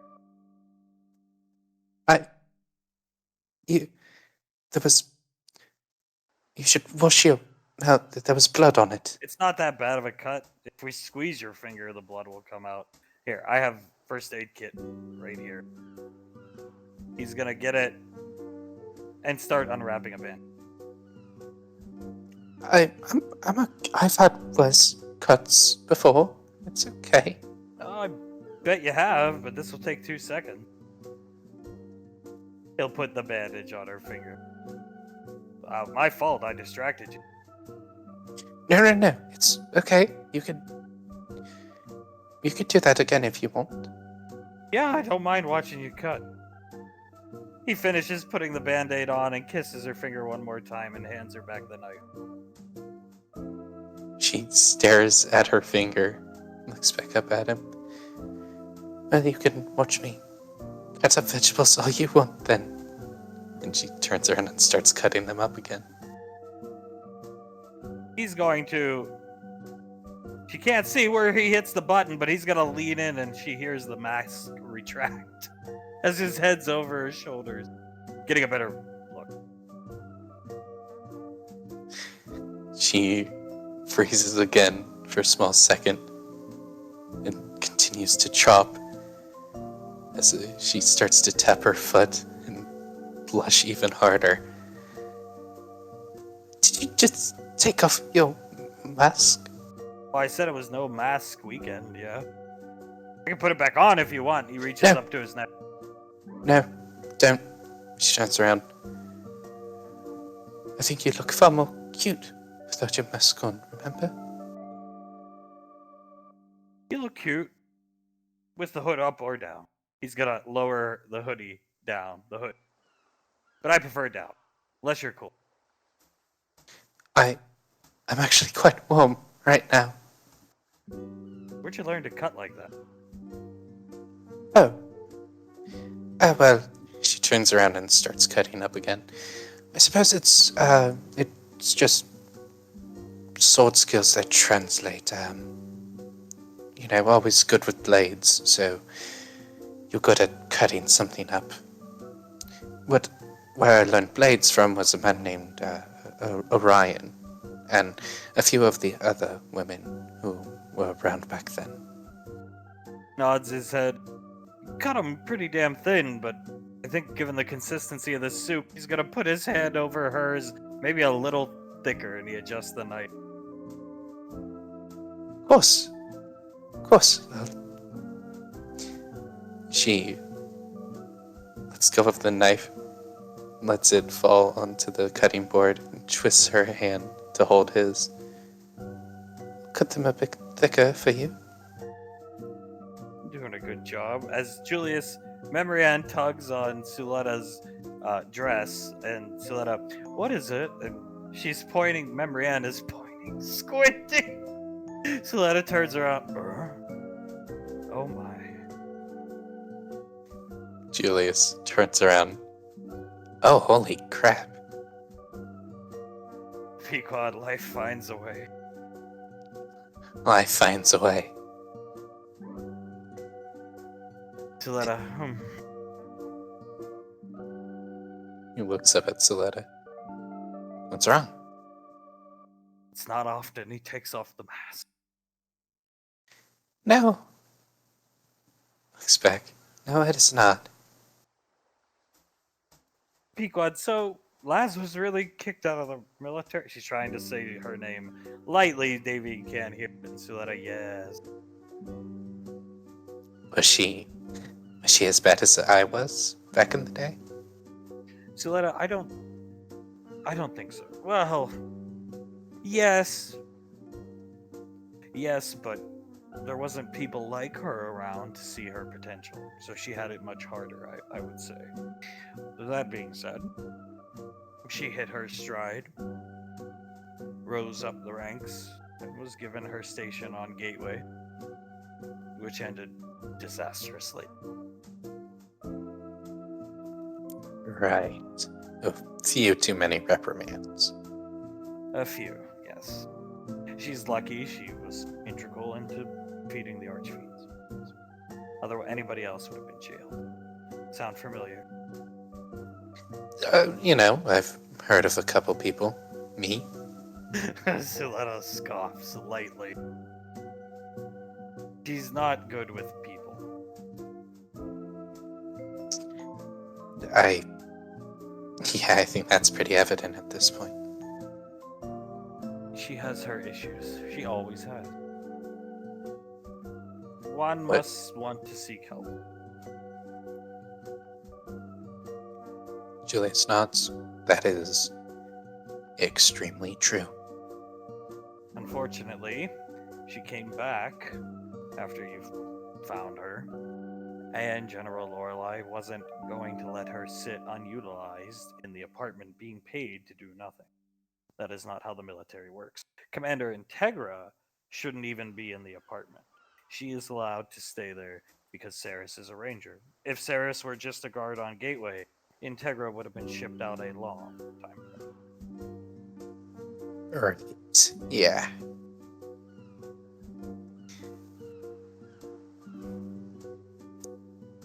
So, was her job previously like the one she has now? Yes, she was attaché to the Rangers. She was training Frontier Rangers. Conditioning, physical conditioning. They had to pass her physical conditioning, and then they would graduate to Frontier. When you choose to become a Ranger, and you succeed, unlike you, Hooligan, who was given it for beating Jiren, if you go through the training process, it's different. When you complete it, you complete your mission. I believe, weren't you on a mission with Sasha? She went from cadet to full-fledged. Yeah, of course. Once you complete your mission given to you from the Ranger General, sometimes done solo, sometimes done with others, sometimes done with other Rangers, Marines, what have you, you're given a choice. You can, the bulky armored Rangers or shock troopers, you can join their division, or you can join Frontier Rangers. My sister was in charge of conditioning those who chose the Frontier Ranger path, and it ended very poorly. I assume she kicked the ass of someone a little too hard? No, no physical altercations. Nobody was abused. Just have you a few times you've seen her as of late? Have you looked at her? She can't sleep. Stress eating. She looks disheveled. Yes, extremely disheveled. Yes. Well, she doesn't like taking orders. She doesn't particularly care to give orders. And most of all, she doesn't like dealing with people. She is an antisocial. She props Memory Ann up in her arms, picking her up, creature by nature. Highly antisocial. Right. Right. Suletta, anybody who lives in a bunker in Antarctica. Bit of a control freak, maybe. Still my sister, but we never had the best of relationships up until a few years after you and Asherion came along. My sister was not even at my wedding. I'll leave it at that. And she plays with Memory Ann's hair. Right. Pequod, why? Suletta, I said I'll leave it at that. Julius nods and looks back over at Hunk and Davine. Well, I mean, at least there's that, though. Suletta sighs, not looking at them, just I asked and asked and asked and asked for her to come, and she refused. I was so angry. You see her start to. She breathes out of her nose, and you see breath. Julius puts a hand on hers. It's okay. My husband never even met her.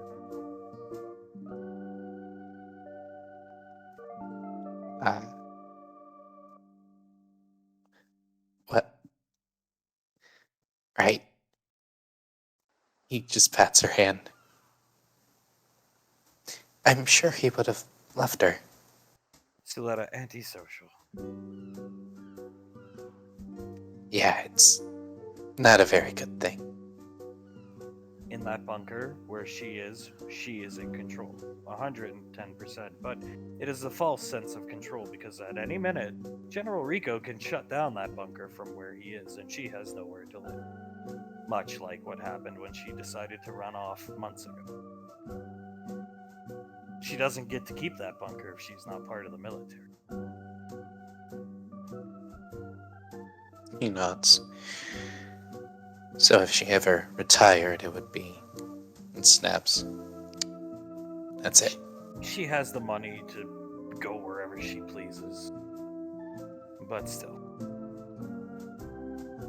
Yeah. Yeah, but still.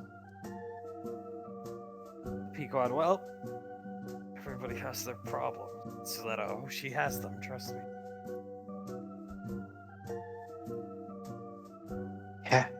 Yeah, it definitely seems like she does. If you seek help, you'll find help. And much like me, you'll find your place, as I am here. And she kind of shrugs with her shoulders, happy, enjoying my weekend, instead of hiding in my apartment.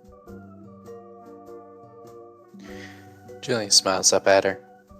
And we're glad you're here, Auntie.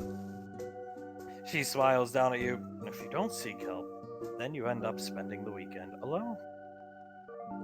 And the people you demanded come with you, she looks over her shoulder, are going their separate ways. He looks back at them.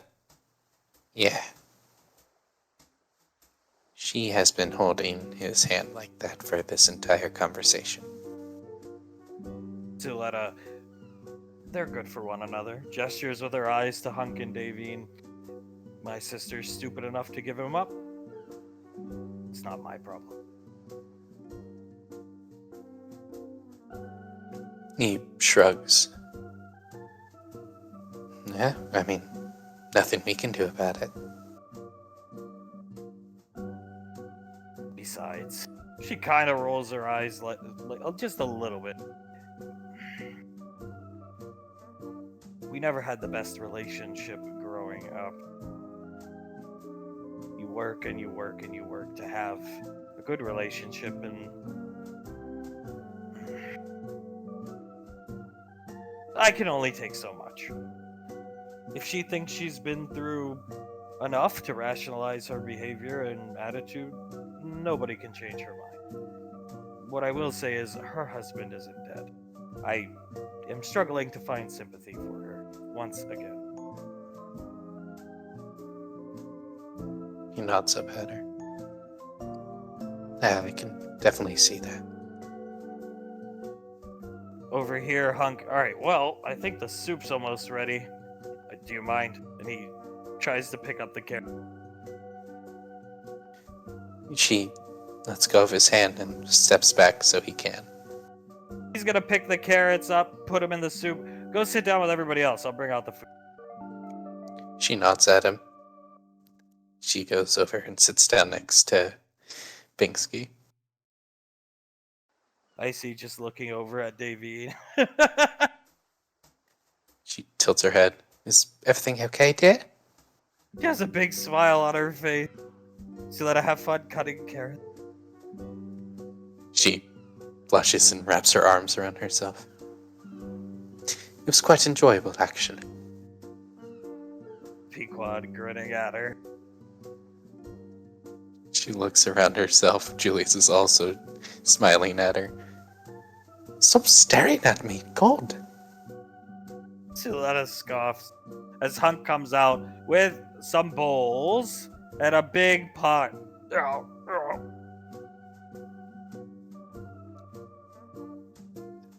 Do you need help, Dad? I got it. He passes the bowls to Pequod, who starts passing them out to you guys. Now this, he has a big ladle. I can't cook like you, Julius. But I can cook what my mom taught me how to cook. This will sound weird. Suletta's sniffing the air. I know what that is. But it'll sound like a weird mix, but it's actually delicious. Maybe not as good as my mom made it. But anyway, it is coconut seafood soup. Suletta, yes. Under her breath. I say, oh, holy shit! I haven't had that since I was like 19. And Hug, yeah, I used to make it for Nicole when we were on the Nova. When I was in charge back then. Julius looks up at him. Well, I can't wait to try some. He's gonna give the first bowl to Davey. She takes it and smells it. It smells wonderful. He puts the spoon in the bowl for her and starts passing out to everyone. Memory Ann can have one, but not the little one. Well, Laz can even have a little.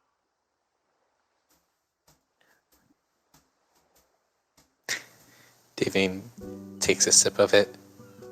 It's delicious, Hunk. And here you say you can't cook like Julius. He turns, looks at Davine, and winks. She bites her bottom lip, smiles and winks back at him. Well, if you put me in front of a bunch of random ingredients as he hands Julius the bowl, I can't do what Julius can. But like I keep saying, what my mom taught me to cook, I can't cook. Suletta takes Julius's bowl and starts eating it. Julius chuckles. I mean, from how everyone is reacting, when you know how to cook something, you know how to cook something. It's not too bad. As he scrapes the bottom of the big soup bowl and gives the last one over to Icy, who starts eating it. And Hug soup, good on a cold day like this. Davine, with her mouth full, just nods and smiles. He's gonna, alright, I'm gonna go put this back. He goes, puts the bowl back, goes to sit down and watch some TV. on the couch. Davine tilts her head. Aren't you going to eat some? He looks over at her. There's only enough for... This was pre-made. I made it a while ago. Usually I eat lunch alone. So I pre-make my stuff and then heat it up in increments. And there's not enough. But I ate anyway before we came. So.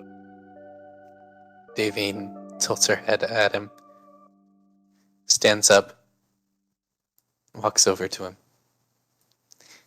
You're going to eat at least some of the delicious food you made. She takes out the spoon, hovers it over the bowl. Eat.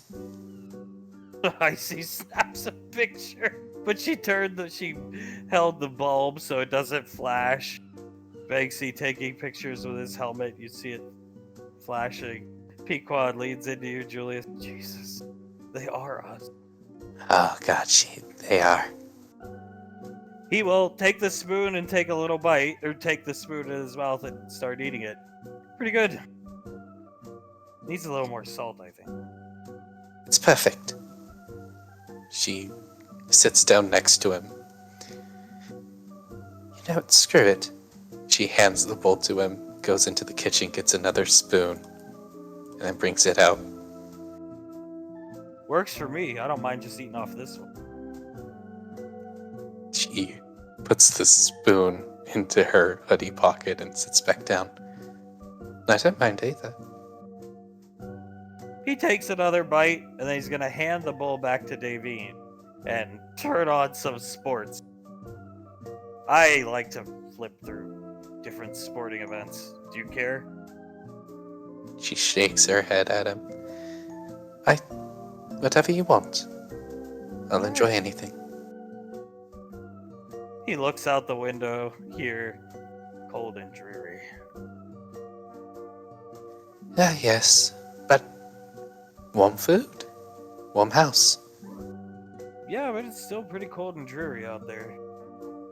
He'll try to put his arm around Davine. Her shoulder. Oh, she lets him. He'll pull Davine in, and there's a blanket on the couch. He covers her legs up with it. She sort of, her shoulders go up a little bit and then they rest. She giggles, and she takes the spoon out and puts it up to his mouth. He takes one more bite, and you eat the rest. You're the one that needs the calories. I made it for you anyway. Got it here for you. I figured you'd like it, seafood and all, but as I said, we're gonna indulge your palate. She nods at him and she'll start eating up the soup. Back up on Gateway. Blaze is going to turn to Ash. I hope you don't mind, I asked her to leave. No, not at all. What's wrong? I still have questions, but perhaps we can head down to Gateway together. Yes, I'd love that. Of course. Should be a good day. I can reintroduce you to a bunch of old friends. Yes, but questions first. As he puts his arm around your back and is going to guide you down to Gateway. You come down the elevator and you see Lost in Space and Blaze. That is what I was... Malcolm movie? Malcolm movie. Right. You, Did you play the bad guys in all of these movies? The majority, yes. I see. And why did he hate you? I think you're one of the most likable young men I've ever met. I tried to tell him my backstory, and he vomited, so he hated me. Oh. Yeah. Speaking of that, that's something we're gonna... Not my backstory, but I suppose I should say Julius, mine, Towns, and Davine's as a whole is something we need to get into. Come over here. He's gonna come over here, lean on the Follow. railing. He's not looking into Contry or Lorelei's office. The tomahawk is gone. No, she's keeping it. Anyway, Blaze is going to...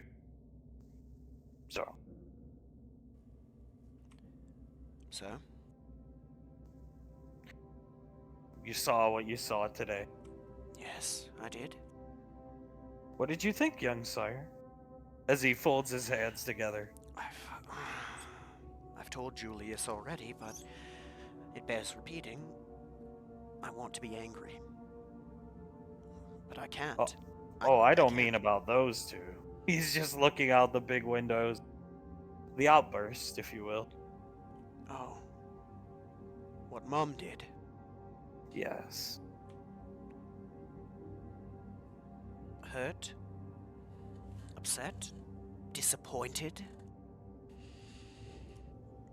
In her, I thought she'd been doing better. She said she'd been doing better, that what she had here was worth it, but now I'm starting to feel that she doesn't really think that. He lifts his head up looking at the window. Do you have any questions? About the past, about her. I was dead. I don't know how forthcoming she ever really was with you and Julius and the girl. Was she like this when you were in the incursion together? No, not at all. She had her enemy to fight. Something to prop up one's flaws against. Yes. Afterwards, look at yourself. I don't know the particulars of your career at this point. You'll share them with me, but clearly you've accomplished a lot. I try. And with accomplishment comes promotion, and more responsibilities, and more money. Especially if you are a hero. The air quotes, or in your case, movie star? He points back to the post. For better or for worse. It's... like I've said, it's hard to adjust to. I mean, I've gone, over the course of 6 months, from a grunt who's expected to just follow orders to being in charge of a Spartan squad. It's scary, to be honest. But do you run away? No, I was taught not to. You never run. He nods his head and doesn't say anything. Rangers don't run away. No, they don't. A lieutenant doesn't run. Unless it's into battle, right? I would hope so, if they'd like to remain a lieutenant. He starts chuckling. And sure, it's hard. Thank gods it's hard. You understand. You've experienced it, but it's hard. But it's worth so much to come home after a long day of doing whatever's needed for the general or for the armory or for anything. To see my wonderful wife, my family, my nieces and nephews. It's... what more could I ask for? He puts his hand out. She always said she wanted a family, but...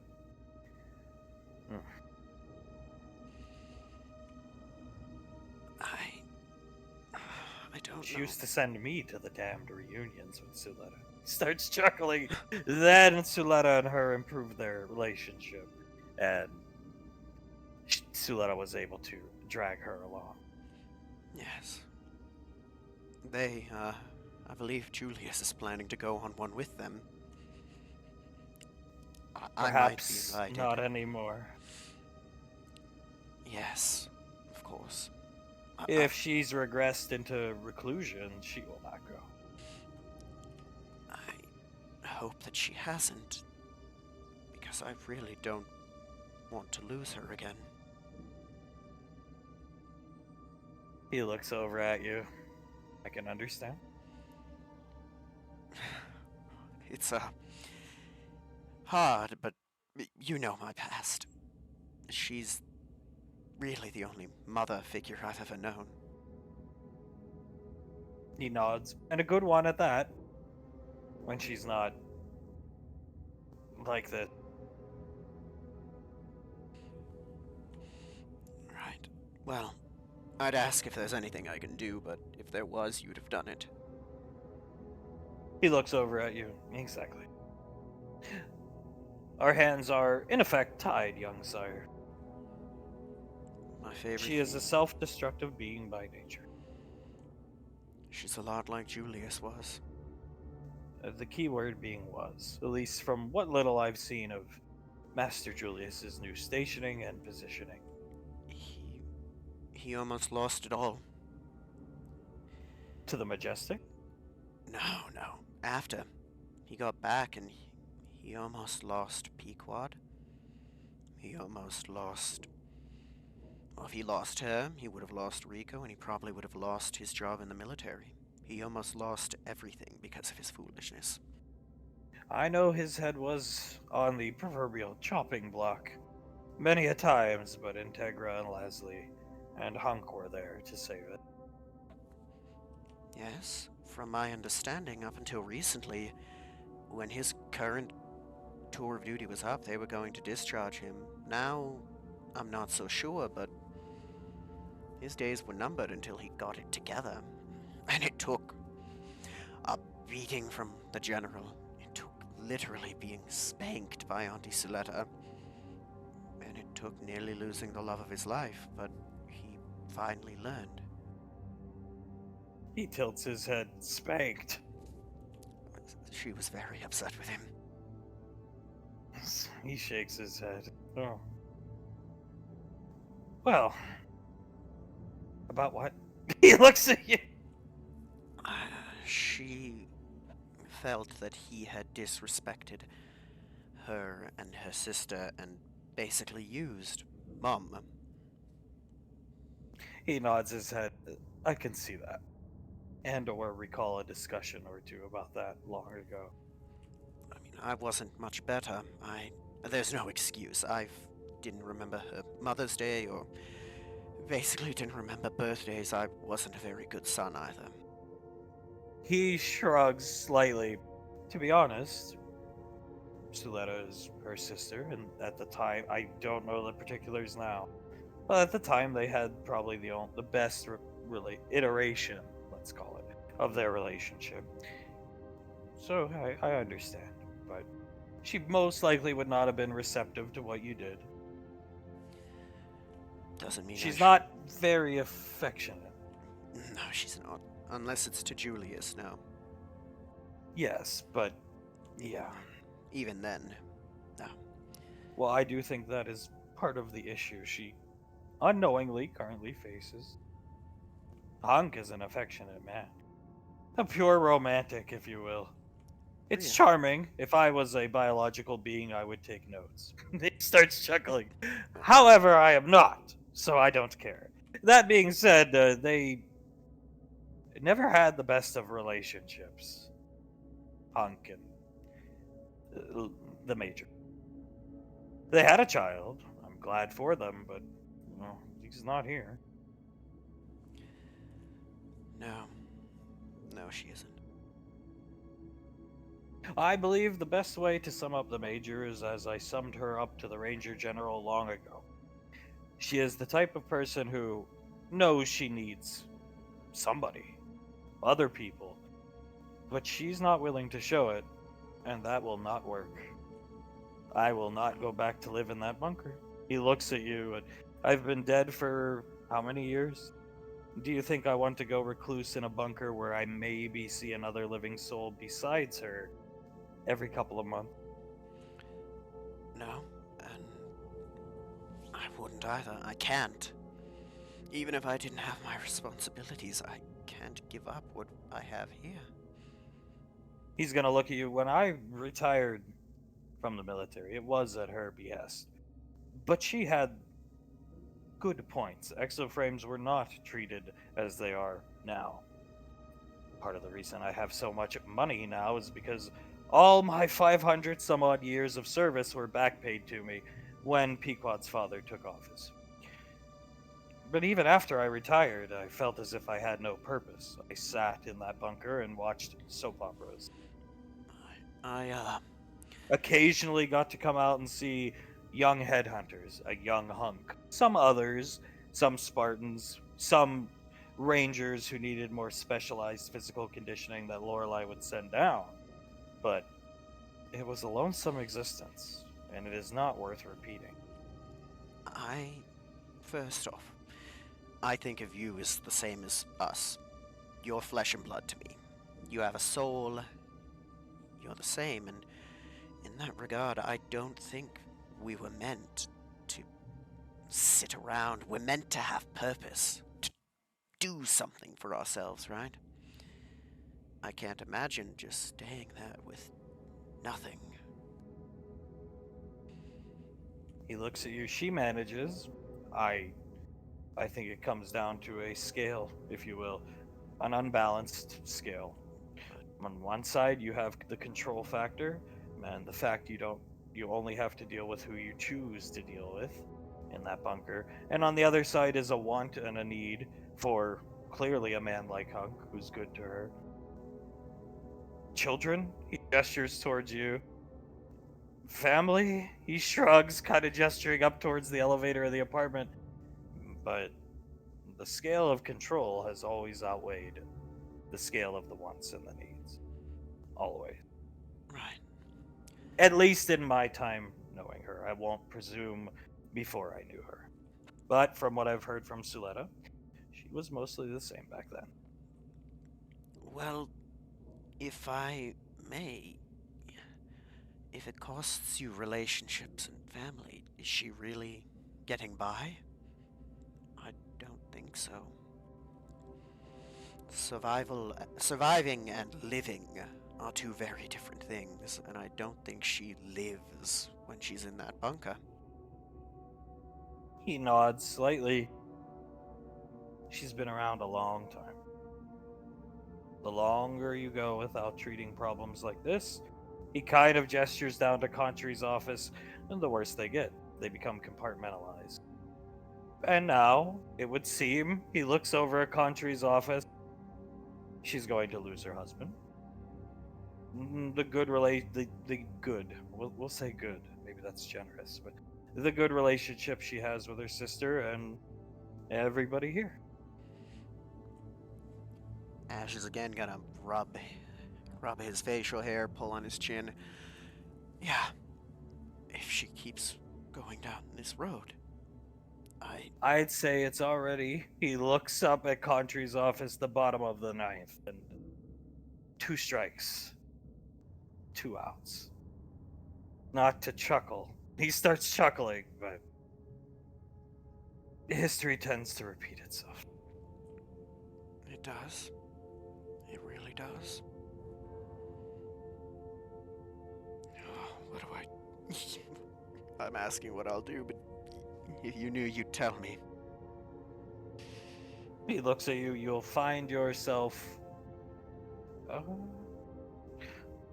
not to be harsh, but probably heartbroken. Unless, of course, you'd like to live in the bunker with her. Good luck telling your wife that.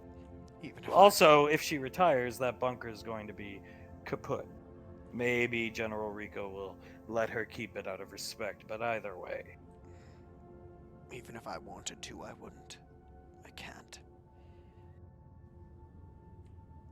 I love her. I love Mom desperately, but I can't. I have a life here, a family, and so many responsibilities. I mean, even without my responsibilities to the squad, we're fighting a Calamity War level threat. I can't run away. After you brought her back, did any of you sit down and talk about it? Why she left? I'm sure she gave a explanation, but did she explain her motivations and actions, or just pretend like nothing ever happened?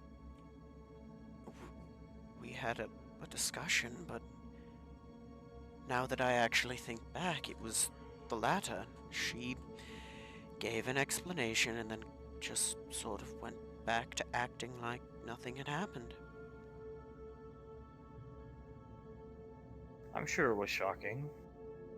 Julius's biological mother still being alive, but that being said, I don't remember much of Julius's backstory, his history, but I know there was issue there between him and his mother. Um, without getting into his I business. don't need the Yes. gritty detail. Without getting into his business. Yes. If you ever want, that's his story to tell. I don't need it. I think back to my reaction when seeing her and being introduced as Julius's biological mother. I was happy she was alive. I didn't know her, so not for her, but for him. The Major, on the other hand, who knows? When I first found out she was who she was, I was ecstatic for him. Sure, she's done some not good things, and been through some things, but we all have. And I think she's a good woman, and that's what matters to me. She's good to him, she's good to my family, she's good to me. What else is there, right? She sure seems to have her fan base amongst the apartment folk. As opposed to the Major. He gestures over here. I assume that empty office is hers. You'd be right. He scoffed. You know, not too long ago, Davine was held in probably lower regard than Mom by the armory folk. The difference is, she saw that, saw her mistakes, and went out of her way to make that relationship. I don't know. Mom should have. He's gonna look at you. I'm the new kid on the block, so to speak, sire. But it doesn't seem like Sasha and some of the other girls really seem to care. No, I don't think. I think Sasha just doesn't want to deal with it. Right? Why would you? It's not her drama. Her and Towns are very, private. So I can't blame them for not wanting to deal with the drama that comes from Mom and Davine or anything of the sort. The opposite of Julius and Pequot. I walked by that Max Tech armored personnel carrier and saw it rocking the other day. And first I thought, oh, somebody placed hydraulics in them. And then I heard the shriek and choke me harder. Mm-hmm. Again. He starts laughing. That's why there's a 50,000 credit soundproofing in their room. Still doesn't work. It works most of the time, but when they get down to their limit breaking, it comes loose. He nods his head. Ugh. I'm glad some things never change. Other things well, there is no hoping while you're dead, but I came back and hoped things were different when I was told there was this family unit and an apartment and certain facts were glossed over, you understand, Yes. about my return. I was quite surprised to see things unravel as quickly as... Well, I kind of knew, given I was told she is stationed on Gateway. Right. I don't know. It did unravel rapidly, but I think that's just me not noticing the warning signs. He's gonna look at Contry's office, tilt his head. I overheard Nicole mumbling to this Scar character who was on this Majestic. Yes, Malcolm shanghaied him from Sword Base. He starts chuckling. We'll get to that. I overheard Nicole and Scar speaking. She was polymorphed as Hunk, and she was grabbing his shoulder, saying, "Gotta make it back to Rainfall Week, kid." And Scar was laughing. Do you think the Major would say that to Julius? Ash is gonna... If you take Davine and Hunks, you know where that's going, out of the equation. Do you think she would encourage him to go? He's gonna stop, kind of stare off into the window for a bit before putting his face into his hand. No, I don't think Mom would. He nods his head. I think that's all that needs to be said on that subject. I believe so, as hard as it is to say. Do you think the rainfall weekends... I know I said that's all that needs to be said, but do you think the rainfall weekends perhaps play into this? I'd ask, but we won't get an answer. Into Mom? Hypothetical question. I know no answer. Merely asking your opinion. You're the older and the wiser, and I wouldn't ask Julius this because I wouldn't want to make him feel awkward and uncomfortable. Well, before I answer, can I ask a simple question? Of course. I've heard that Mom was jealous of Auntie Suletta, right? Ugh. And what doors have you been pressed up against to listening to hear that one? He starts chuckling. Only heard it in passing. I'm pretty sure my aunt said it right before she spanked my little brother. She was. I can't understand or comprehend these type of feelings. Look at me.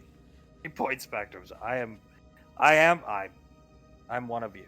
But I look how I look, and to be frank, I could look any way I want in terms of a robot chassis. Here on Gateway, I could receive upgrades, I'm not trapped in the bunker. There was jealousy because if you look at Suletta and you look at the Major, and they looked like this all their lives, just the Major was larger and stronger. She preferred her from my understanding, she preferred her physical sports and activities, and Suletta started much like Nicole, a squirt. But when she hit her growth spurt and grew, even before her growth spurt, like Nicole, the boys' heads turned when they saw her. And after the growth spurt, though she was with what would be her husband, the boy's head still turned. He starts laughing. You understand. Yes, I do. Well, That was the crux of their issues. Their relationship for a long time, which they worked hard to mend. right. Well, then with that answered, do you think it plays into it if Suletta's going to the Rainfall Weeks? It could, but all the Major would offer Suletta is a trip to the bunker, where Suletta will not go. So yes, I'd say the Rainfall Weeks may somewhat play into this. It's a guess. I'll never know for sure unless I could talk to Mom, and even then she wouldn't tell me, but it's my best guess. No, we will probably never know for sure. No, I don't think we will. He's gonna shrug. In my opinion, though, it's a fresh opinion and a fresh take, given I'm, as I said, the new kid on the block. I don't care. He looks out the window. I just don't care. I've been with the Major for a long time. If you hide in a bunker and ramble that you want family, you want a man that loves you, you want this and that, children, and you have it, and you let your fears and doubts and issues take that away, at that point, you are your own worst enemy. Yeah. Julius was his own. I was my own. I don't know much about the Rainfall weekends, but I know Suletta looks happy for the first time in a very, very long time. And I know Nicole from what I heard from Hunk, went through some issues, and thanks to the Rainfalls, if you will, she's doing better. Yes. I think they both needed that. A nucleus, a family like that. And I am so very happy for them that they have it. But I think some people may, like you said, not be willing to admit that they need it. He puts his hand up in front of him, twists his arm or his hand a little bit. No. And they will most likely once again learn their lesson the hard way. They will. I will, though I'm not reinstated yet. He gestures down to Lorelai's office. I will not retire again until I am prepared to retire. I appreciate it because, Davine's gear alone is intriguing to me, and Jennifer, she was taught by this snarf fellow. Jennifer will teach me. I can't wait to get my hands on it. It'll be one of the few non-firearms I get a chance to work on. and I shudder to think the amazing things you can do with it. And on top of that, how many people can say that they're helping work on a mobile suit? Not many. How many people can say they have friends? Many. But not one of us. He shrugs. He doesn't chuckle. He shrugs. No. No, one of us can't. Well, you know, the apartment, he gestures towards the elevator. When I first saw it, no offense, but I came up through the elevator from, I believe it's called JSOC, to the armory. And I felt as if I was back in the bunker. It was Laz and I, the major. We walked down this hallway where this pipe and mask and phone and nude Lorelei, and I thought, all right, we are in effect back in a bunker. And then come round the corner, I see the gym, and I turn from seeing the gym and see a crowd of people. And I knew I was not, in effect, in a bunker, if you catch my drift. You were in a home. Yes. Yes. The bunker. The bunker's only a home because of who was there at the time. I didn't get to experience the bunker like you did. It's a wonderful place. There's a lot to do. But if there's nobody to do it with, and the major hiding down on her sublevel, you'll find yourself watching soap operas. Of course. When I was there was Julius, Ceres, Pequod, sometimes Sasha, Hunk, and I see it. You? There was a family there. But take them away and just leave it you and one other person. I couldn't do it. I'd go crazy. Blaze nods. I'm sure I went close to crazy a few times. Yes. As I said, when you and Master Julius came strolling into the bunker, carried in, I should say, it was a breath of fresh air after meeting the young Patricia.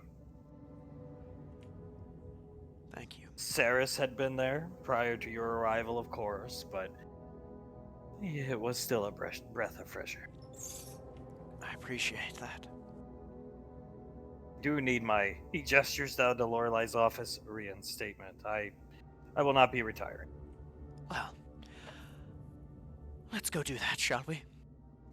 Lead the way, Ranger. I'm sure she'll be happy to see you. He's gonna walk up to it, and He's following you. he's gonna knock. The guards move out of the way. Lorelai holding a tomahawk as the door opened. General Lorelei, ma'am, he's gonna salute. She waves her hand to dismiss the salute and pitches you the tomahawk. He'll take it. Right. Points back to her window where the big dent from the tomahawk.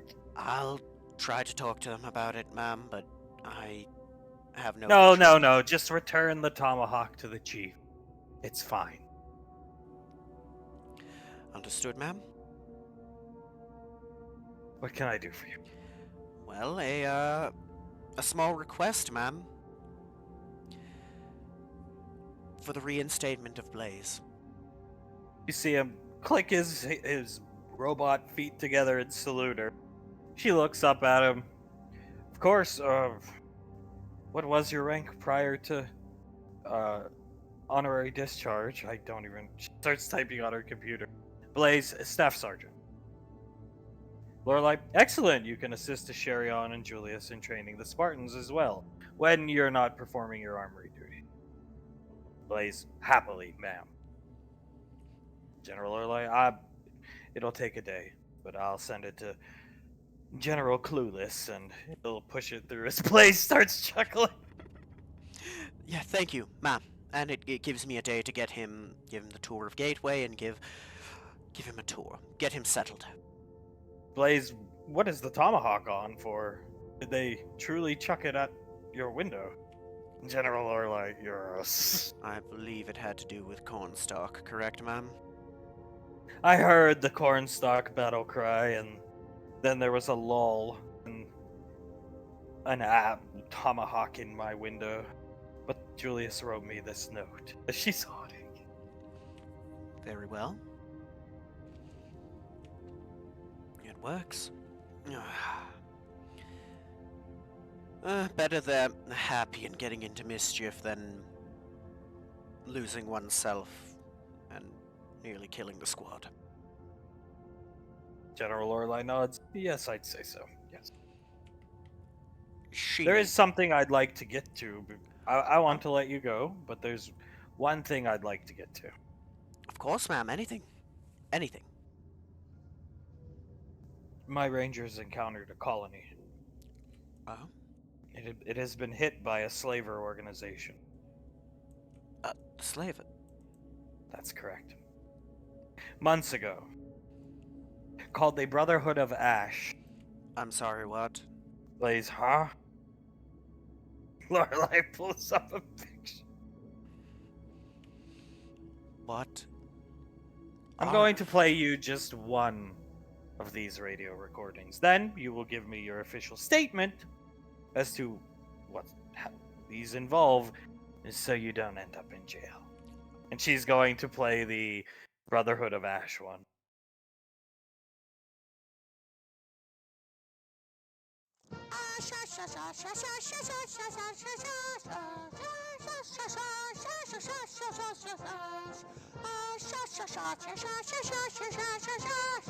I really hate Ash. I really hate Ash.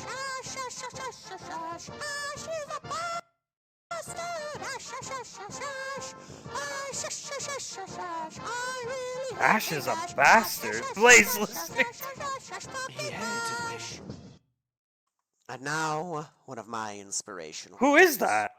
From the mouth of That's your President Malcolm. Colonel Malk Henry Eden, straight into your hearts. Did you know President there are those Colonel. amongst us who would Blaze looks shatter really our hopes for peace, order, and security? I don't know.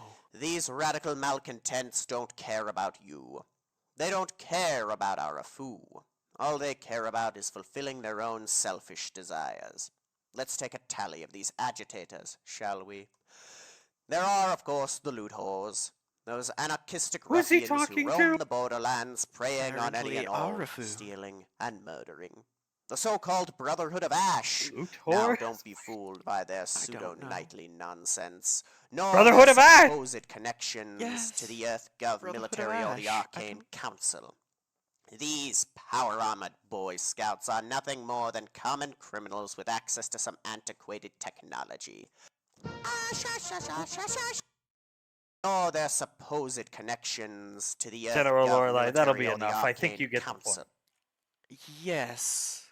Wait a minute. You best come up with some statement. Otherwise, they come and arrest you. You see him. Oh my gods. He's listening to the rest and I've heard this before.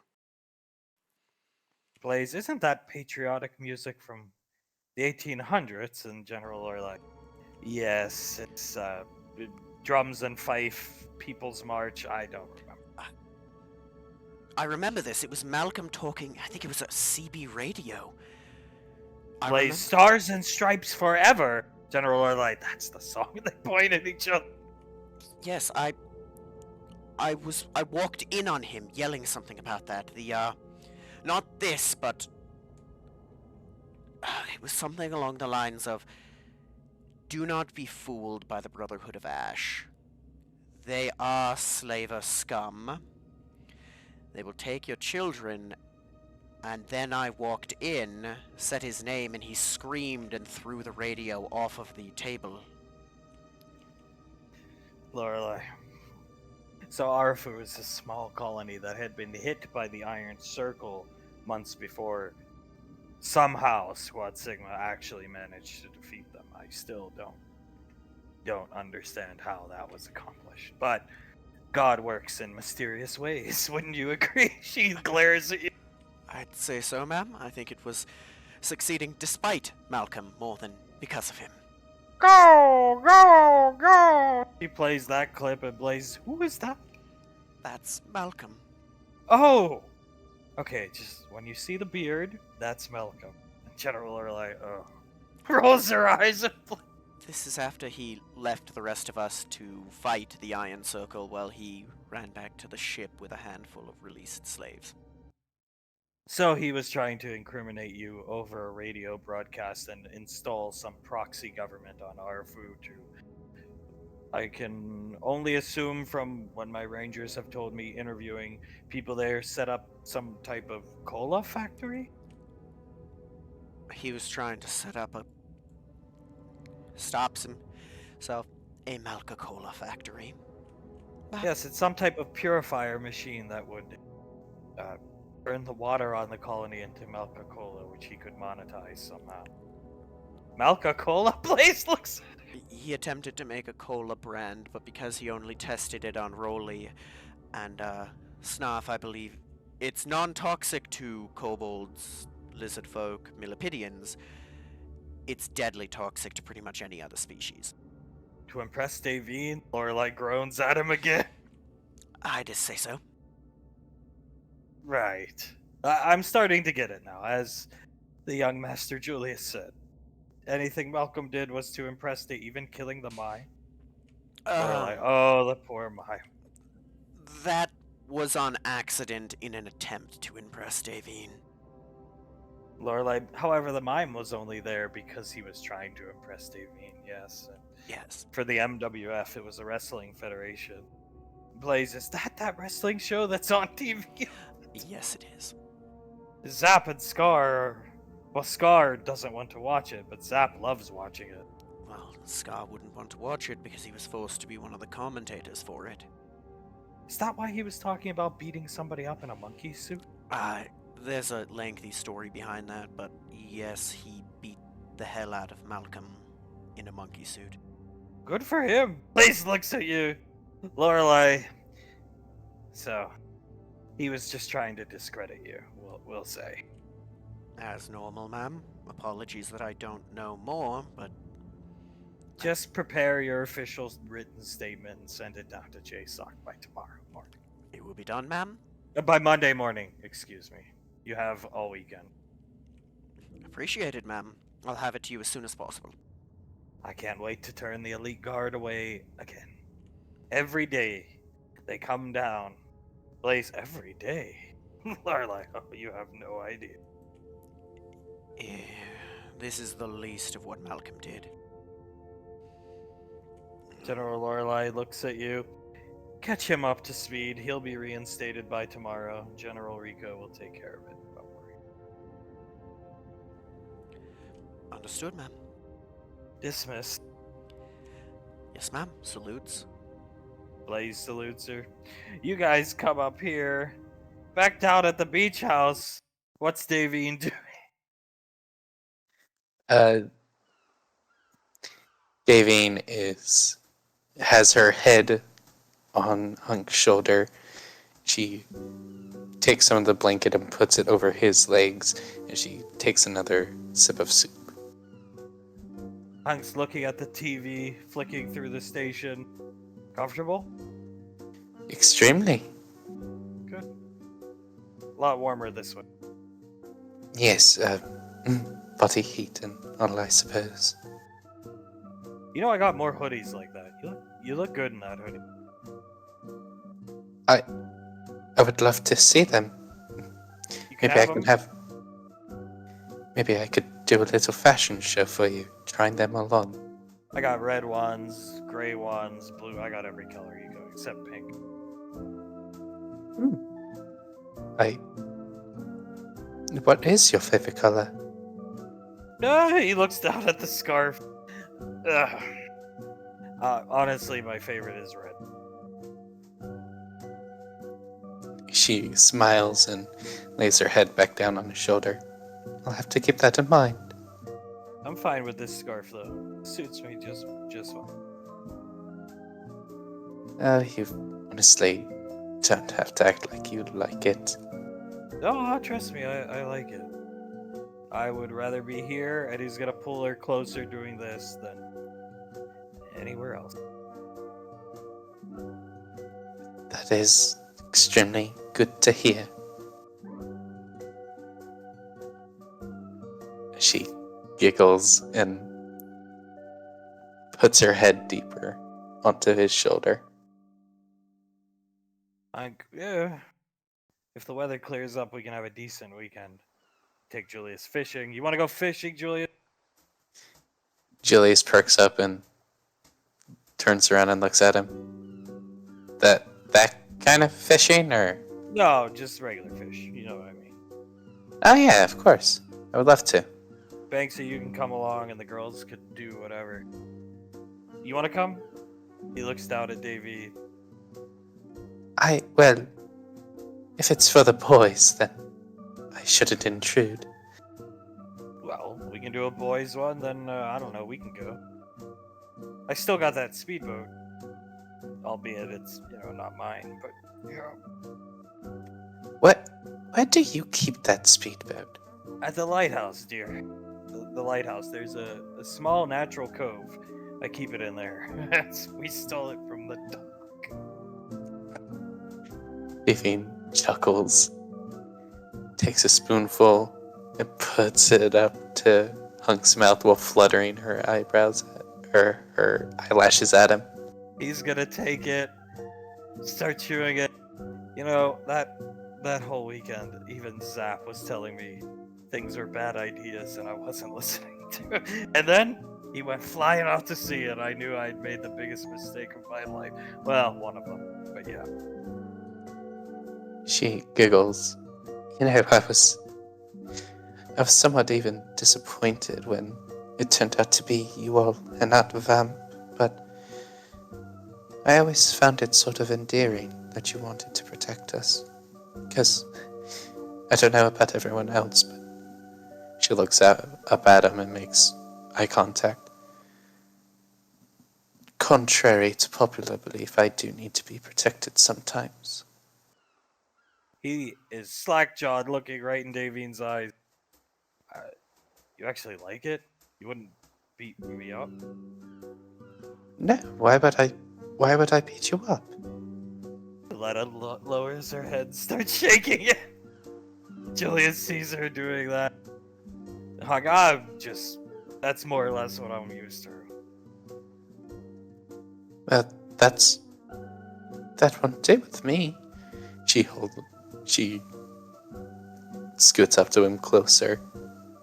I would never beat you up unless you asked for it, of course. I'll put you in a good armbar if you really want to. I do enjoy the Davine armbar. Oh, I bet you do.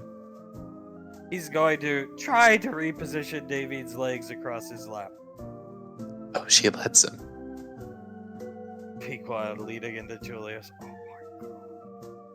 Oh my god, is this what we're like? I think so. I see. Yep, he needs to start choking her, but then she starts chuckling to herself to let us snort. Julius stifles the laugh. Pequod, baby steps for them. Baby steps. Yeah, baby steps. It took us a while to get there. Banksy, the final evolution. Like Malkymon. Malkymon, the final evolution of Julius and Pequod. I see Pipsqueak. Remember Ash said Malcolm would call her Pipsqueak? Right, yes. I'm sorry, Tristan and Pipsqueak. Pequod, he didn't even believe we were married. No, he didn't. Thought I was crazy and a liar. See what my dad, I get it for you if you want, Julius. My dad actually has footage of him basically stalking you around Gateway. The first, when you came back and Laz was born, and Malcolm crying in Globnock's arms when he saw us embrace. Julius starts to laugh. I need to see it, yes. I will get it for you. My dad has it. He says he's gonna show it to me, but I'll get the hard copy so we can show everybody at the Empire. I'm sure everyone would love to see that. You finish the suit. Again, you need it. Davy nods. Only if you're sure. She'll You can put on some weight. You can put on some calories. It's not gonna kill you. You don't have to be muscle and skin. She looks at him. Surely? Yeah. And one, that's not healthy. Two, you're not enjoying yourself. I love food. Yeah, sure. Maybe I indulged a little too much when I was dad bod mode, but he's gonna rest his hand on her thigh. Thanks to you, I got out of it. But that doesn't mean you can't enjoy yourself. Put on a little weight. It's not gonna kill you. Or change how I think about you. Icy. Julius puts a hand up to his mouth and just goes, "Damn!" As Davine looks at him, blinks a couple times, and instead of laying her head on his shoulder, she pushes her face into his neck and smiles. Oh, he'll put his arm around her back and hold her there. It's not a big deal. Skin and muscle, just all muscle. It's not healthy. She nods. It's good to hear that from someone like you every once in a while. I'll tell you every day. If you live like that, you treat yourself like a rabbit with like wasting sickness or something. Not good. She nods, leans back, and she'll start drinking the broth and eating what's left of the seafood and vegetables. We're gonna get you the good stuff. Gyros, pizza, you wait. And you're gonna eat it. And whatever you don't like, I'll eat. Davine smiles at him and nods. I think I very much like that idea. Enough of that steamed seafood crap. Yes, it is old after a while. I'm sure it's good every once in a while, but not all the time. She nods. Yeah. This weekend, I'll order for us. But when we get back to Gateway, oh yeah. And I think we need to start working out every morning. Just the two of us. Before the kids are up. She goes to say something, closes her mouth, and starts to blush. Yes. Walking out, yes. We'll have to get up earlier to beat Sasha. She's a go-getter. But we'll get into that gym bright and early. I'd be willing to stay up all night if I could just get with you in the gym right now, early. Oh, Peacock! Oh! Hearing that as Hunka, yeah, me too. But we can work out all night if you want. I'd be willing to do that too. As she starts to blush even more and she sort of turns and puts her face into his shoulder to hide it. He's gonna let her head rest on his shoulder and give her a slight kiss on the head. And then start changing channel. Julius looks over at that slack-jawed and starts chuckling again as he looks over at Icy. Icy giving you 2 thumbs up. Banksy you can see a light flash in his visor because he's taking pictures. Then he's sending them to Scar.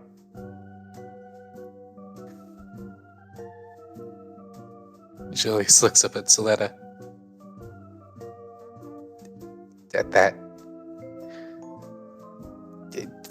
has he always been this, what's the word for it, romantic? Suletta nods her head. Quietly says, "Do you remember when we were a few weeks back when you met Anasazi and I said even I envy my sister?" Yeah, of course. Well, there you go.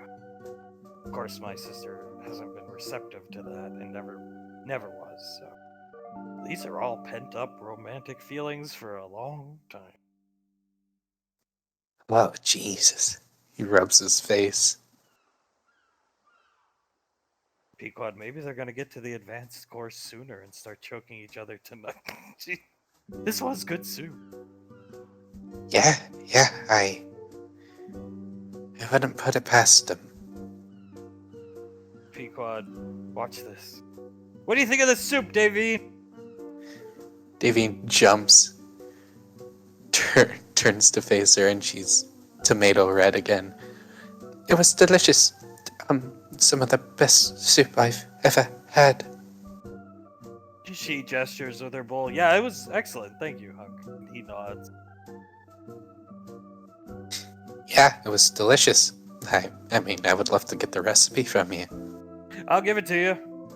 It's not that it's pretty simple, honestly. If I can cook it, anybody can. Davine mumbles to herself, but I don't think anyone can cook it as good as you can. What was that? He leads in. I was just... I don't think anyone can cook it as good as you. Well, I appreciate that. And he strokes her cheek with his hand. She does not stop herself from putting her hand up to the hand that is stroking her cheek and holding it. He looks out the window, out the door. Oh, you want to go for a walk? It's crappy outside, but you got the hoodie. Davine I'll keep you warm. Oh, I'm sure you will. Get your shoes on. Let's go. She stands up and quickly gets her shoes on. Banksy taking pictures of everything. Hunk, let me get an umbrella. I think I have one around here. While he's looking for an umbrella, Davine turns around, looks at Suletta, and just mouths, "Oh my god!" Suletta golf claps 3 times and nods her head. She just... Zanzibar comes in the door, aiming the powerful. Davine looks at Zanzibar, squints, tilts her head in confusion, and shakes her head. He goes back out into the rain. He comes out with the umbrella. All right, let's rock and roll. Yes, let's. He's gonna pull her close by her shoulder and take her out this way. We're going to the lighthouse. The lighthouse? Yeah, why? that's where I got the boat. Nice view. Oh, we're going up into the lighthouse. Yeah, inside. It'll be warm. Trust me. Of course, I, at this point, have no doubt about that. He's making sure the umbrella is directly over her head, but he's gonna stop and pull up her hoodie. Davine looks at him. Is he under the umbrella at all? Not all the way. Davine grabs him and pulls him in as close as she can.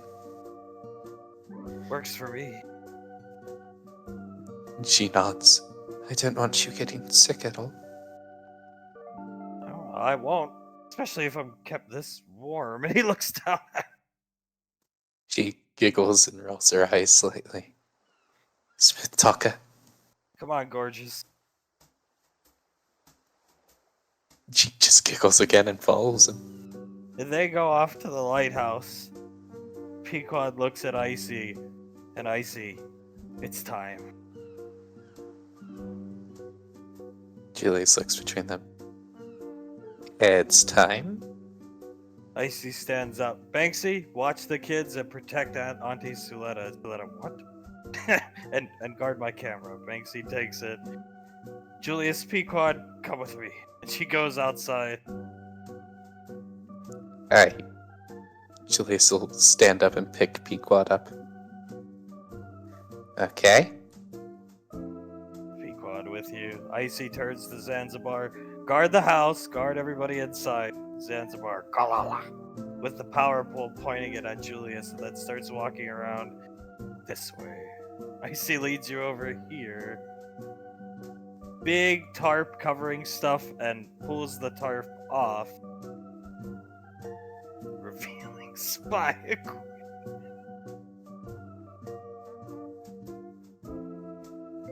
Oh my god.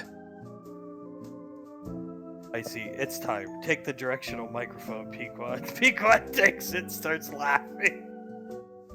You really were raised by Hunk. She smiles at you and hands you a pair of the binoculars and takes one for herself. He shakes his head at her. You're lucky, you know. You're lucky that I sort of want to see what happens, too. See? You can't even help yourself. And besides, she'll snap her fingers and make the three of you invisible. They won't notice us spying on them. And well, I don't plan to send Scar through a roof if you catch my drift. Julius laughs. You know, yeah, I would hope you had a better plan than that. You guys will go off following Davey. As back on Gateway, what are Ash and Blaze going to get up to? Well, once we switch maps, I believe he said he'd take him to go see Country. Sure. I think we could do with seeing a friendly face, eh? Sure. Come on. He's gonna walk up and very lightly knock on her door. She looks up and waves at you. He's gonna peek in. May we come in? Of course, Blaze comes in. I knew he was back, points at Blaze. Blaze, really? How? Dr. Country, they were working on you down in JSOC for the past couple weeks. I was glad to see you back, and they shake hands. When did you get positioned up here? Dr. Country, after the fall of the Headhunters. Maybe that's a bit dramatic, but that's basically what happened. Crazy Integra. Blaze, I remember her not doing well. The Major would send me with food to Raven Rock, but did she really go that crazy? Country, oh, she shot Hamer in the leg.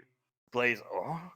She swung her saber, she put claymores down, all in an attempt to kill Ash. And Blaze, what? Malcolm and Globnock had told her and Who said... is Globna? Are you aware of a man named Gorok Bone Crusher? I puts his hand on his chest, can't say I am. Well, there was a Geist incursion on a planet called, I believe it was Phoenix. The Geist. Okay, I've missed a lot. Bear with me.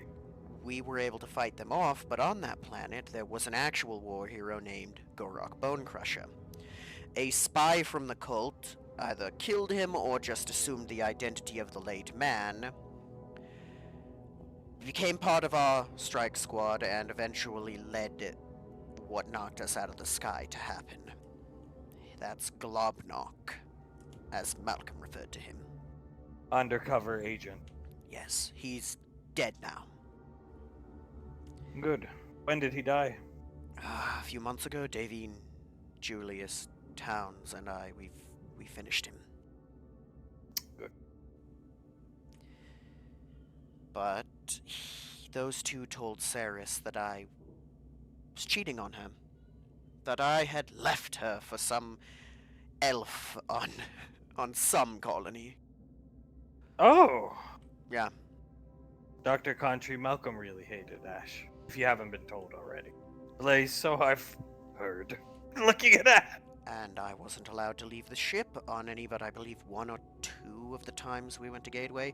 Mind you, Malcolm broke tons of rules and we were on the frontier for, what was it, Doctor? 20 of the, no, almost 21, or Of the 23. 20, well, I would say 21 to 22, but nobody can be sure. Yeah.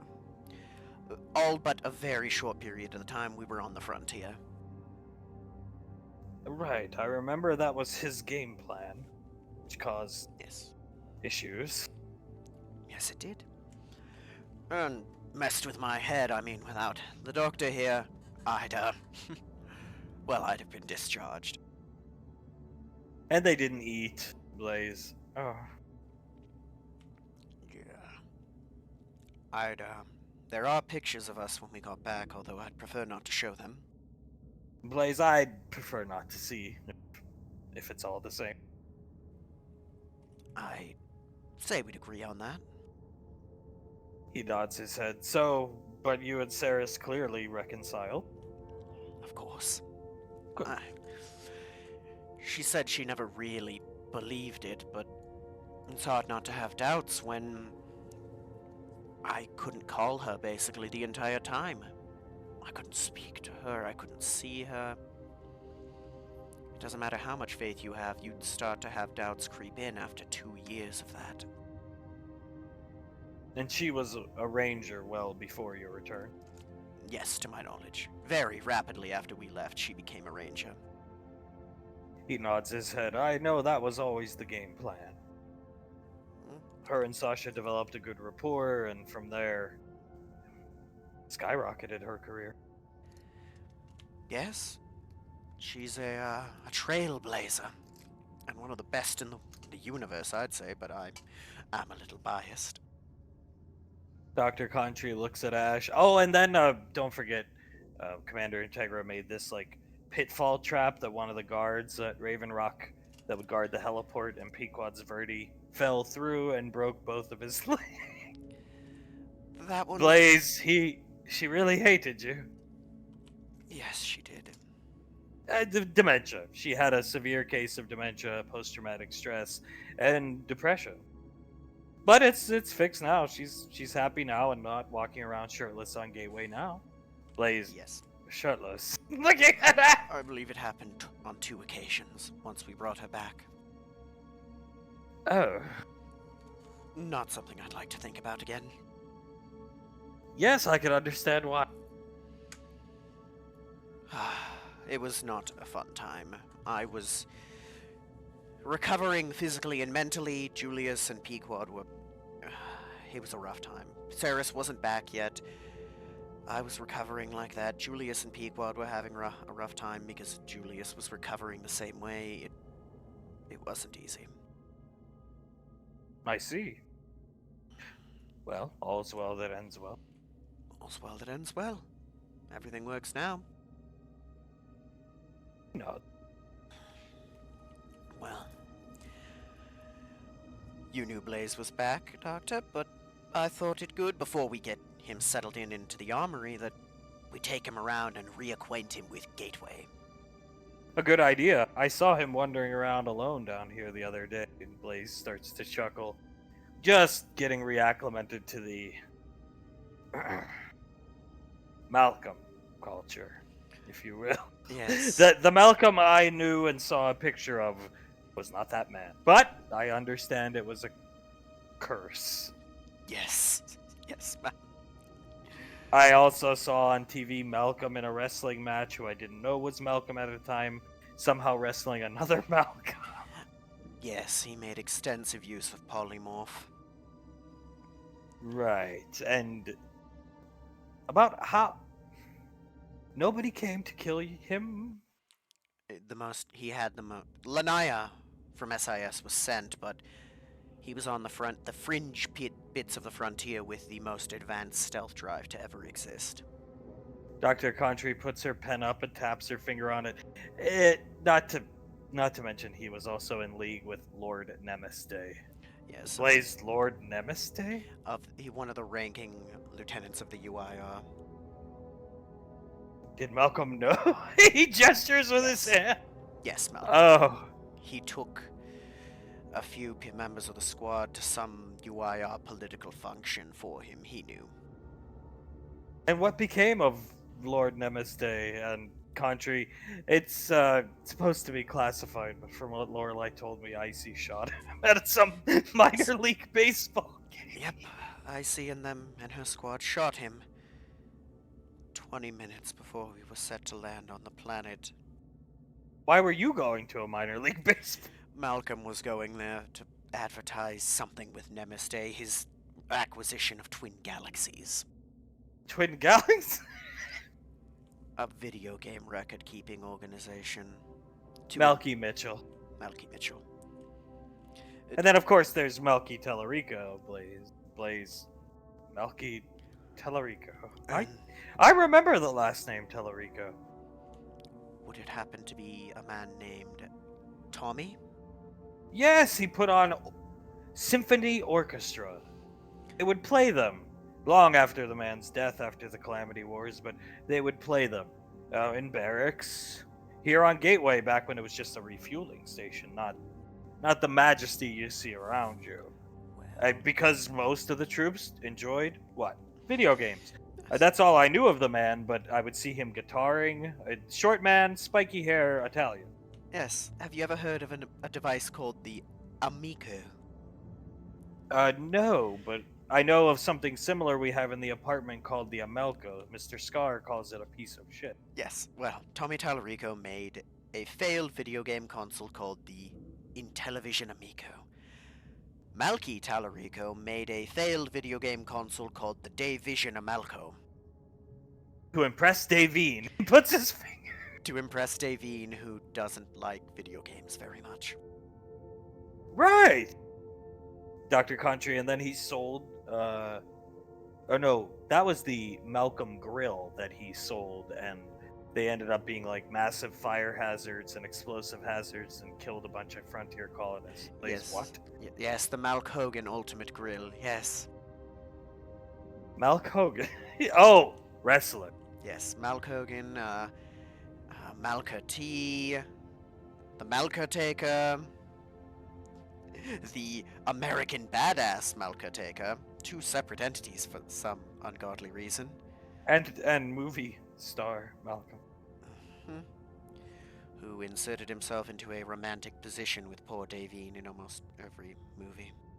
And Ash mostly played the villains. Unless he was in a role of a protagonist that was going to get beat up, attacked by dinosaurs, or put through a situation that would, in effect, most likely end up with him dead. Blaze finally starts laughing. Which actually did succeed on one occasion. Dr. Country, one of the Jurassic movies I haven't seen yet. Chance's Platoon. Blaze, I don't. Huh? Have you ever heard of a film called Platoon? Dr. Country, no. Blaze, Tom Berenger, William Defoe. Hey, when you're locked in a bunker, you have a lot of time to consume old media. Well, he was trying to film this and legitimately got into a turf war with the colonists there. He started basically an actual war with them. Do you know what happens to Willem Dafoe's character? Oh, you were left behind. He's looking at you, not laughing. Yes. How are you, still here? Ebb and Eloquin, our doctor. Ebenezer, I should say. Apologies. Good. I heard he's been promoted to full-time counsel as Master Chance has got the can, so to speak. Yes. Ebenezer teleported me back to the Majestic as Malcolm left me, and he was able to use his magic to keep my heart beating, to restart my heart and keep it beating just long enough that Eloquin could keep me from dying. Dear God. Dr. Country, I don't know anything about this movie, but if it's the colony I'm thinking of, it was so bad that colony is now essentially xenophobic. Any ship that lands there, they are openly hostile towards EarthGov, UIR, freelancers, other colonists looking for gas or food or a place to stay. They will kill you on sight. They're basically become an indigenous tribe. And if it's the same one you're talking about, Ash, Malcolm ended up in effect arming them. Yes, he did. He gave them a large amount of armaments that were meant for the ship. Dr. Country, the planet itself doesn't have any true resources that EarthGov would want or anything like that, but even if they did, what are we going to do? Go in and slaughter a bunch of indigenous people? We can't. So it's a good thing the planet's basically a rock. I mean, it has forests and some natural wildlife, but if it had, beradium or something there that we needed, it would be a hell of a political mess. The best we can hope for is hoping, if we ever make contact again, that tensions have died down by that point. Blaze, it would seem Malcolm left his mark on the galaxy. Dr. Contra, you have no idea. He nuked a colony, General Lorelei said. He did. Blaze! His eyes flicker for a second.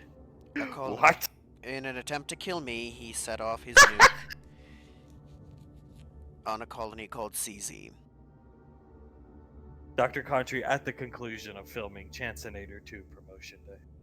Yes. Terminator 2 Yes. Promotion Day? Yes, Terminator 2.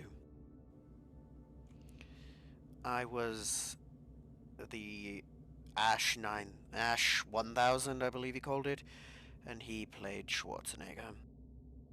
Contry looks at Blaze. Basically, it just turned into a real life fight. Ash had Malcolm dead to rights, but it's been theorized by Lorelei and some of the other council members who have seen it that the curse willed Malcolm on. And it just turned into basically a documentary of a real life fight between Ash and Malcolm that Ash won. Unfortunately for Ash, he takes your hand and pats it. Malcolm had Stonewall on his side. He did. I was so close. I should have just put the pipe through the back of his head. Blaze, so it started as a movie, but then devolved into guerrilla filmmaking of basically you two battling. Yes. I could have killed him, but I wanted him to see justice for his crimes. I should have just killed him. Blaze, well, bringing him back to justice would have been far worse for him, so I most likely would have done the same. The amount of times. Oh, I always say it, but 6 inches to the right, well, in the tall geese, and whack, no more Malcolm. And Monkey Boy. Blaze puts his... Yes, Monkey Boy. Where did he steal that monkey from again? I believe it was the San Diego Zoo. A young chimp that had sign language capabilities. And how did Monkey Boy meet his demise? Nobody ever told me. Nicole said they found his remains and power stick and flying cloud. Klobnock got jealous because Malcolm was favoring the monkey, because of course he would, it's an adorable creature, and airlocked him. Where to next, Ash? Where to? Yes, well, I suppose since we're going to be working closely with them, I can introduce you to Buck and JD. Lead the way! Farewell, Doctor. Dr. Country smiles at him, and you hear him, Monkey Boy, mumbling to himself. A pleasure as always, Doctor. Have fun, Ash. We'll try. He'll make his way down. Knock on the door. So, Hello, boys. closing up time soon. Evening. Course. Just coming in real quick to introduce you to Blaze. They both look at him. Blaze puts his hand over his stomach and bows. Nice to meet you. They get up, shake hands with him. Exoframe. Old model. Blaze, the oldest. But back and better than ever. Our new, well, family, but also our new armory master. He's the one that crafted your pistol. Yes, he is. Oh boy. They both look at him. What?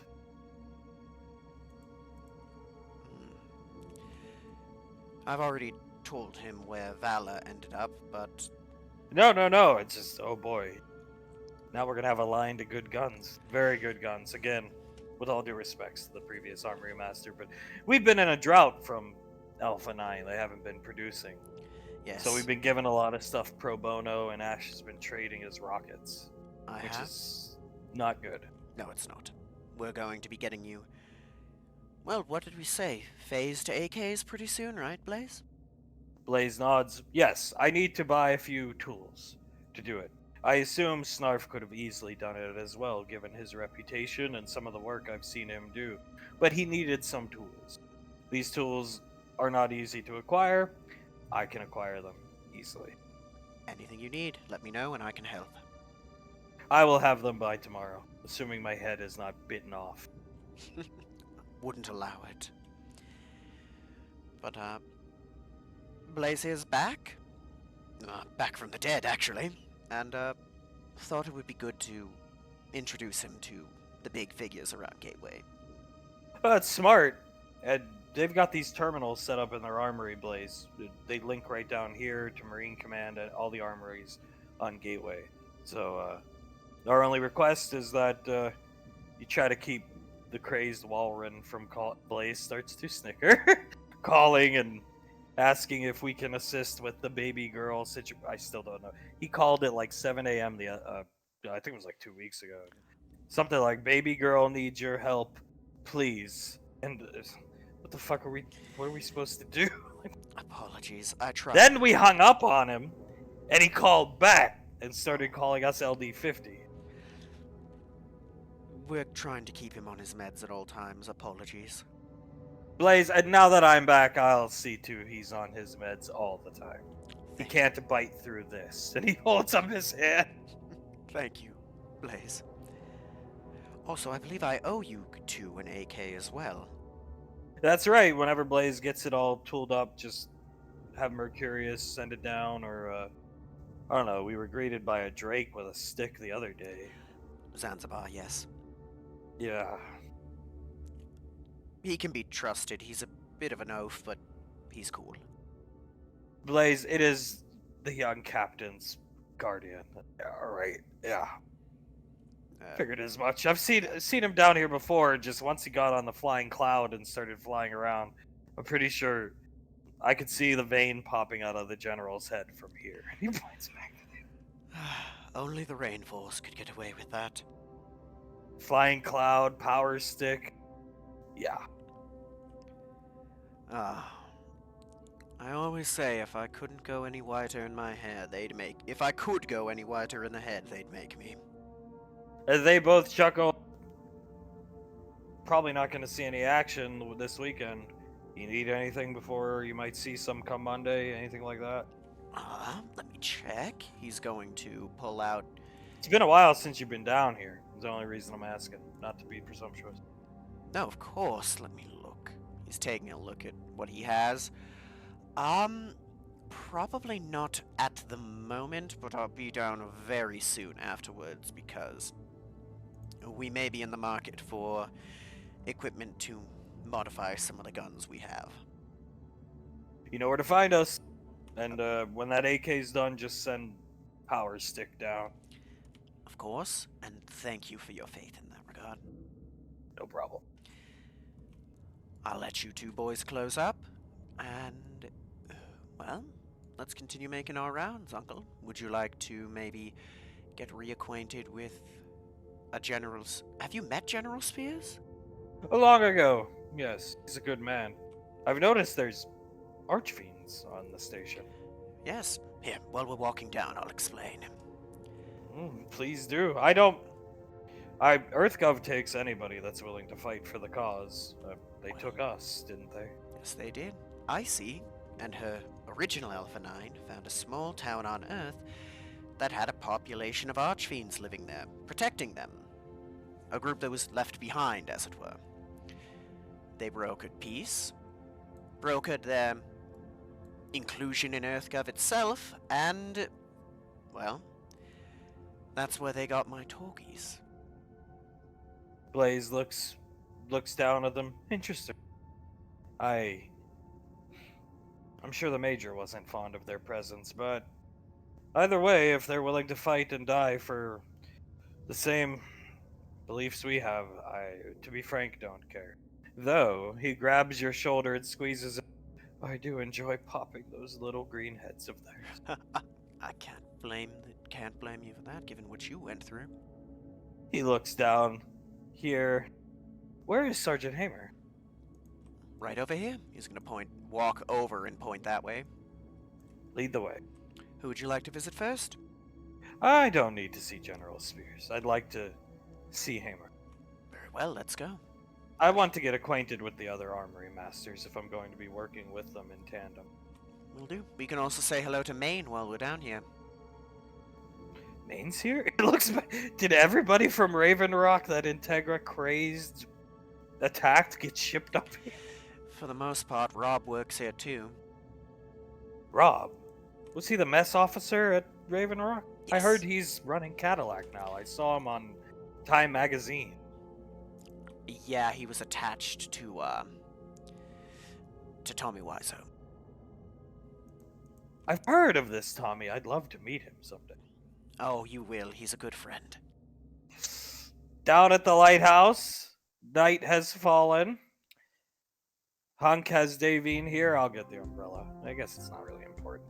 Hunk has Davine here and takes her across the bridge and gestures down here where there's a cove. That's where I keep the boat. Ah, yes, very inconspicuous. Yeah, well, when it's stolen property, he walks up. Davine giggles, and as they're walking across the bridge, she holds his hand and puts it in the hoodie pocket. My hand's a bit cold. I'll take care of that. And he's gonna grab her hand in that hoodie pocket and start rubbing. She smiles at him, and as they're walking, lay her head on his arm. It'll be pretty warm in here. He opens it up. It's all fixed and repaired. They get to the stairs here, and he's gonna. Do you mind? No, not at all. Good. He's gonna take her legs out from under her and start carrying her up the stairs.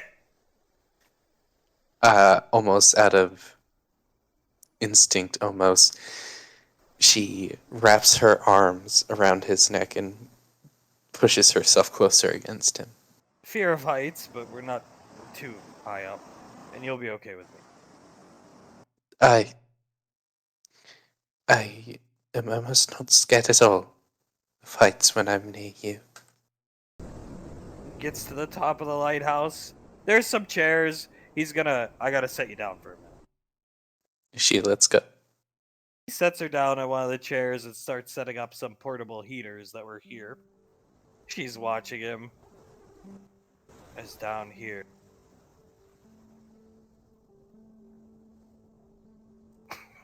You end up getting teleported into a tree.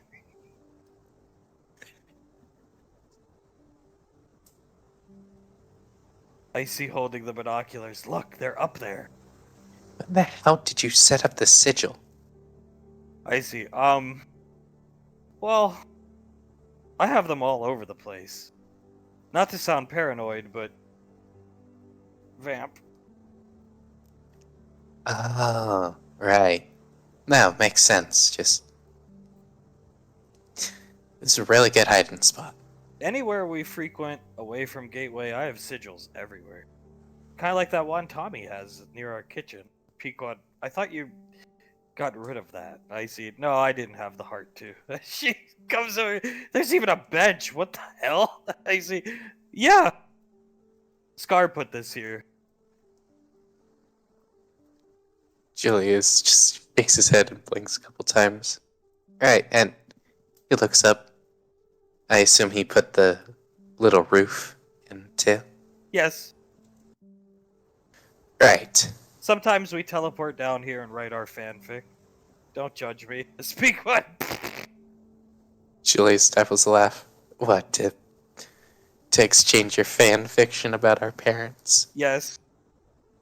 And maybe the evil Major Lasley. That's nice. Nicole, that's real nice. Because she's not evil. She just has problems. A lot of problems. Yeah, a lot of problems. I see. You know that boat is down in that cave cove thing down there. The stolen boat. Maybe we could get them a new boat. We could steal another boat. Pequod, slow your roll, girl. Aiming the direction. The love boat. I see looking up at the tower. Oh, he's setting up portable heaters. He looks up through the binoculars. Oh, oh my god, look at... Jeez. Whenever he, like, picks one up or bends over anything, she's staring very intently at him. Pequod, yeah, I can't really see since I have this shitty microphone, but it's only a matter of time, I think. Wait a minute, why aren't we just... Why are we out here in the cold? Can't you just read their mind and link us to them? I see. This is way more fun. Adjusting the binoculars. Julius leans over to Pequod while he takes off his coat and puts it around her shoulders. Thank you. She kisses you right on the chin. He'll kiss her cheek. She really is his daughter. Pequod, Jesus, it's come full circle. We're spying on them. We're her 18 points. Oh no. She planned all of this, I guarantee it. When are you gonna drop me out of a plane? And I see, no, I won't go that far. Trust me. But we might need a jetpack. Why would we need a jetpack? Icy, I can fly. Jetpack would be more fun. She adjusts the binoculars. He pinches the bridge of his nose and laughs. Right. Up here, Hunk's finished setting up the portable heaters, picks Davine up and sits down in the chair and plops her on his lap. She lays her head on his shoulder and holds him tight. Look, I don't want to overstep any bounds, but I've been worried about you since I heard this, and I want to ask you something. What's that? Why did you dream of Arnaki? What caused something like that? I mean, I know it got placated and turned into a joke, but is it... What exactly could have caused something like that? It's quite simple, actually. She pushes herself up and looks at him and sort of just rubs his cheek with her thumb. I think it stems from that one time Ash called me Mum.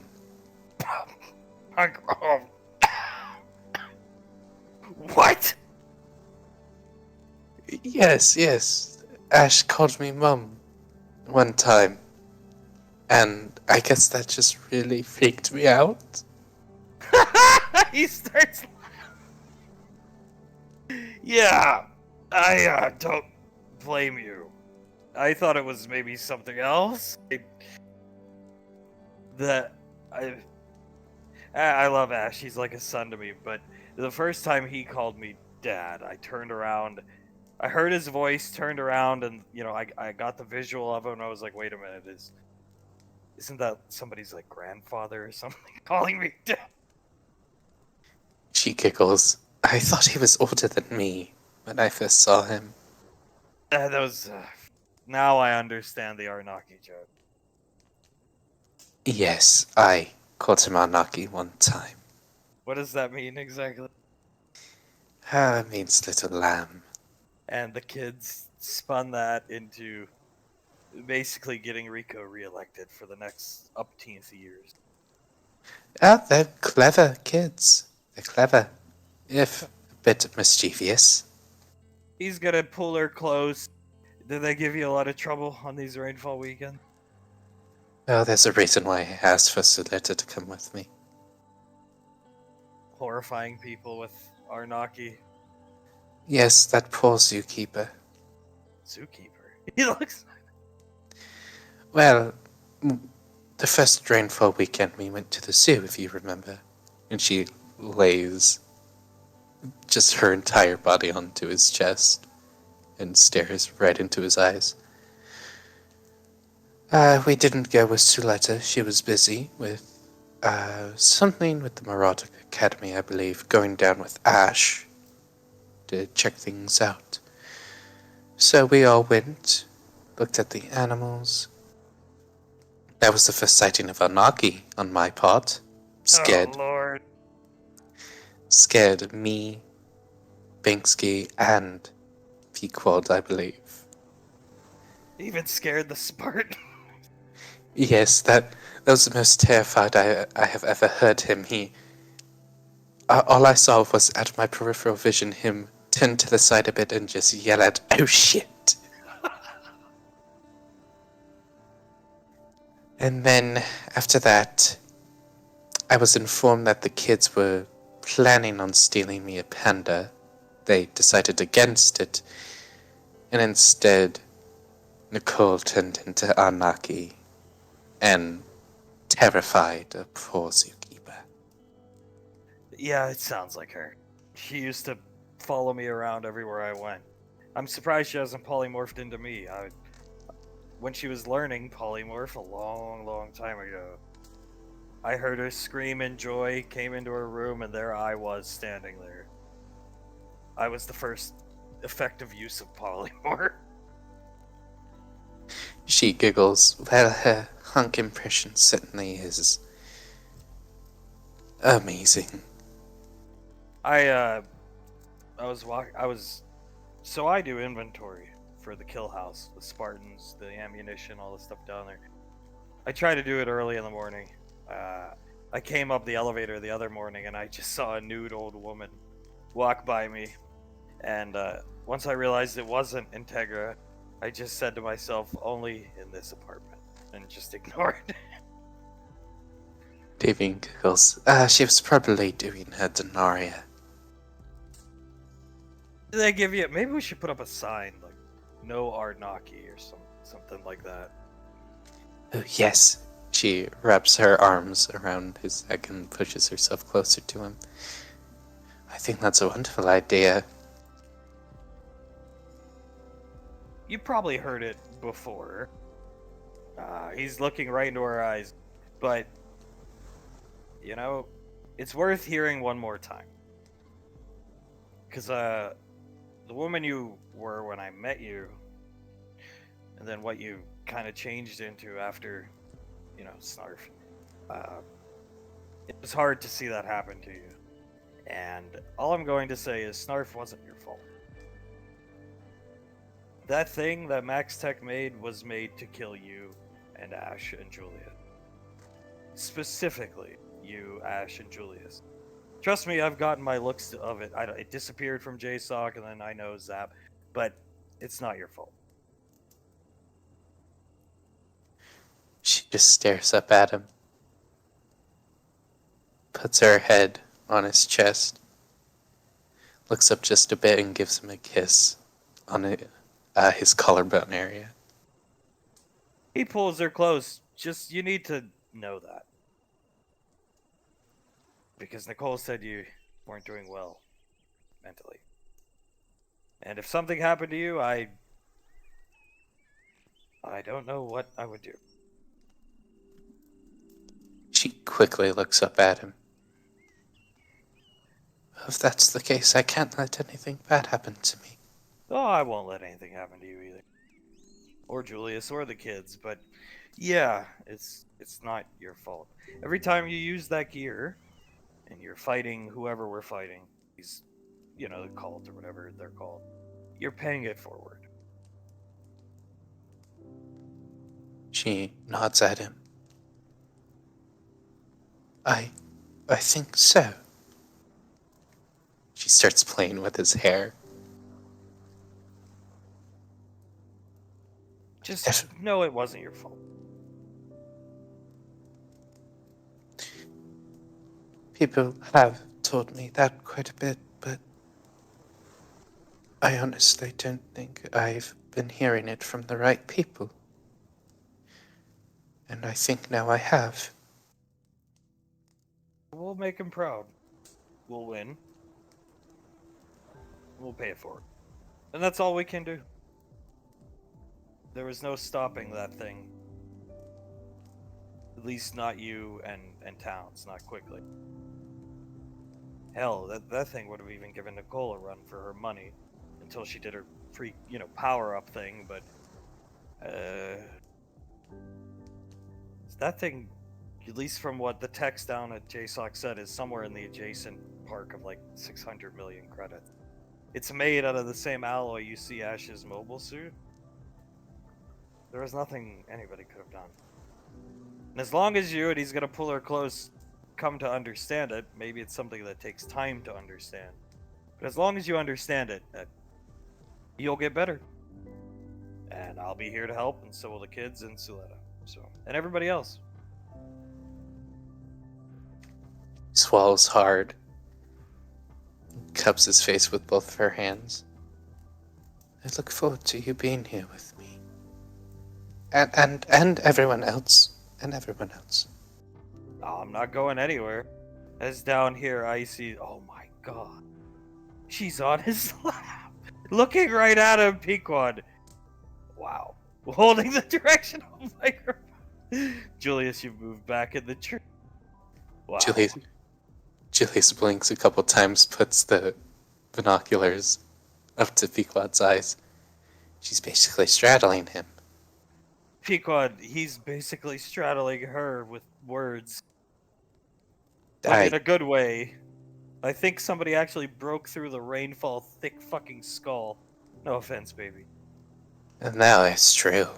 How many times can you tell somebody it's not their fault? It's about Snarf. She looks over at you. Oh, and she's listening? No more thoughts in her head about jumping in an ocean. I see turning the binocular. Oh, thank God. He leans back on the bench. Thank God. Julius, you feel the branch that you're sitting on lower a little bit. And if you look over, you hear, "Hey, Julia.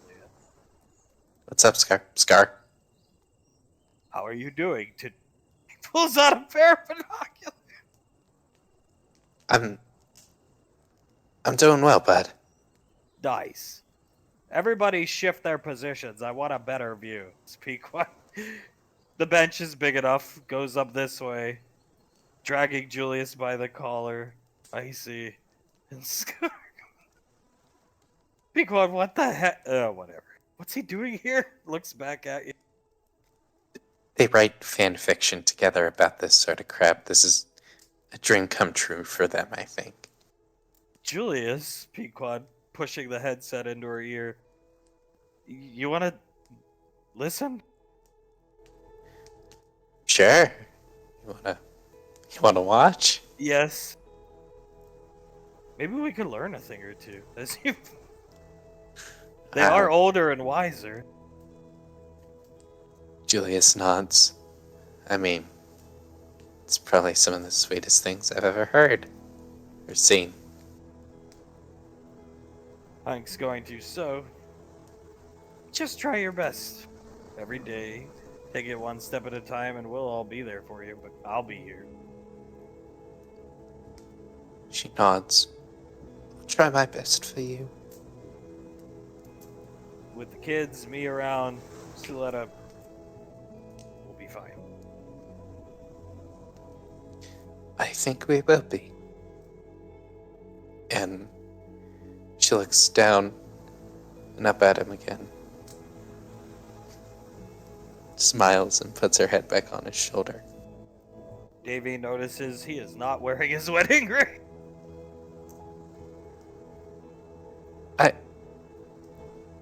She bites her bottom lip. Shakes her head. I'm sorry. What's wrong? I don't know. I just felt like I needed to apologize to you. You don't need to apologize for anything, trust me. He's looking down at his hand. A long time ago when I was in the Headhunters, I thought I made a mistake joining the military. I really did. I went to Integra, and I said to her, I feel like I've made a mistake I can't get out of. And Integra told me, there's no mistake you can't get out of. She was right. Best lesson that woman ever taught. She just keeps on staring at him. And that's something you want to get out of? The Headhunters? Ha! Or He holds his hand up to it. She nods over to the hand. Yeah. Well, just like how you're here to support me through difficult times, I'll be here to support you through any time you need. I'll hold you to it. He's gonna take her hand, kiss the top of it, then kiss her fingers, and then kiss the open palm. Look clean to me. Clean enough to kiss. She starts to tear up and just buries her face into his chest. Pequod, what are they saying, Julian? Why didn't you bring more directional microphones? Not all of us can read minds. Scar, dice. Going for the hands. That's the 3-point shot with a rainfall. I see. Cha-ching! Julius nods. Well, if that was to the hands, then holy shit. He looks back at Pequod. If you want to get a Rainfalls heart, go for the hands. Really? She looks... Julius nods. Even, Yours?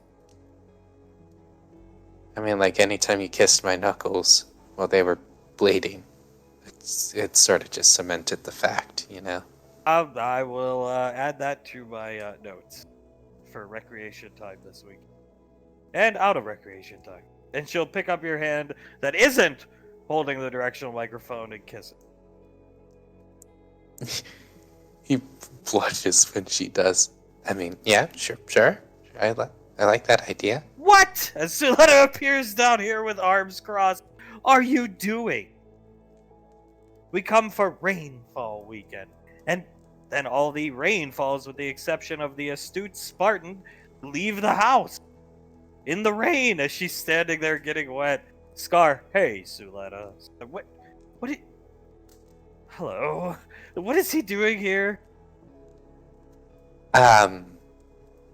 So Mom and Dad are up in the lighthouse right now, and they are being very lovey-dovey. Scar, don't worry. I've brought extras. He pulls out another pair as he helps her up into the tree. And where are they? Adjusting the binoculars. Julius just tries to help her out and pointing at them. Oh my god, she's in his lap. Yeah. He just he just kissed her hands like 3 times and said, "Clean enough to kiss." Pequod, damn. He is romantic. And Suletta, as I said, my sister was not very receptive to it. Well, it seems someone is, because... Well, it sounded like she started to tear up and then a lot of fabric rustling. I see, we need food. Popcorn. I'm gonna call Banksy. Starts calling poor Banksy. Suletta, yeah, there's a popcorn at the beach house. He can make it and bring it here. I'm sure Power Stick can watch the children. Yeah, you know what, I trust Zanzibar right now. Nice. Look at them up there. Look at the amount of body heat David is producing. These binoculars have flare imaging. You can read people's body heat. Suletta, clicks the button on the side. I've always found imprinting so interesting. She's Yeah, it's pretty interesting. He chuckles. Do you think they even need those body heaters up I see. there? No, not at all. She's giving off so much body heat, and so is he. Scar, it's like a sauna up there, baby. Julius just lets out a long whistle. Icy calls Banksy. He's coming with the popcorn. Hunk looks down at Davine. He called your mom, huh? Yes, he did. I'm sorry. He starts chuckling. I was worried because Nicole, which is why I wanted to tell you about Snarf, said you were not really doing well. But if you're gonna throw yourself into an ocean, I'll come with you. Oh, she starts to tear up again. Well, he's gonna wipe some tears away, but we don't have to do that. So No, no, I don't think we do. She'll put her head on his chest again. Suletta looking up there. Oh my goodness, go ahead. Do you think we could stay like this all night? Yeah, as long as you're warm. Oh, with you, I don't think I'll be anything but warm. We can stay here all night. I'm sure the kids can mind the house. I'm sure. I trust them enough to at least not destroy everything while we're away. We fed them. They're good for the night. We'll worry about them tomorrow. She nods. I would like to fall asleep right now. Go ahead. I'm kind of beat myself.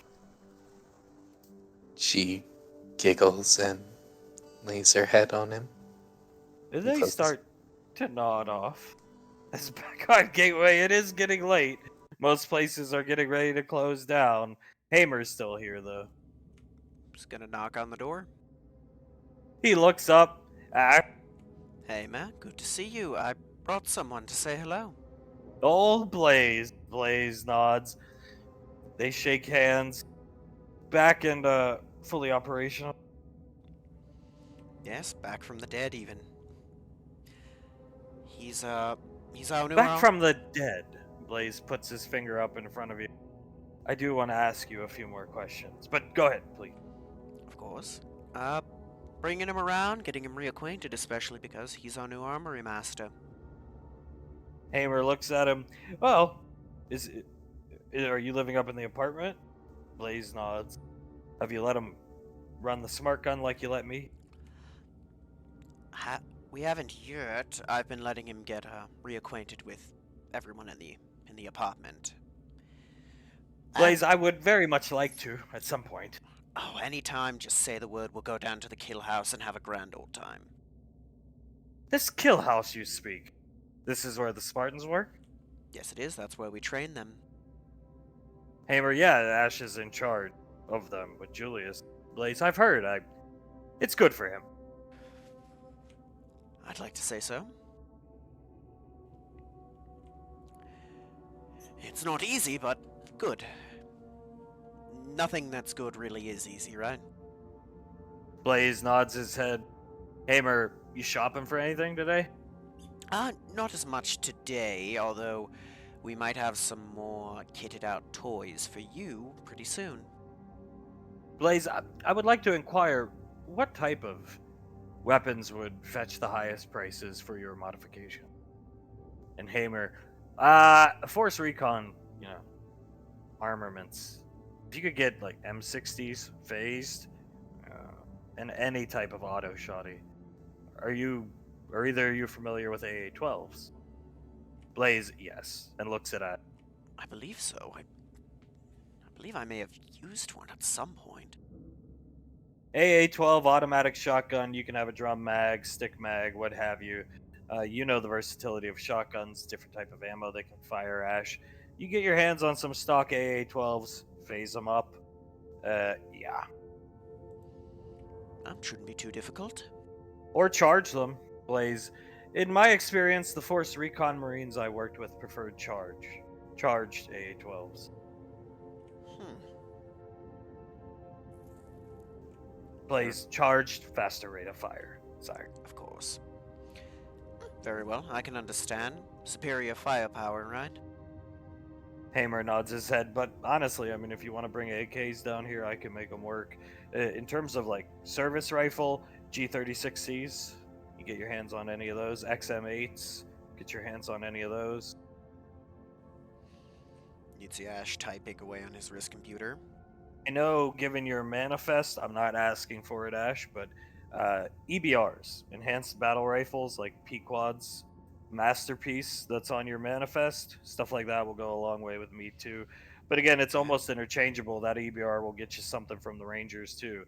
But if you're honing in on specifics. LMGs of any type, RPKs, popular. LMGs of any types, and shotguns.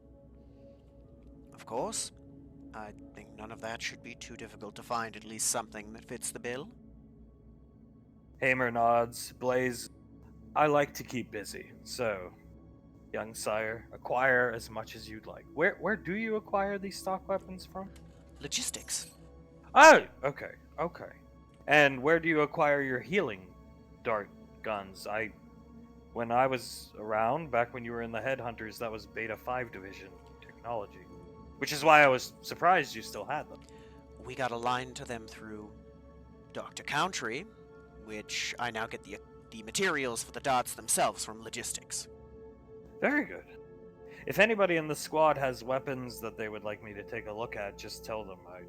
I saw our friendly neighborhood SIS agent has a mean UMP-45. He does, and he's getting to be much better of a shot with it as well. He nods his head.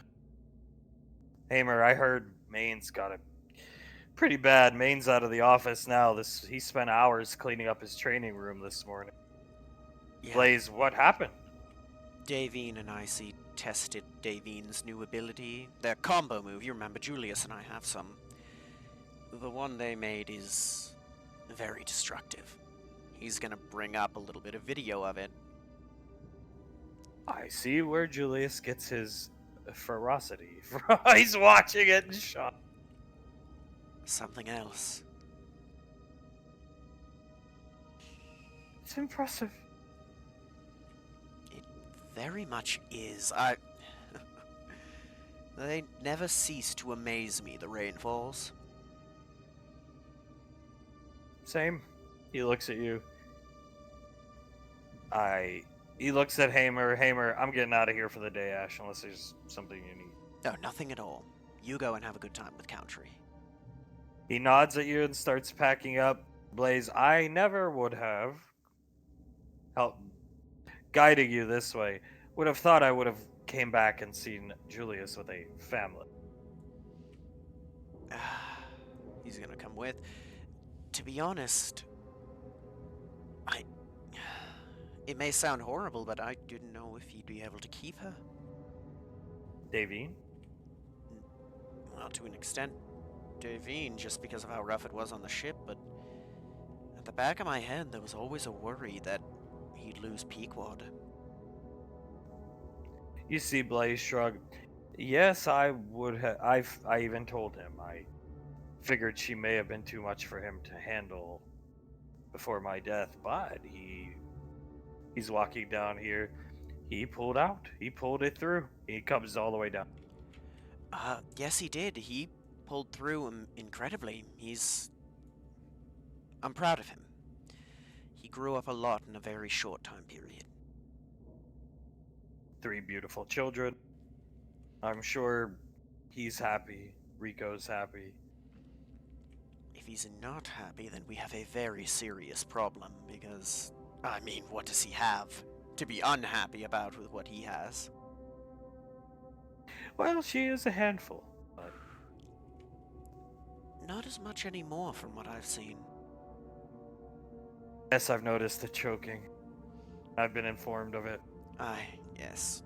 Not just that. She seems more laid back.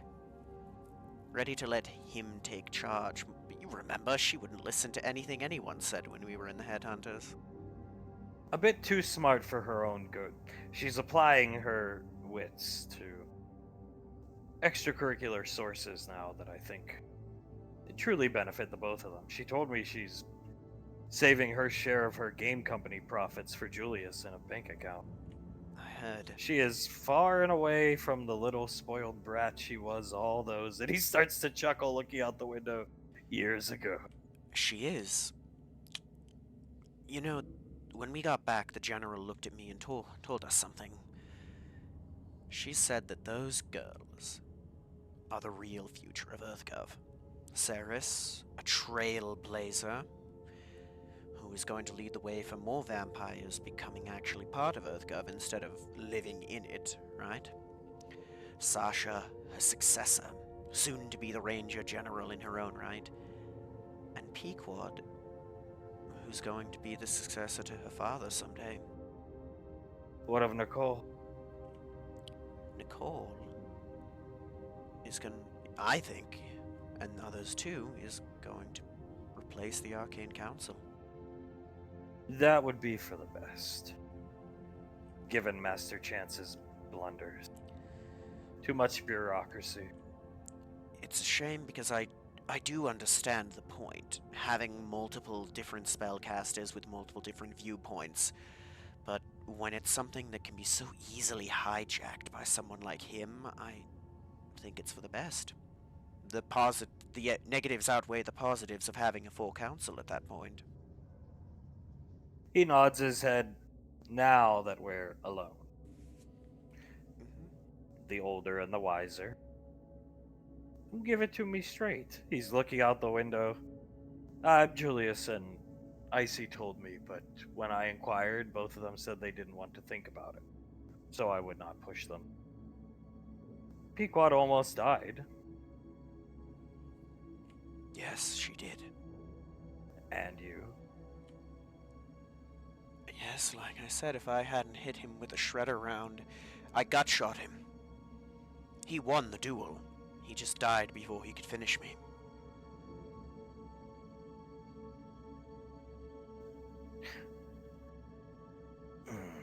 He goes to say something and stop.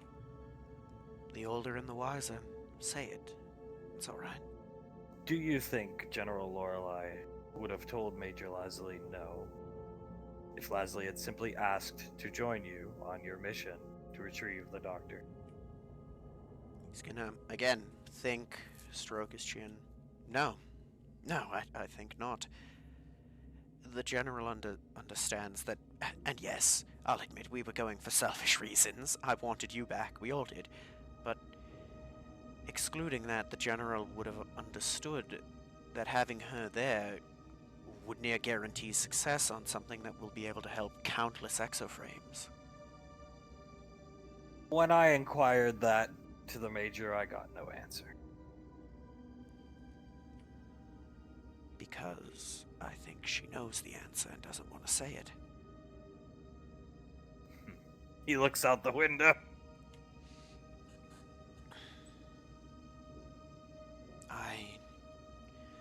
Everything worked out, but if Icy weren't there, I shudder to think how bad it could have been.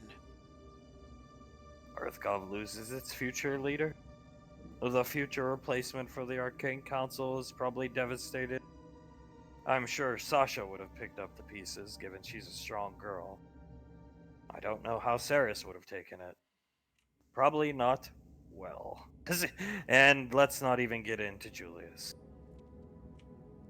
Yeah, Saris would have been devastated. But she's strong.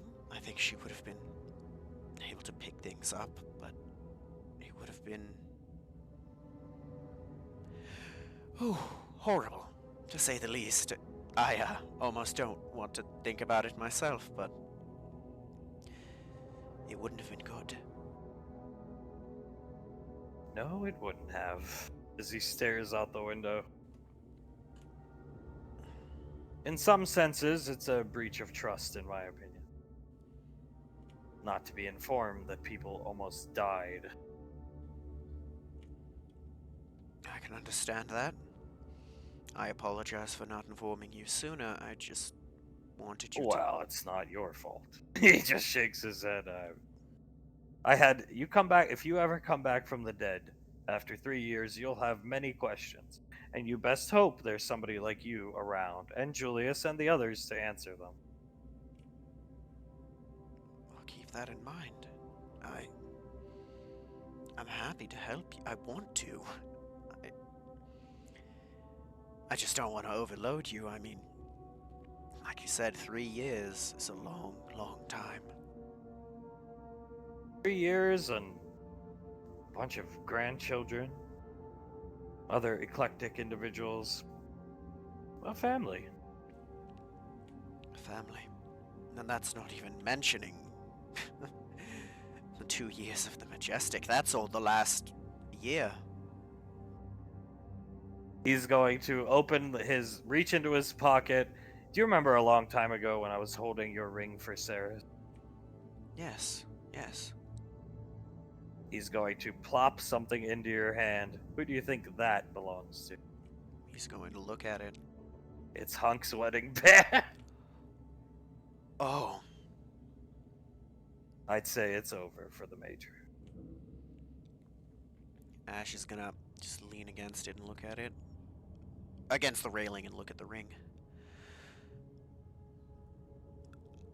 I'd say it is. He'll put his hand back up. He'll hand it back to him. Just like in the source material this map's from, there's these, things that drop off into deep drop off into fountains and stuff like that. You see him just turn his hand and let the ring fall into it.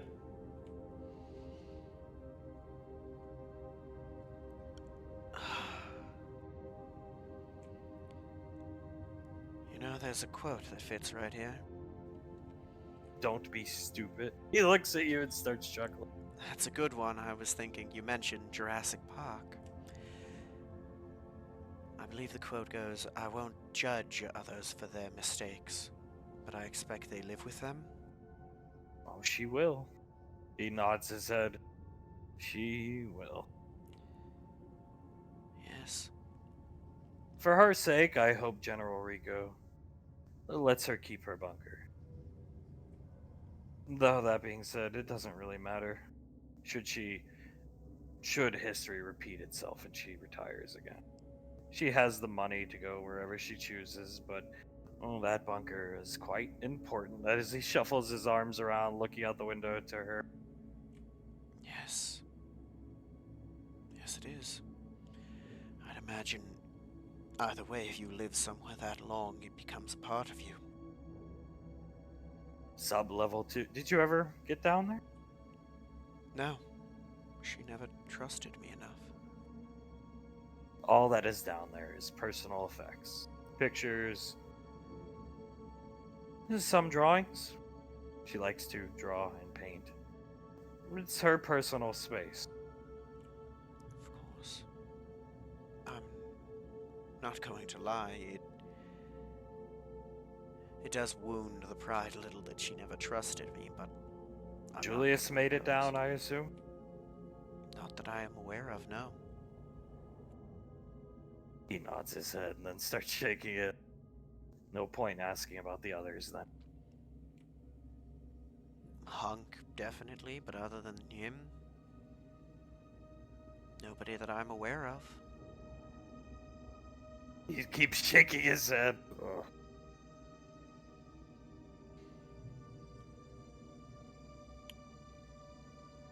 We all have our demons.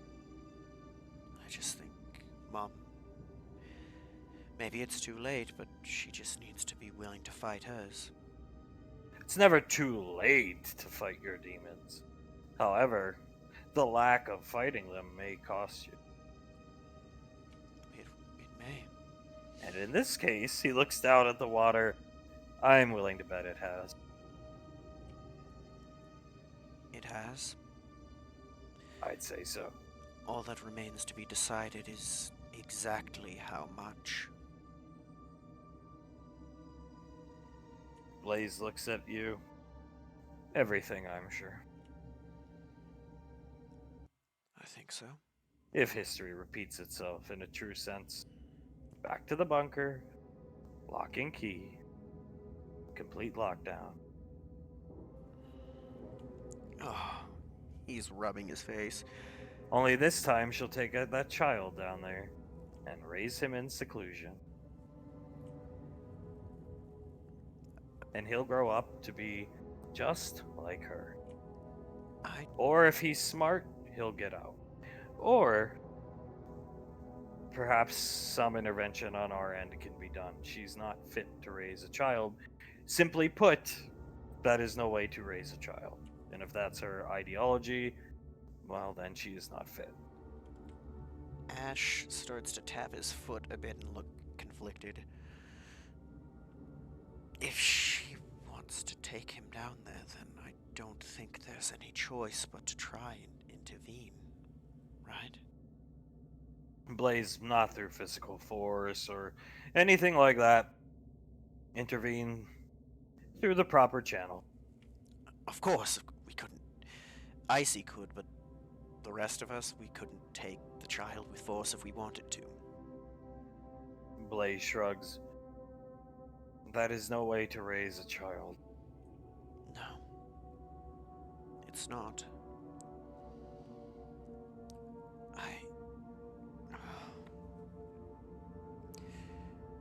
I pray that we're wrong, but, well, like so many of my prayers, that may fall on deaf ears. He's gonna lean over and look right out the window. Time will tell. If she's acting like this, the dominoes are being set. I think so. The aftermath's not going to be easy. Blaze. To each their own. I've been with the Major a long time and care deeply for her. But as I've said over and over, I will not go back to that bunker. Nor will I retire again. For her. I've given her enough of my time and services, and she has been very good to me. But sometimes you meet at the crossroads, and you go your separate ways.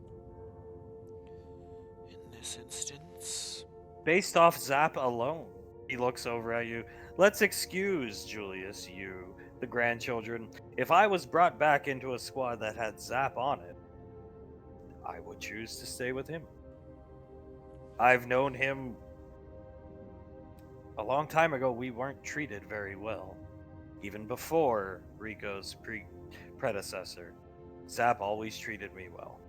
And when I came back with battle damage, he was the first to fix me up.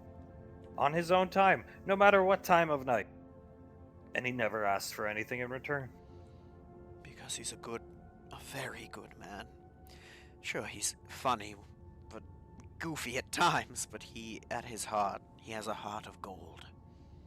And that's So red. let's add everybody else onto the equation. Not going back. He's just shaky his. It's such an easy choice, there may as well not be a second option. I would have hoped one could have grown and realized what they had, and how good they had it. Much like Suletta said, history repeats. History repeats. I say it so much that I have more than a man could ask for. She has more than any woman could ever ask for. And yet, I suppose had may be more apt. At this point, he looks at you. Had, yes. When Hunk comes to you asking your permission for something, it's over. I don't know much about Julius's mother, but clearly she is what he needs, and from what little I know, I think he is what she needs.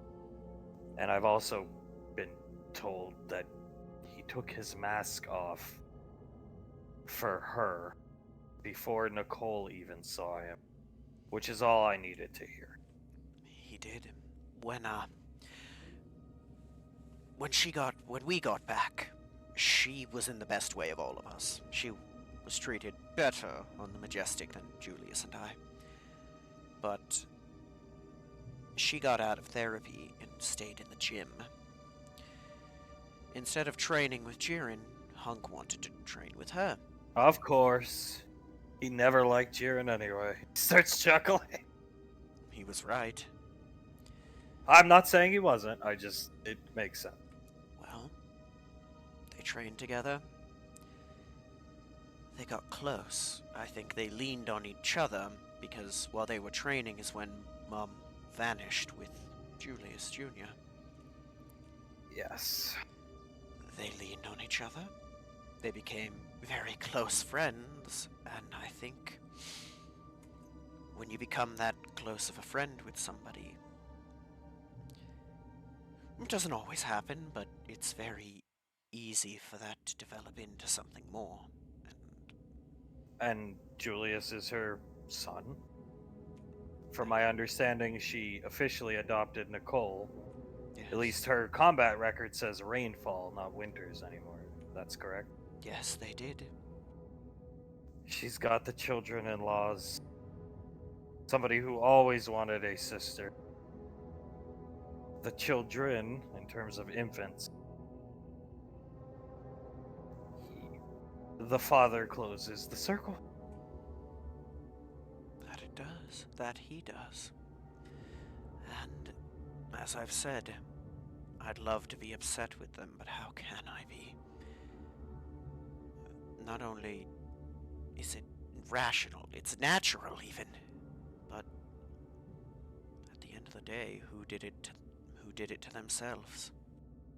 They didn't have the best relationship. No, I don't think so. He looks around. Well, we'll cross the bridge. I wish I could say if, but when we come to it. Honestly, I don't see too many issues being created. I see this as a wildfire that will put itself out. I hope you're right. Although I believe in this instance, and just as apt of a phrase maybe, we'll burn that bridge when we come to it. It's not us burning the bridge, young sire. Remember that. No. Even with this, I may not speak for the others, but I'd still welcome her back if she was able to grow past this. That is something I don't see happening, but I'm willing to be surprised. I'd love if we could. If you think you're the first group of misfits she's abandoned, you're wrong. I wasn't aware of that. Not trainees like you were, but she had her station, her duties here, and she abandoned them in the past. So you were aware of it. Now that makes more sense. Apologies. I just don't know. I don't... I know why, but I don't get it. Perhaps someday you can ask her. I doubt you'll ever get the answer you want. There is no answer. No satisfying one. He nods his head. No, there is not. Other than someone who just never wanted to get help.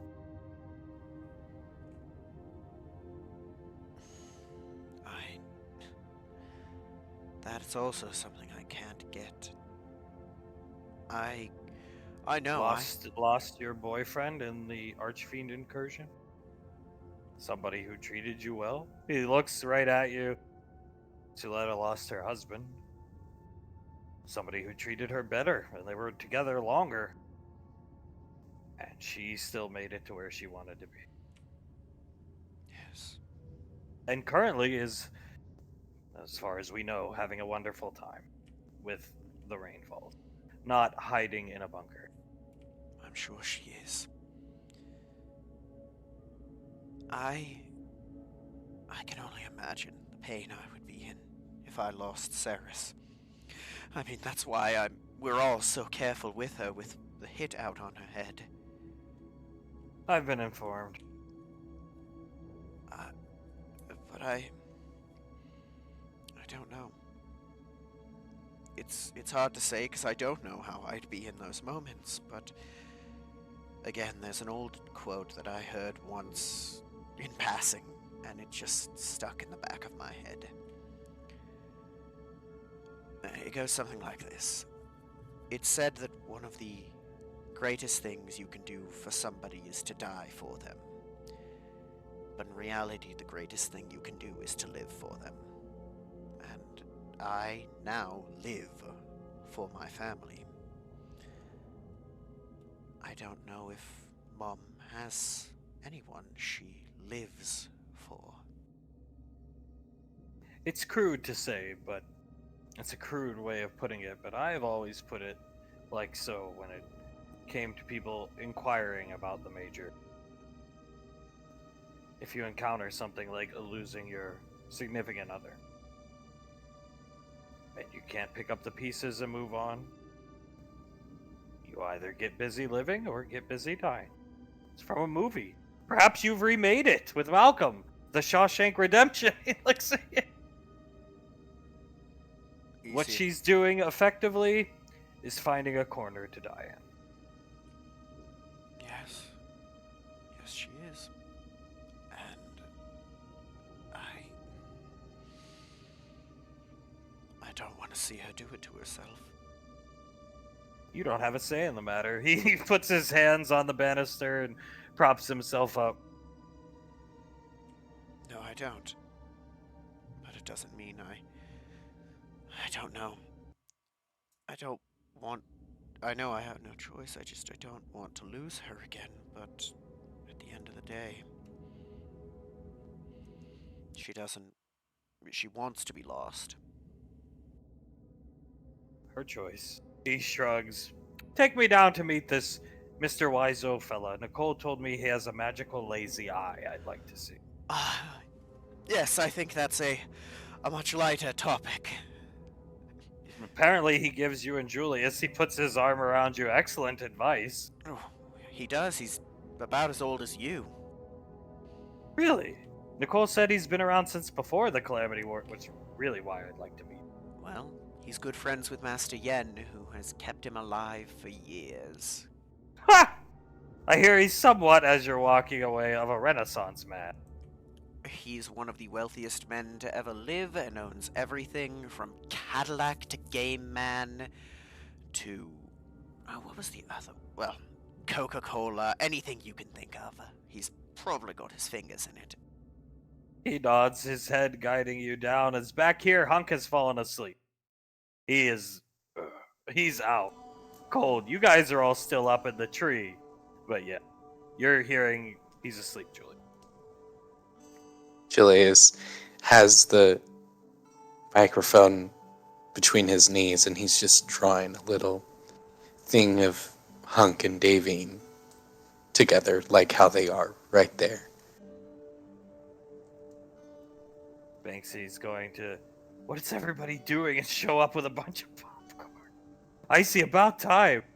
His head's apart watching the children and Banksy. Yeah, everything's fine. He passes up popcorn. Scar, night. What you drawing, Julie? Julius looks up at her and then nods over to the lighthouse. That? She smiles at you. He smiles at her. It's a cute moment, and a picture means 1,000 words. And as far as I know, no one's taken any pictures yet, so I might as well draw one. I have, Icy speaks up, but the drawing's way more endearing. Scar, hey, Banksy. Banksy, hey, Scar. Here's some popcorn. Scar starts eating. This is wonderful. And Hunk is just fast asleep. Yep, it as Julius sits up. Shh. And he hears Davine saying, Mark? Mark, are you awake? No response. She bites her lip.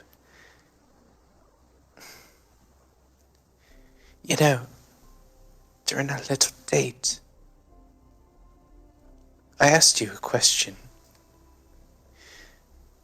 What was your one wish that you would use if you met a genie? And,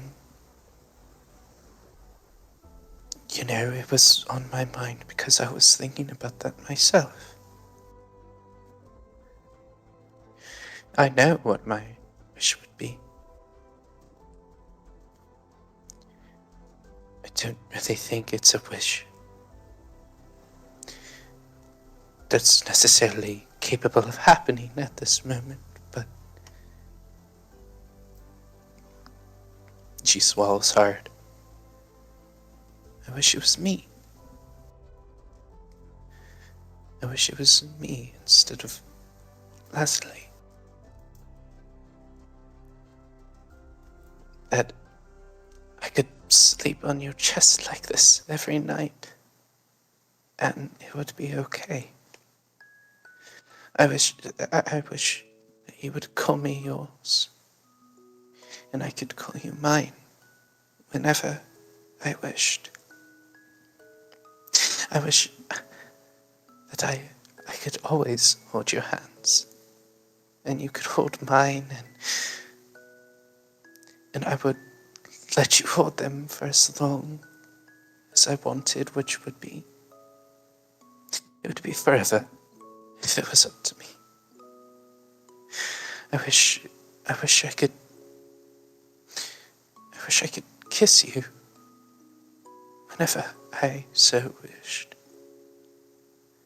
She stares at him. But for right now, I can't have that. You can't really call me yours. You can't hold my hand forever.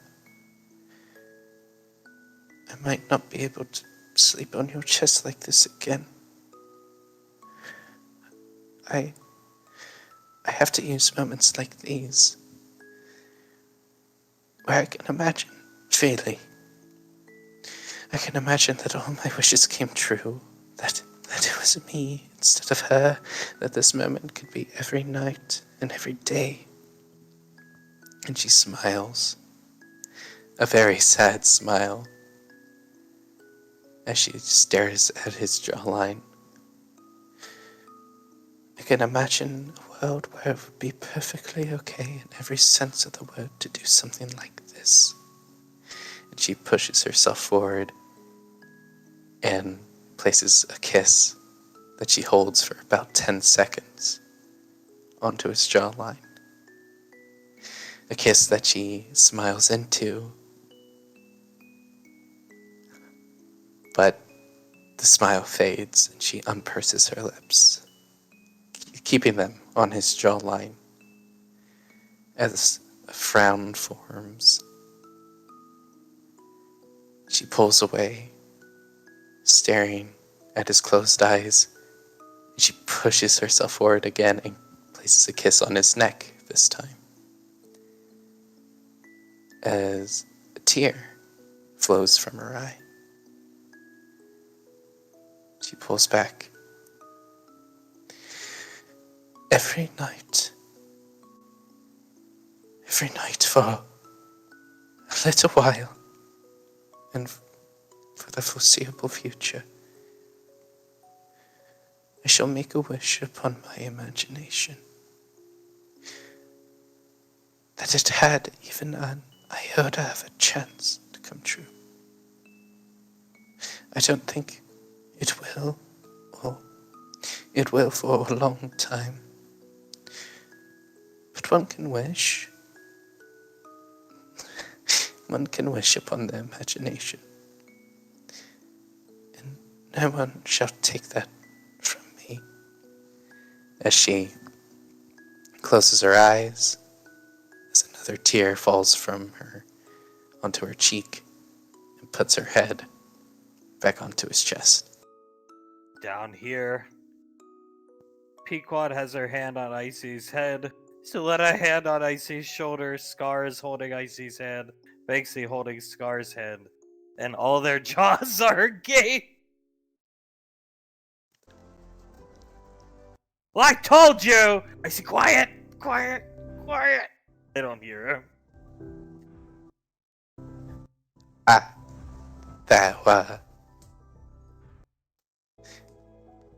I just... He leans back onto a branch and puts his head up, staring up at the sky. Holy shit. Julius, you hear Pequod sniff. Julius looks over at her. That was sweet. And Suletta wipes a tear from her eye. Yes, Suletta choking back. No need to cry, Patricia.